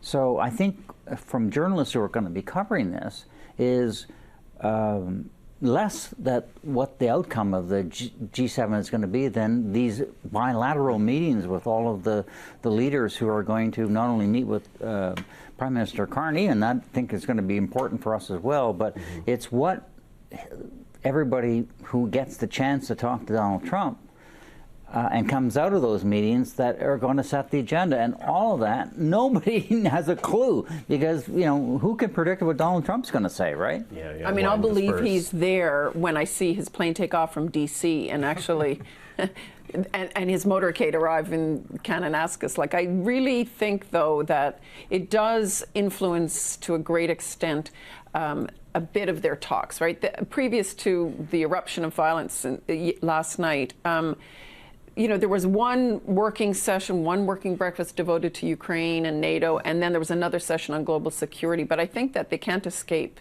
dealing with this. It's a very precarious time for the globe. And so I think it rises up to the top of a multilateral agenda, if not all the bilateral discussions among some of the key players. But yeah, every G7 summit matters not just for who's coming and who's Zooming who in the hallway, but it also matters for the moment it's held in, and this is a particularly fraught one, I'd say. And so I can't believe that they won't be compelled to come out with some kind of statement on the need for de-escalation in the Middle East, and some kind of, even though that wasn't the plan, trying to avoid disruptions with Trump, to come out with a joint statement. They've got to somehow commit to a unified stance in resolving this crisis. Yeah, although I wonder if it becomes a G6+1, since Donald Trump today, of course, saying that, you know, what's happening here really should speed up Iran making a deal, some type of nuclear deal, rather than calling for de-escalation. G7 summits are usually about the economy, and everybody was thought it's going to focus a lot on Trump and tariffs, right? Yeah. So I don't know how much of that is going to be dealing with that now, simply because this is so unpredictable what's going on right now. Carney's agenda, actually, though, was focused on a whole bunch of topics already at the outset to avoid exactly that clashes with Trump. So there's global economic security, there's energy, there's emerging technologies, AI, quantum computing. They're very devoted to dealing and doing deep dives down into those issues as well. So we'll see. But I think that really it is the biggest, the most juicy stuff is going to be who's talking to who and what comes out of those bilateral bilateral talks. Yeah, but then throwing this other ball into the juggle, though, which is now what's happening between Israel and Iran. Absolutely, and it's not going to be the first summit that is influenced by international events Exactly. like this. Let's remember when Russia invaded Crimea in the territory of Ukraine. Russia was expelled later from the summit of the G7 that was at that time G8 and then it became G7. And Mr. Carney has made the point of inviting a lot of international leaders to that summit that are not part of the G7, namely Volodymyr Zelensky, the president of Ukraine, to discuss what can be done to ensure there is some more security talks or peace talks with Ukraine. Now, I think this will have to be added to the table. And as Tanta mentioned, there's no plan to have a final communique agreed upon by all the leaders. There might be a push now to have something more common on that front, because if the Middle East erupt, the Middle East erupt into a full war, that's going to be more dangerous for the whole planet. Yeah, but still, as we said, unpredictable, because it's hard to know where the United States gets. It's also going to be fascinating for us to watch. Carney's a serious guy. He's got an agenda, he's got a vision, and we're all, as journalists, are going to watch this. This is the first time he's going to have all these world leaders together, and we're going to have an opportunity to see how he performs. I mean, we don't know how he's going to perform. We're all going to watch. We know that he's done excellent work when he was the Bank of Canada, Bank of England governor, and all of these other kind of forums, but this is the first time we're going to see him perform as a Prime Minister at a major group of leaders, more than G7, because we've got a whole lot of other leaders, and it's going to be fascinating to watch. Well, let me jump on that, because I do wonder about what message the Prime Minister is trying to convey here, because you all alluded to it, but when you look at the guest list here, it's more than just the member states of the G7. We're talking about the Secretary General of NATO, we're talking about Volodymyr Zelensky, we're talking about, controversially, the Indian Prime Minister, Narendra Modi. But what is Mark Carney trying to accomplish with this meeting? Because it is a meeting of global leaders beyond the G7. Yeah, and I think that there are multi-pronged goals of his in inviting those various leaders for different parts of the conversations. Obviously, Zelensky is very much there for his concern around the resolution of the war there and how it gets led. Is it a U.S.-led negotiation, or do they have a say in it? And is any ceasefire or any agreement going to be enforceable? That's a very focused discussion. But a lot of those other countries, if you notice, either they are leading other international summits this year, important ones like the UN Conference on Climate Change, the next one, or the G20 in the case of South Africa. But there is also an attempt, I think, to bring together middle powers from different global regions who want to say in how the big powers deal with some of the problems that affect them. But there's also Carney said it in his speech on defense earlier this week. He talked about the difficult sort of time for the rules-based order in the world right now, and talking about forging partnerships with like-minded countries, along different lines. And I think he's got that goal as well. I think he's trying to solidify different alliances, and we'll see if he succeeds. But I think that the number of countries, it's very common. G7 hosts often invite other country leaders. Famously in Italy, Berlusconi had invited Muammar Gaddafi, and he came with tents and camels and everything.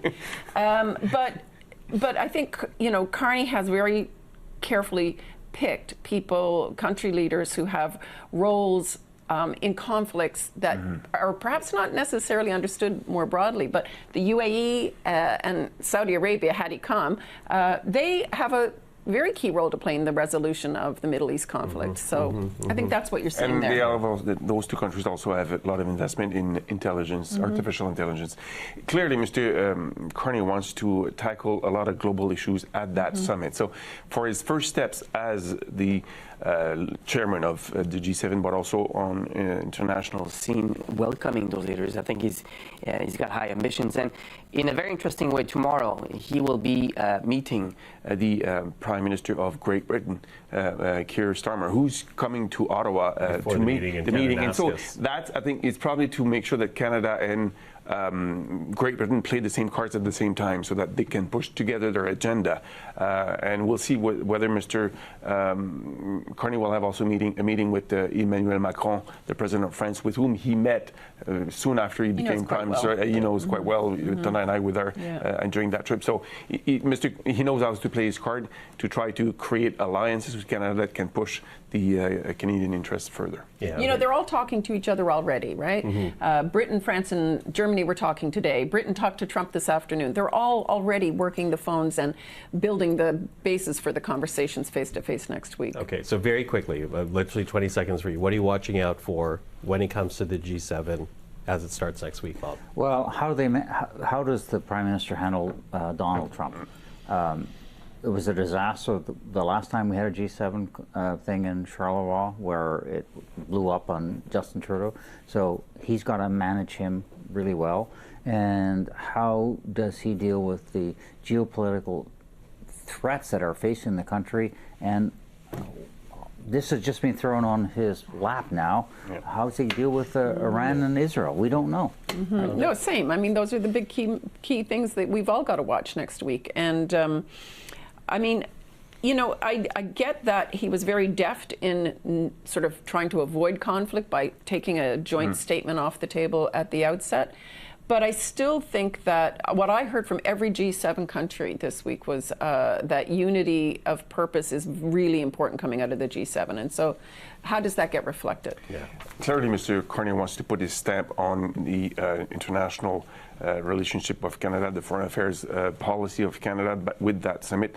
I'll be watching also whether Canada and the United States can get an agreement on abolishing the tariffs. There's been talk that there might be an exchange of documents between the two capitals that may achieve that. We'll see. As Bob mentioned so forcefully, Mr. Trump is a very unpredictable man. We don't know what we can expect from him, but that's going to be something I'll be watching. Yeah, unpredictable even before what took place between Israel and Iran. Now a greater level of unpredictability. Somber times. Listen, Bob, Tonda, thank you. Joe Denis, thank you very much. Thanks. Have a good weekend. You too. Well, to the United States now, where residents of Los Angeles and Washington are bracing for two very different events. In LA, the U.S. National Guard and U.S. Marines continue their deployment, keeping demonstrators away from immigration officers who have been raiding workplaces in Southern California looking for illegal migrants. At least a dozen groups are planning to hold rallies in Los Angeles on Saturday to protest both the military and immigration actions.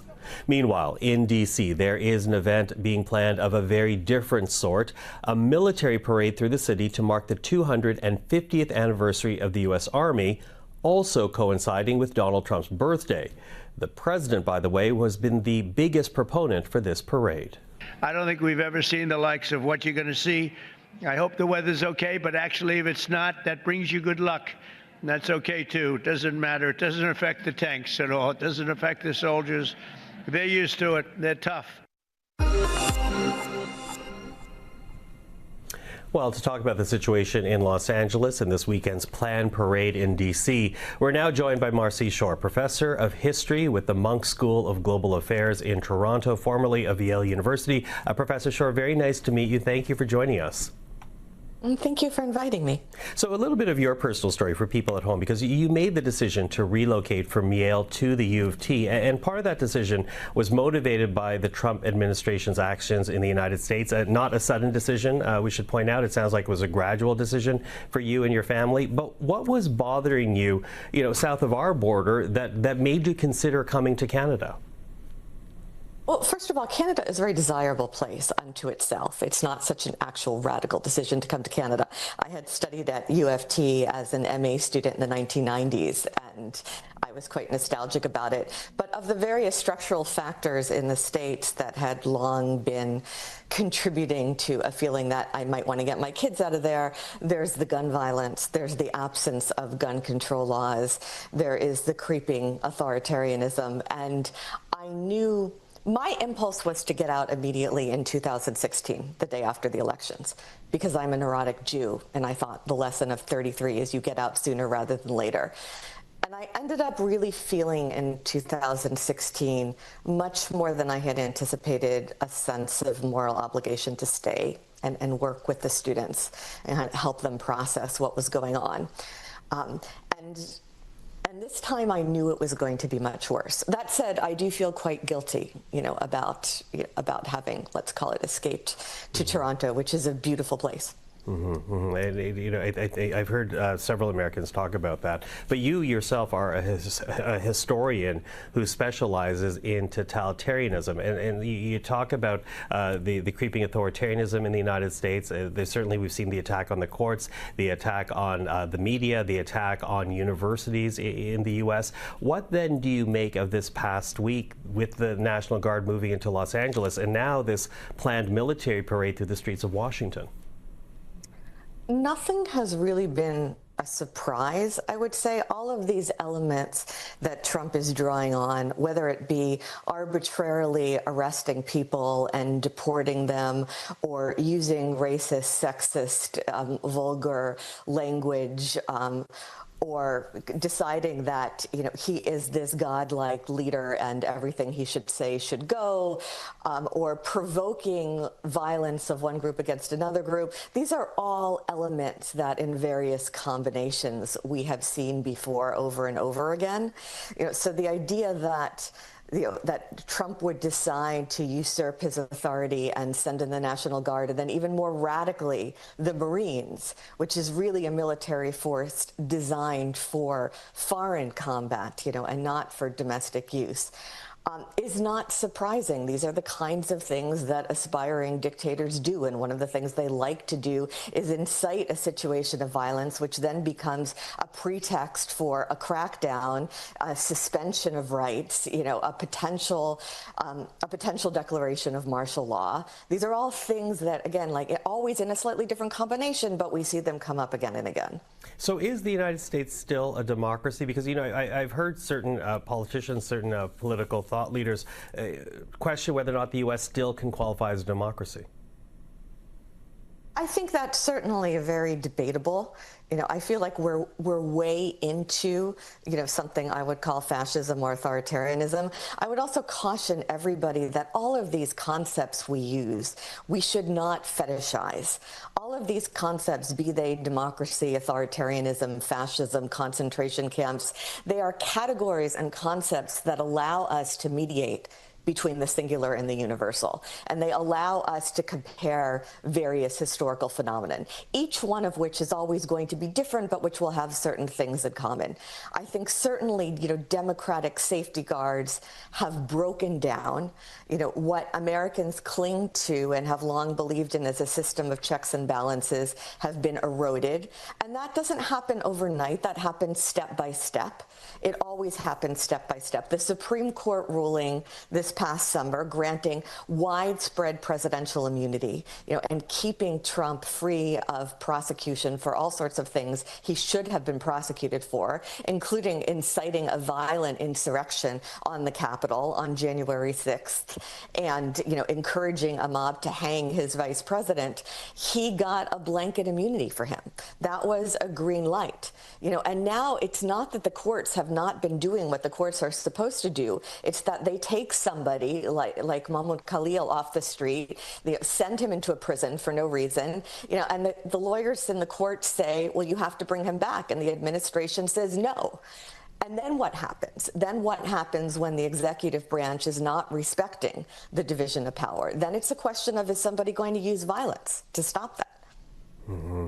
So what do you say then to people who hear your concerns about what's happening in the United States? And again, you use the term creeping authoritarianism. What do you say to people who describe you as being nothing more than an alarmist? I understand that, first of all, I'm a historian of Eastern Europe. Anyone who studies East European history knows that things can look normal, but they can turn on a dime. So my neurotic catastrophism, as somebody who is a historian of Nazism and Stalinism, is perhaps overdetermined.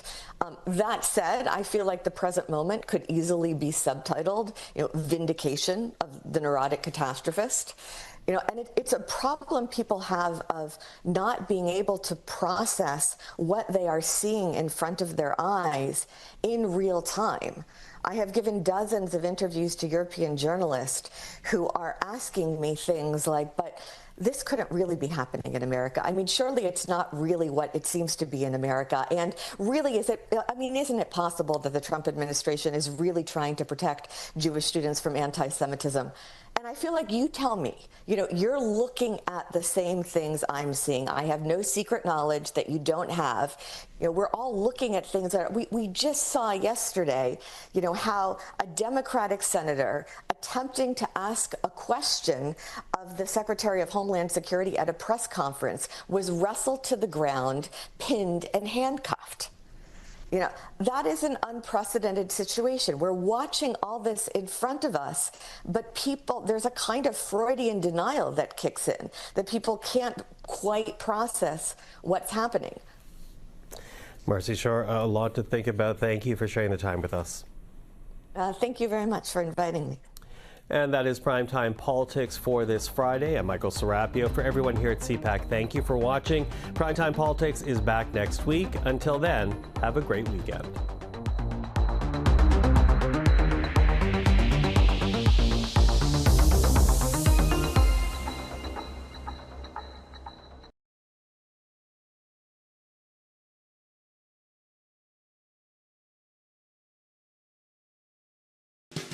The war between Israel and Iran is escalating. The Zionist regime started this and triggered a war. The nation of Iran doesn't know what hit them. They don't know what will hit them. And the new conflict is a rejection of President Trump's deal-making efforts after spending months trying to convince Tehran to abandon its nuclear program. Tonight, a deep dive on the latest test of Trump's influence, presidential powers, and his willingness or not to use military force. Next. This is Washington Week with The Atlantic. Corporate funding provided by... In 1995, two friends set out to make wireless coverage accessible to all. With no long-term contracts, nationwide coverage, and 100% U.S.-based customer support. Consumer Cellular. Freedom calls. Additional funding is provided by Koo and Patricia Ewan for the Ewan Foundation, committed to bridging cultural differences in our communities. Sandra and Carl DeLay Magnuson, Rose Herschel and Andy Shreves, Robert and Susan Rosenbaum, the Corporation for Public Broadcasting, and by contributions to your PBS station from viewers like you. Thank you. And now from the David M. Rubenstein studio at WETA in Washington, here is Washington Week with The Atlantic. Good evening and welcome to Washington Week. I'm Ashley Parker, in tonight for my boss, Jeffrey Goldberg. Tension between Israel and Iran has escalated into a war, and there is a lot to discuss. So let's just get straight to it. Joining us tonight are Eugene Daniels, a senior Washington correspondent and a co-host of The Weekend on MSNBC. Tyler Pager is a White House correspondent at The New York Times. Matt Visor is the White House bureau chief at The Washington Post. And Nancy Youssef is a national security correspondent at The Wall Street Journal. Thank you guys all for being here. Full disclosure, this is my first time guest hosting. So Eugene, you actually do have your own TV show. So if things go totally awry, just jump in and save us all. Yes. But I'm going to start with you, Nancy. And I think this sort of question is normally a cop-out, I will admit. But there's so much happening, and it is happening so quickly. Can you just bring us up to speed on the latest and on what it all means? So on the latest, today we saw Iran launch hundreds of ballistic missiles across Israel. And the reason that they did that is that Israel launched a massive and surprise attack the day before, going after Iran's ballistic missiles, its nuclear program, its scientists, its air defense capabilities, its military generals, and one of the largest strikes we've ever seen by Israel on Iran. And they're doing it now because they have concerns about Iran's nuclear program and believe that there's an urgency to going after it now. This comes as the Trump administration is trying to negotiate a deal. And so what does it mean? Broadly, it means that Israel's lost confidence in Trump's diplomatic efforts to try to reach a nuclear deal such that it would reach an outcome that they feel is satisfactory. And more immediately, it means that the region's on edge because you're now having tit-for-tat battles between these two nations at a time when the region's already been fraught with instability. But sort of follow up briefly, it does a bit beg the question of why Israel felt this preemptive strike was necessary when Iran had not actually closed the doors on talks. I think it's because they saw that the prospect of a deal, the sixth round of talks were going to be held in Oman, that the deal as it was being framed was not one that looked out in their interest, that didn't guarantee that Iran wasn't on the path of a nuclear program as they saw fit. And so rather than sort of allow a potential deal to go through, I think this was their effort to say, we need to get ahead of this and signal that the way to go after their program is not necessarily with this diplomatic deal, but really crippling them across not only their nuclear program, but their ability to launch strikes on Israel. I think it's why they went so aggressively after their ballistic missile program. And I want to briefly go back to Thursday, which is before Israel had launched their preemptive strikes. President Trump was asked if he was going to try to talk Netanyahu out of attacking Iran. Let's take a listen at what the president had to say. I'd much prefer an agreement. As long as I think there is an agreement, I don't want them going in because I think that would blow it. Might help it, actually, but it also could blow it.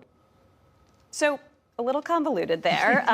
So Matt, was this done over the objection of the United States, or was this done with tacit approval? How did this come about? So there's no indication that there was objections from the U.S. side on this, and in fact, quite the opposite. I mean, President Trump spoke today about how he talked to Netanyahu yesterday.